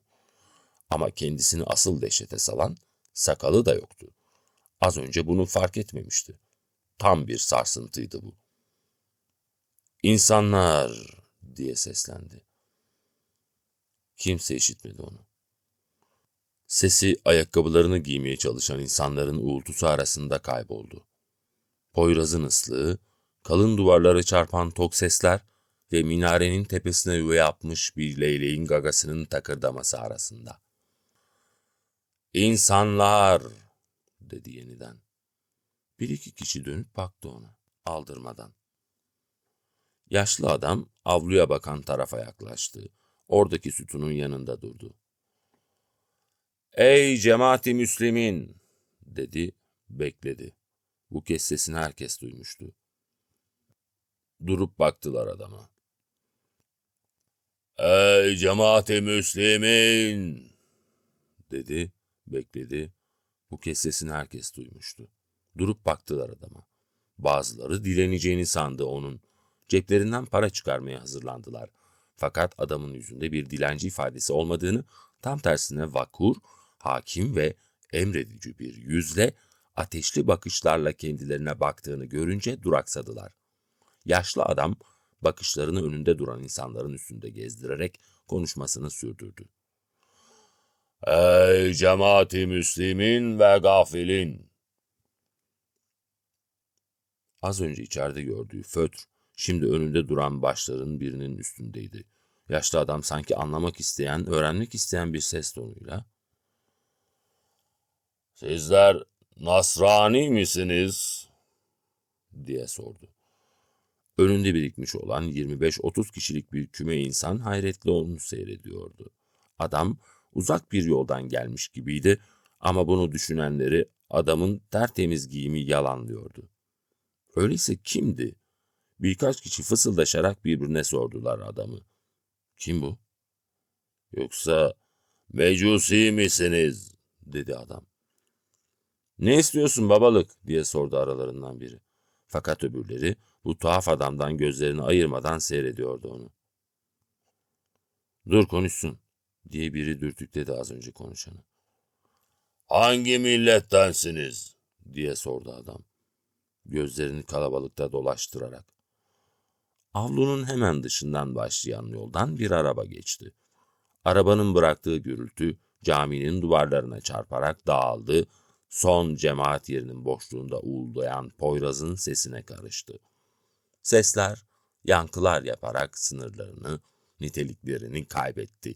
Gitgide karışık bir uğultuya dönüştü yeniden. Yaşlı adamın ses vurgusu, sütunun yanında yeni yapılmış ayrı bir sütun gibi kımıldamadan duruşu, orada birikmiş, kendini seyreden insanların üstünde büyüleyici bir etki bırakmıştı. Nereden geldiğini bilmedikleri bu tuhaf adam birkaç söz söyledikten sonra sanki gözlerinin önünde kaybolup gidecekmiş gibi bir duyguya kapıldılar. Poyraz'ın uğultusundan başka bir şey duyulmuyordu. Adam onların yüzünün, gözlerinin arkasına, ötesine bakıyor gibiydi. Herkes bu ateşli gözlerin tek tek her birinin üstünde ve yalnız kendi üstünde çakılıp kalmış gibi bir duygu içindeydi.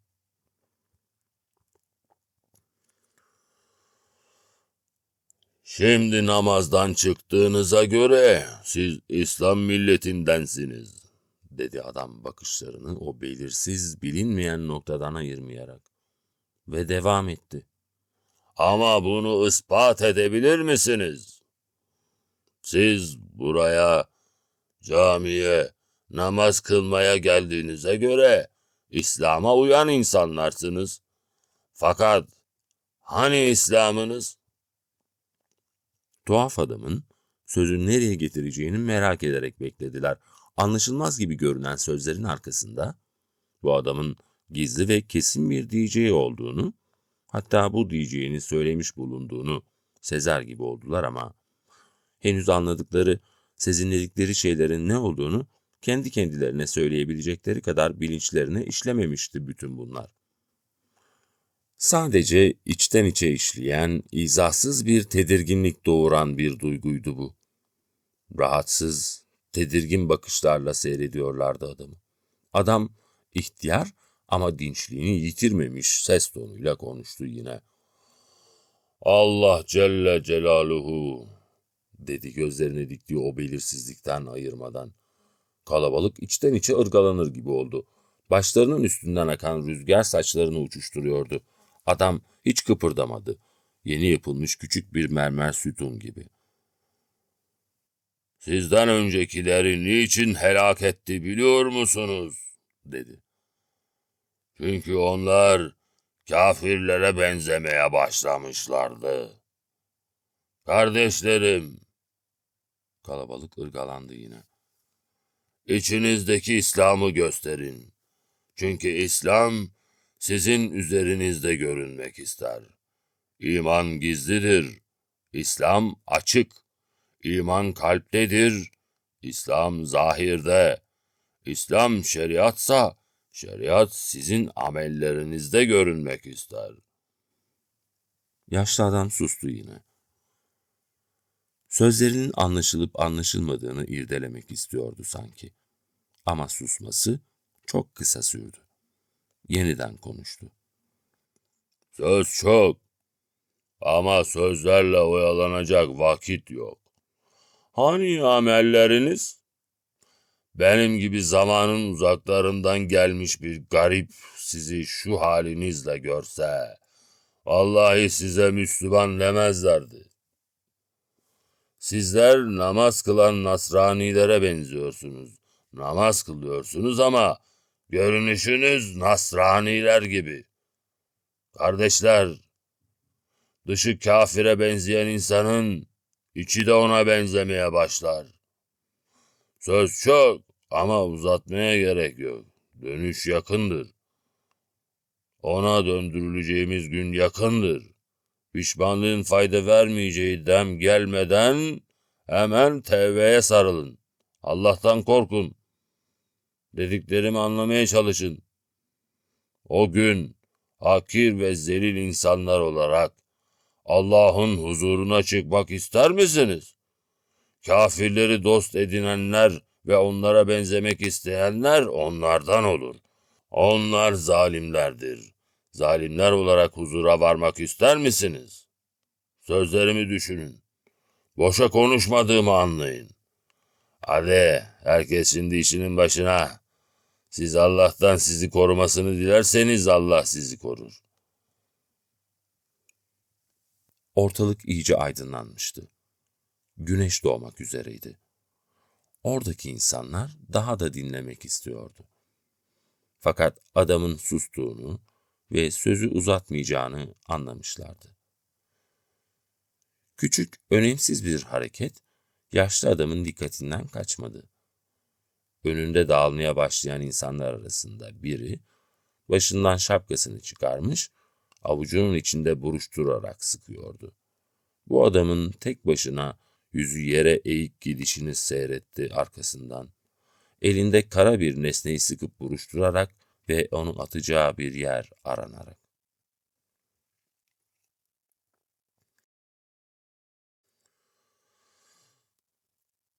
Ökkeş Usta dükkanına doğru adımlıyordu. Arkasından dükkan komşusu Bekir Efendi seslendi.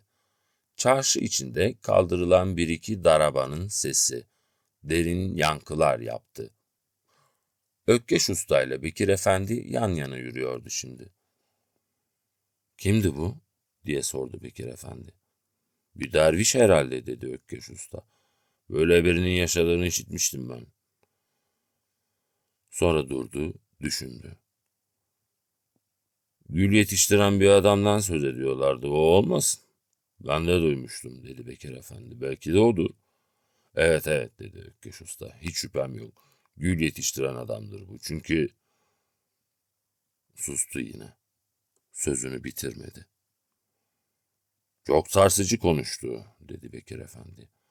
"Yalnız sesi değil, kendisi de hatiflerden gelmiş gibi. Üstüne dikkat ettin mi? 50 yıl önce giyilirdi bu entariler. Hatırlıyorum, rahmetli babamın da vardı böyle bir entarisi." "Bizi Nasranilere benzetti," dedi Ökkeş Usta. "Evet," dedi Bekir Efendi. "Nasranilere mi benziyoruz acaba biz? Onlara benzetti bizi." "Bilmese söylemezdi," dedi Ökkeş Usta. "Söylemezdi," dedi Bekir Efendi. Dalgın dalgın ayrıldılar. Birbirlerine bakmadan yan yana duran dükkanlarını açmaya koyuldular. Gümüş suyu sırtlarında konservatuar öğrencileriyle üniversitelilerin devam ettikleri Boğazı ve Marmara'nın küçük bir bölümünü, karşıda adaları, Üsküdar'ı, Haydarpaşa'yı, Kadıköy'ü gören, platolar halinde alt alta sıralanmış bahçelerin meydana getirdiği büyük bir çay bahçesi. Boğaz ve Marmara avucunuzun içinde gibidir. Buna rağmen uzaktan geçen şileplerin, gemilerin, şehir vapurlarının, mavnaların sesini işitemezsiniz. Koca koca şilepler oradan bakılınca bir çocuk oyuncağı gibi görünür. Marmara'nın akşamüstü görüntüsü, dibinden bir volkan fışkırıp dağılmış ve suyun yüzeyinde bir an donup kalmış gibi durmaktadır. Bu kıpkırmızı donmuş krater öylesine durup bekler ki, dalgın dalgın bu korkunç hüznü seyreden biri, aynı görüntünün hiç değişmeden sonsuza değin orada kalacağını sanabilir. Fakat kırmızıdan maviye, oradan da laciverde ve siyaha doğru değişen ama katiyen bu dönüşümü bir darbe halinde ortaya koymayan, uslu, yumuşak değişim, bu bir çeşit tabiat evrimi, gözleri oradan çekerek Üsküdar'da görünmeye başlayan ışıklara doğru kaydırır. Gözler dinlenmiş midir, daha mı yorulmuştur bilemezsiniz. Kendinden emin görünen kız öğrenciler, yanlarında yeni yetme arkadaşlarıyla, kimileri göğüslerine bastırdıkları kitapları ellerinde nota parçalarıyla platolardan aşağı inen merdivenlerde birdenbire belirirler. Ortalıkta hafif bir kaynaşma başlar ama az sonra herkes, her şey eski halini alıverir. Şarkıcıların ağızlarını ve ses vurgularını Türkçe olmayan bir dile benzeterek söylemeye çalıştıkları aranjmanlar, bu hafif kaynaşma içinde birden ortaya çıkar ve kendini gösterir gibi olursa da, bu iğreti bir şeydir. Her şeyle birlikte o da yavaş yavaş sessizliğin, durgunluğun havasına karışıp gider ve artık duyulmaz olur. Belki nereden geldiğini kestiremediğiniz uzak ve boğuk bir vapur düdüğü, bir vinç sesi, aşağılarda suyun enginliklerinde mavi örtünün üstünde süzülen beyaz birkaç martının niteliğini kaybetmiş ötüşleri, belirsiz, kaynağı bilinmeyen kesik bir kahkaha ya da üst üste devrilen, gemilerden boşaltılan ve boşaltılırken parçalanan fıçılar. Bütün bunlar niteliksiz ve belirsizdir. bir çerçeve içine yerleştirilmemiştir. Kapalı bir Haziran göğü. Aslında belki kapalı değil, kurşuni denizden göğe, oradan da tekrar yeryüzüne yansıyan, ağaçların yaprakları arasından yere vururken kırılan, dağılan, şehrin boğuk gürültüsüyle karışan, alacalı, kurşuni bir hava. Şimdi burada oturanlar bir akvaryuma hapsedilmiş gibidir. Davranışlarının, seslerinin dışarıyla bağlantısı yok. Ne de dışarının bunlarla, burayla. Oysa liman fazla uzaklarda sayılmaz. İskele dubalarına atılan ayak bileği kalınlığındaki kendir halatların kanırtılmasından yayılan inlemeler, balıkçıların bağrışmaları, köprünün ek yerlerinden durmadan yükselen demir şakırtıları, bütün vücuduyla köhne dubaların üstünde sarsılan köprü, köprünün altından bacalarını eğerek geçen mavnaların, çaşaron bir kadının kavgacı sesiyle yükselen düdükleri, turnikelerin her dönüşünde çıkardıkları süreklilik kazanmış o madeni sesi, klaksonlar, fren gıcırtısı, troleybüs boynuzlarının elektrik tellerinden ayrılırken isyan edici bir tonla böğürüşleri, az yukarıdaki caddenin yokuşunu inleyerek öfkeli omurtularla söken araçlar. Hiçbir şey çok uzaklarda değildir. Batakhaneler, pavyonlar, oteller, buluşma evleri, meyhaneler, lokantalar, pastaneler, buralarda geçen ıslak, rutubetli, entrika yüklü, dönek, kancık hayatlar. Bunlar da uzaklarda değil. Galata Kulesi, yüksek kaldırım, Yahudiler, Rumlar, akvaryumun manzarası çerçevenin dışında kalmış minare ve kubbe silüetleriyle tamamlanıyor. Ayasofya, kalın bedenli minareleriyle Sultanahmet özenle döşenmiş görkemli bir tepecik halinde ve sayısız minareleriyle. Çerçevenin dışında kalmış olmanın hüznüyle mi desem, yoksa sevinciyle mi? Bahçenin girişindeki telefon kulübesine girdim. Hemen arkamdan bir kız öğrenci koltuğuna sıkıştırılmış kitapları, terli parmakları bir jetonla oynayarak sırada beklemeye başladı. Alo, banka mı? Tansiyeli rica edecektim efendim. Teşekkür ederim. Alo? Benim. Evet buradayım. Bildiğin gibi pek mesaiden sonra. Peki, bekliyorum. Demir sandalyeler, demir masalar, hepsi beyaza boyanmış, üstlerine serilmiş kırmızı damalı örtülerin etekleri. Püsküller uçuşuyor ama örtü bütünüyle uçup gitmesin diye masaların alt tarafındaki boşluklara çamaşır lastikleriyle tutturulmuş. Civardan gelen yaşlı bayanlar, emekliler, belli ki burayı ikinci bir ev edinmişler ya da kendi evlerinin bahçeleriymiş gibi kendi evlerindeki rahatlıklarıyla sakin sakin oturuyorlar. Bir kısmı konuk olarak geldikleri evin bahçesinde ev sahibinin gelmesini bekliyormuşçasına bir hava içinde ama sabırlı ve kibar, beklemekten huysuzlanmıyormuş gibi bir havayla.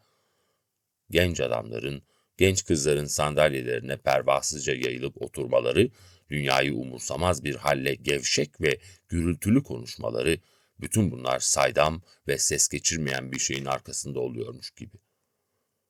Dip köşedeki, üstüne dalların eğildiği bir masaya oturdum. Cebimdeki şişkinliğin ne olduğunu o zaman ayırt ettim. İçi dışına çevrilmiş gazeteydi. Uzaktan arkasında köpükler bırakarak süzülen bir şilep kendi gücüyle gitmiyor da görünmez bir halatla sürükleniyormuşça. Gözüm gazeteye takılıyor. Şileple bir yolcu vapuru karşı karşıya şimdi. Çarpışacaklar gibi. Ama birbirine değmeden geçiyorlar. Önceki gün Ankara'da çıkan yangın 16 saat sonra söndürüldü. Savcılık olayla ilgili olarak çok yönlü araştırma yapıyor. Yakınımda oturmuş bir küme insan konuşmadan duruyor. Sonra birden hep birlikte konuşmaya başlıyorlar.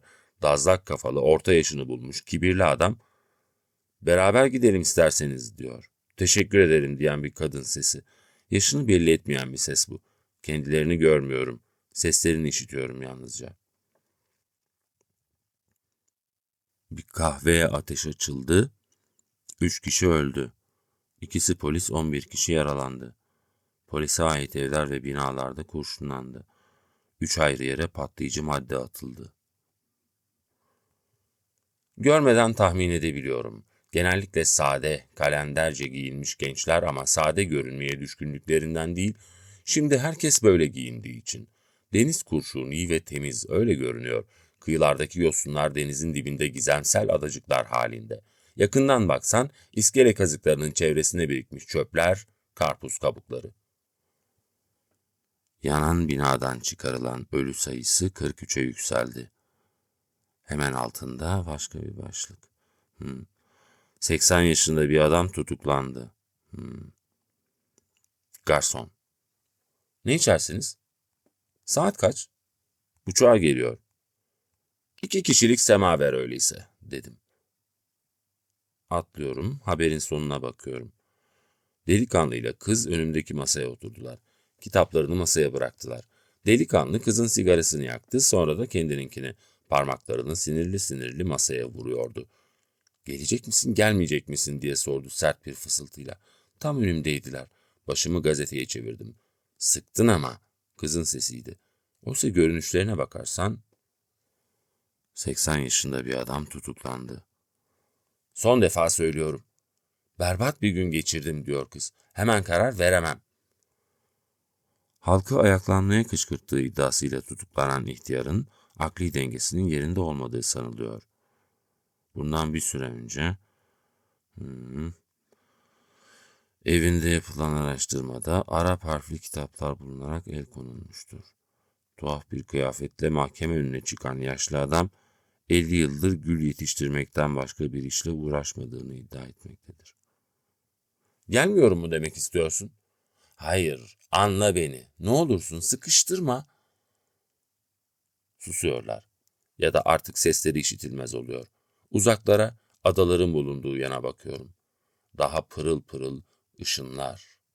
Bir nokta halinde görünen vapurlar.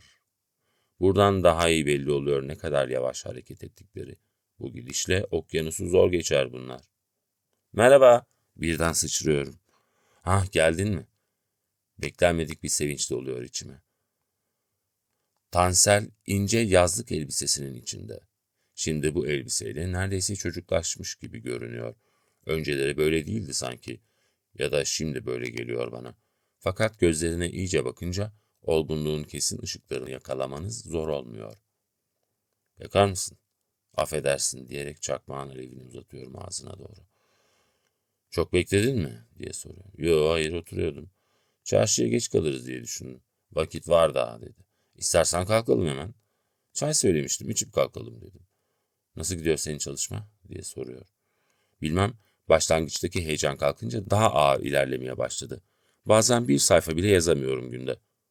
Notların vardı değil mi?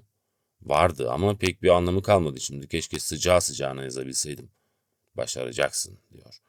Biliyor musun, beni kınamazsan bir şey itiraf edeyim sana. Senin yazıları ilk kez derli toplu dün gece okudum. Bana sorarsan hepsi de bayağı şeyler dedim. Alelade. Yok canım, bilakis çok canlı röportajlar. Aktüalitesi geçmiş olanlar bile sıkmıyor. Zevkle okudum hepsini. Ben anlamam böyle şeylerden ama gerçek olanla hayali iyi kaynaştırıyorsun. Bu kadar geniş hayalin olduğu aklıma gelmezdi. Sonra saf bir merakla sordu. Nasıl yapıyorsun bunu? Dar cadde tıklım tıklım insanla doluydu. İşinden çıkanlar, yolu buradan geçenler, gezmek için gelenler, kıpırtılı, canlı bir kalabalık oluşturmuştu. Camları seyrediyorlar, afişlerin önünde duruyorlar, mağazalara girip çıkıyorlar, ara sokaklardan ana caddeye açılan sokak başlarından bir miting kalabalığı halinde sinemalardan boşalıyorlar, yürüyorlar, acele etmiyorlar, dar hızlı adımlarla kendilerine yol açıyorlardı. Bir iki vitrine baktıktan sonra, "Burası bize göre değil," dedi Tansel. "Bizi Mahmut Paşa paklar, acele edersek yetişiriz." Arka sokaklardan geçen dolmuşlardan birine biniyoruz. Eminönü, Mısır Çarşısı. Eminönü'nde yosunlu denizin kokusu, kızarmış balık ve yağ. Mısır Çarşısı'nda baharatçılar. Sonra birden çarşının çıkış yerinde çılgın bir insan yığını, bağırışmalar, satıcılar. Koltuğumun altındaki eliyle birden bileğimi sıkıyor Tansel. "Baksana şuna," diyor, bir vitrindeki balıkçı kazağını göstererek. "Sana kimi hatırlatıyor?" Bir an bakıyorum kazağa. Kırmızı, mavi, beyaz çizgiler. "Zavallı Sitare," diye mırıldanıyorum elimde olmadan. "Sana söylemiştim," diyor. "Hatırlıyor musun?" Aslında hepimiz Gezi'den gizliye düşünüyorduk böyle bir şey yapacağını ama sahiden cesaret edebileceği kimin aklına gelirdi? Bazen öyle dik başlıydı ki ancak böyle biri ölüme meydan okuyabilir diyordum.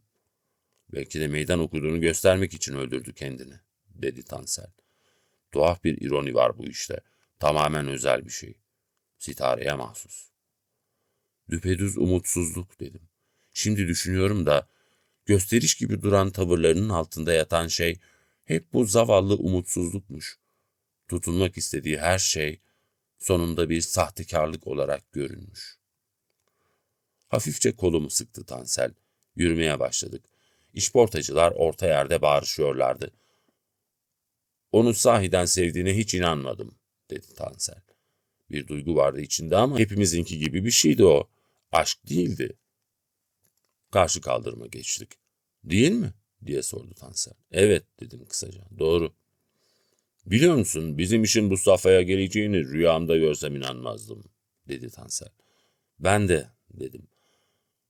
Aklı başında iki insanın vereceği kararı verdik. Bu işte galiba aklı öne almak en iyisi. Yalnız akıl mı? Diyor. Başka şey yok mu? Gülümseyerek bakıyorum ona. Başka şeyler de var tabii, diyorum. İstediğin her şey. O yok diye korkmuştum ben de, diyor eğlenerek. Aa, Yavuz değil mi şu? Ta kendisi, diyorum. Sonra işportacıların arasından geçen Yavuz'a sesleniyorum. Yavuz! Bizi görüyor. Oo, siz ne arıyorsunuz buralarda ya? Diye soruyor. Nasılsınız? Alışverişe çıkmıştık, diyor Tansel. Yahu sizi bir daha hiç göremeyeceğimi sanıyordum, diyor Yavuz. Ne alışverişi bu böyle? Evleniyoruz, diyorum. Adresini verirsen seni de çağırırız. Tabii, memnun olurum. Çok sevindim, diyor Yavuz. Senden ne haber, diye soruyorum. Martin oldu. Bırak canım, diyor. Dalgaydı bizimki, unuttum bile. Tekrar Eminönü Meydanı'na geldiğimizde elektrik ışıkları yanmıştı.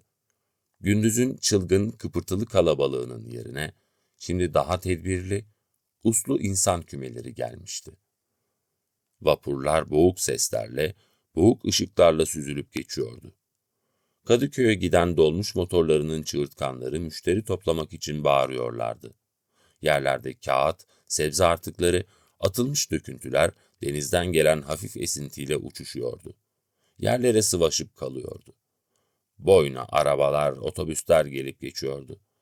Meydanın ortasındaki demir köprü oraya sonradan konmuşluğunu her haliyle belli ediyordu. Temelsiz iğreti. Üstünden elleri paketli, elleri ceplerinde insanlar tıpkı karıncalar gibi bir yandan öbür yana durmadan gidip geliyorlardı ve ağızlarında bir takım arpa tanecikleri taşıyarak. Yeni caminin güvercinleri kayıplara karışmıştı. Yerlerdeki mısır taneleri süpürülmüştü. Yine de birkaç tanesinin ayağınızın altında ezildiğini hissediyordunuz. Kıyıdaki seyyar balıkçıların yaydığı koku, insanların açlığını çoğaltarak yayılıyordu. Bir başka satıcı, badem, badem diye salatalık dolu arabasını önümüzden geçirdi. Şurada balık yiyelim mi, ne dersin, diye sordu Tansel. Elimdeki paketleri korkuluğun üstüne bırakmış, düşmesin diye bir kolumla üstüne bastırmış, karşılıklı bakışarak uzaklardaki ışıkları seyrederek yiyoruz çeyrek somunların arasına sıkıştırılmış balıklarımızı. Birazdan az ilerideki otobüslerden birine bineceğiz. Orada bizi bekliyor otobüs. Çok nefismiş, diyor Tansel. Böylesini çoktan yememiştim. Çantasından çıkardığı mendiliyle ağzını siliyor. Son.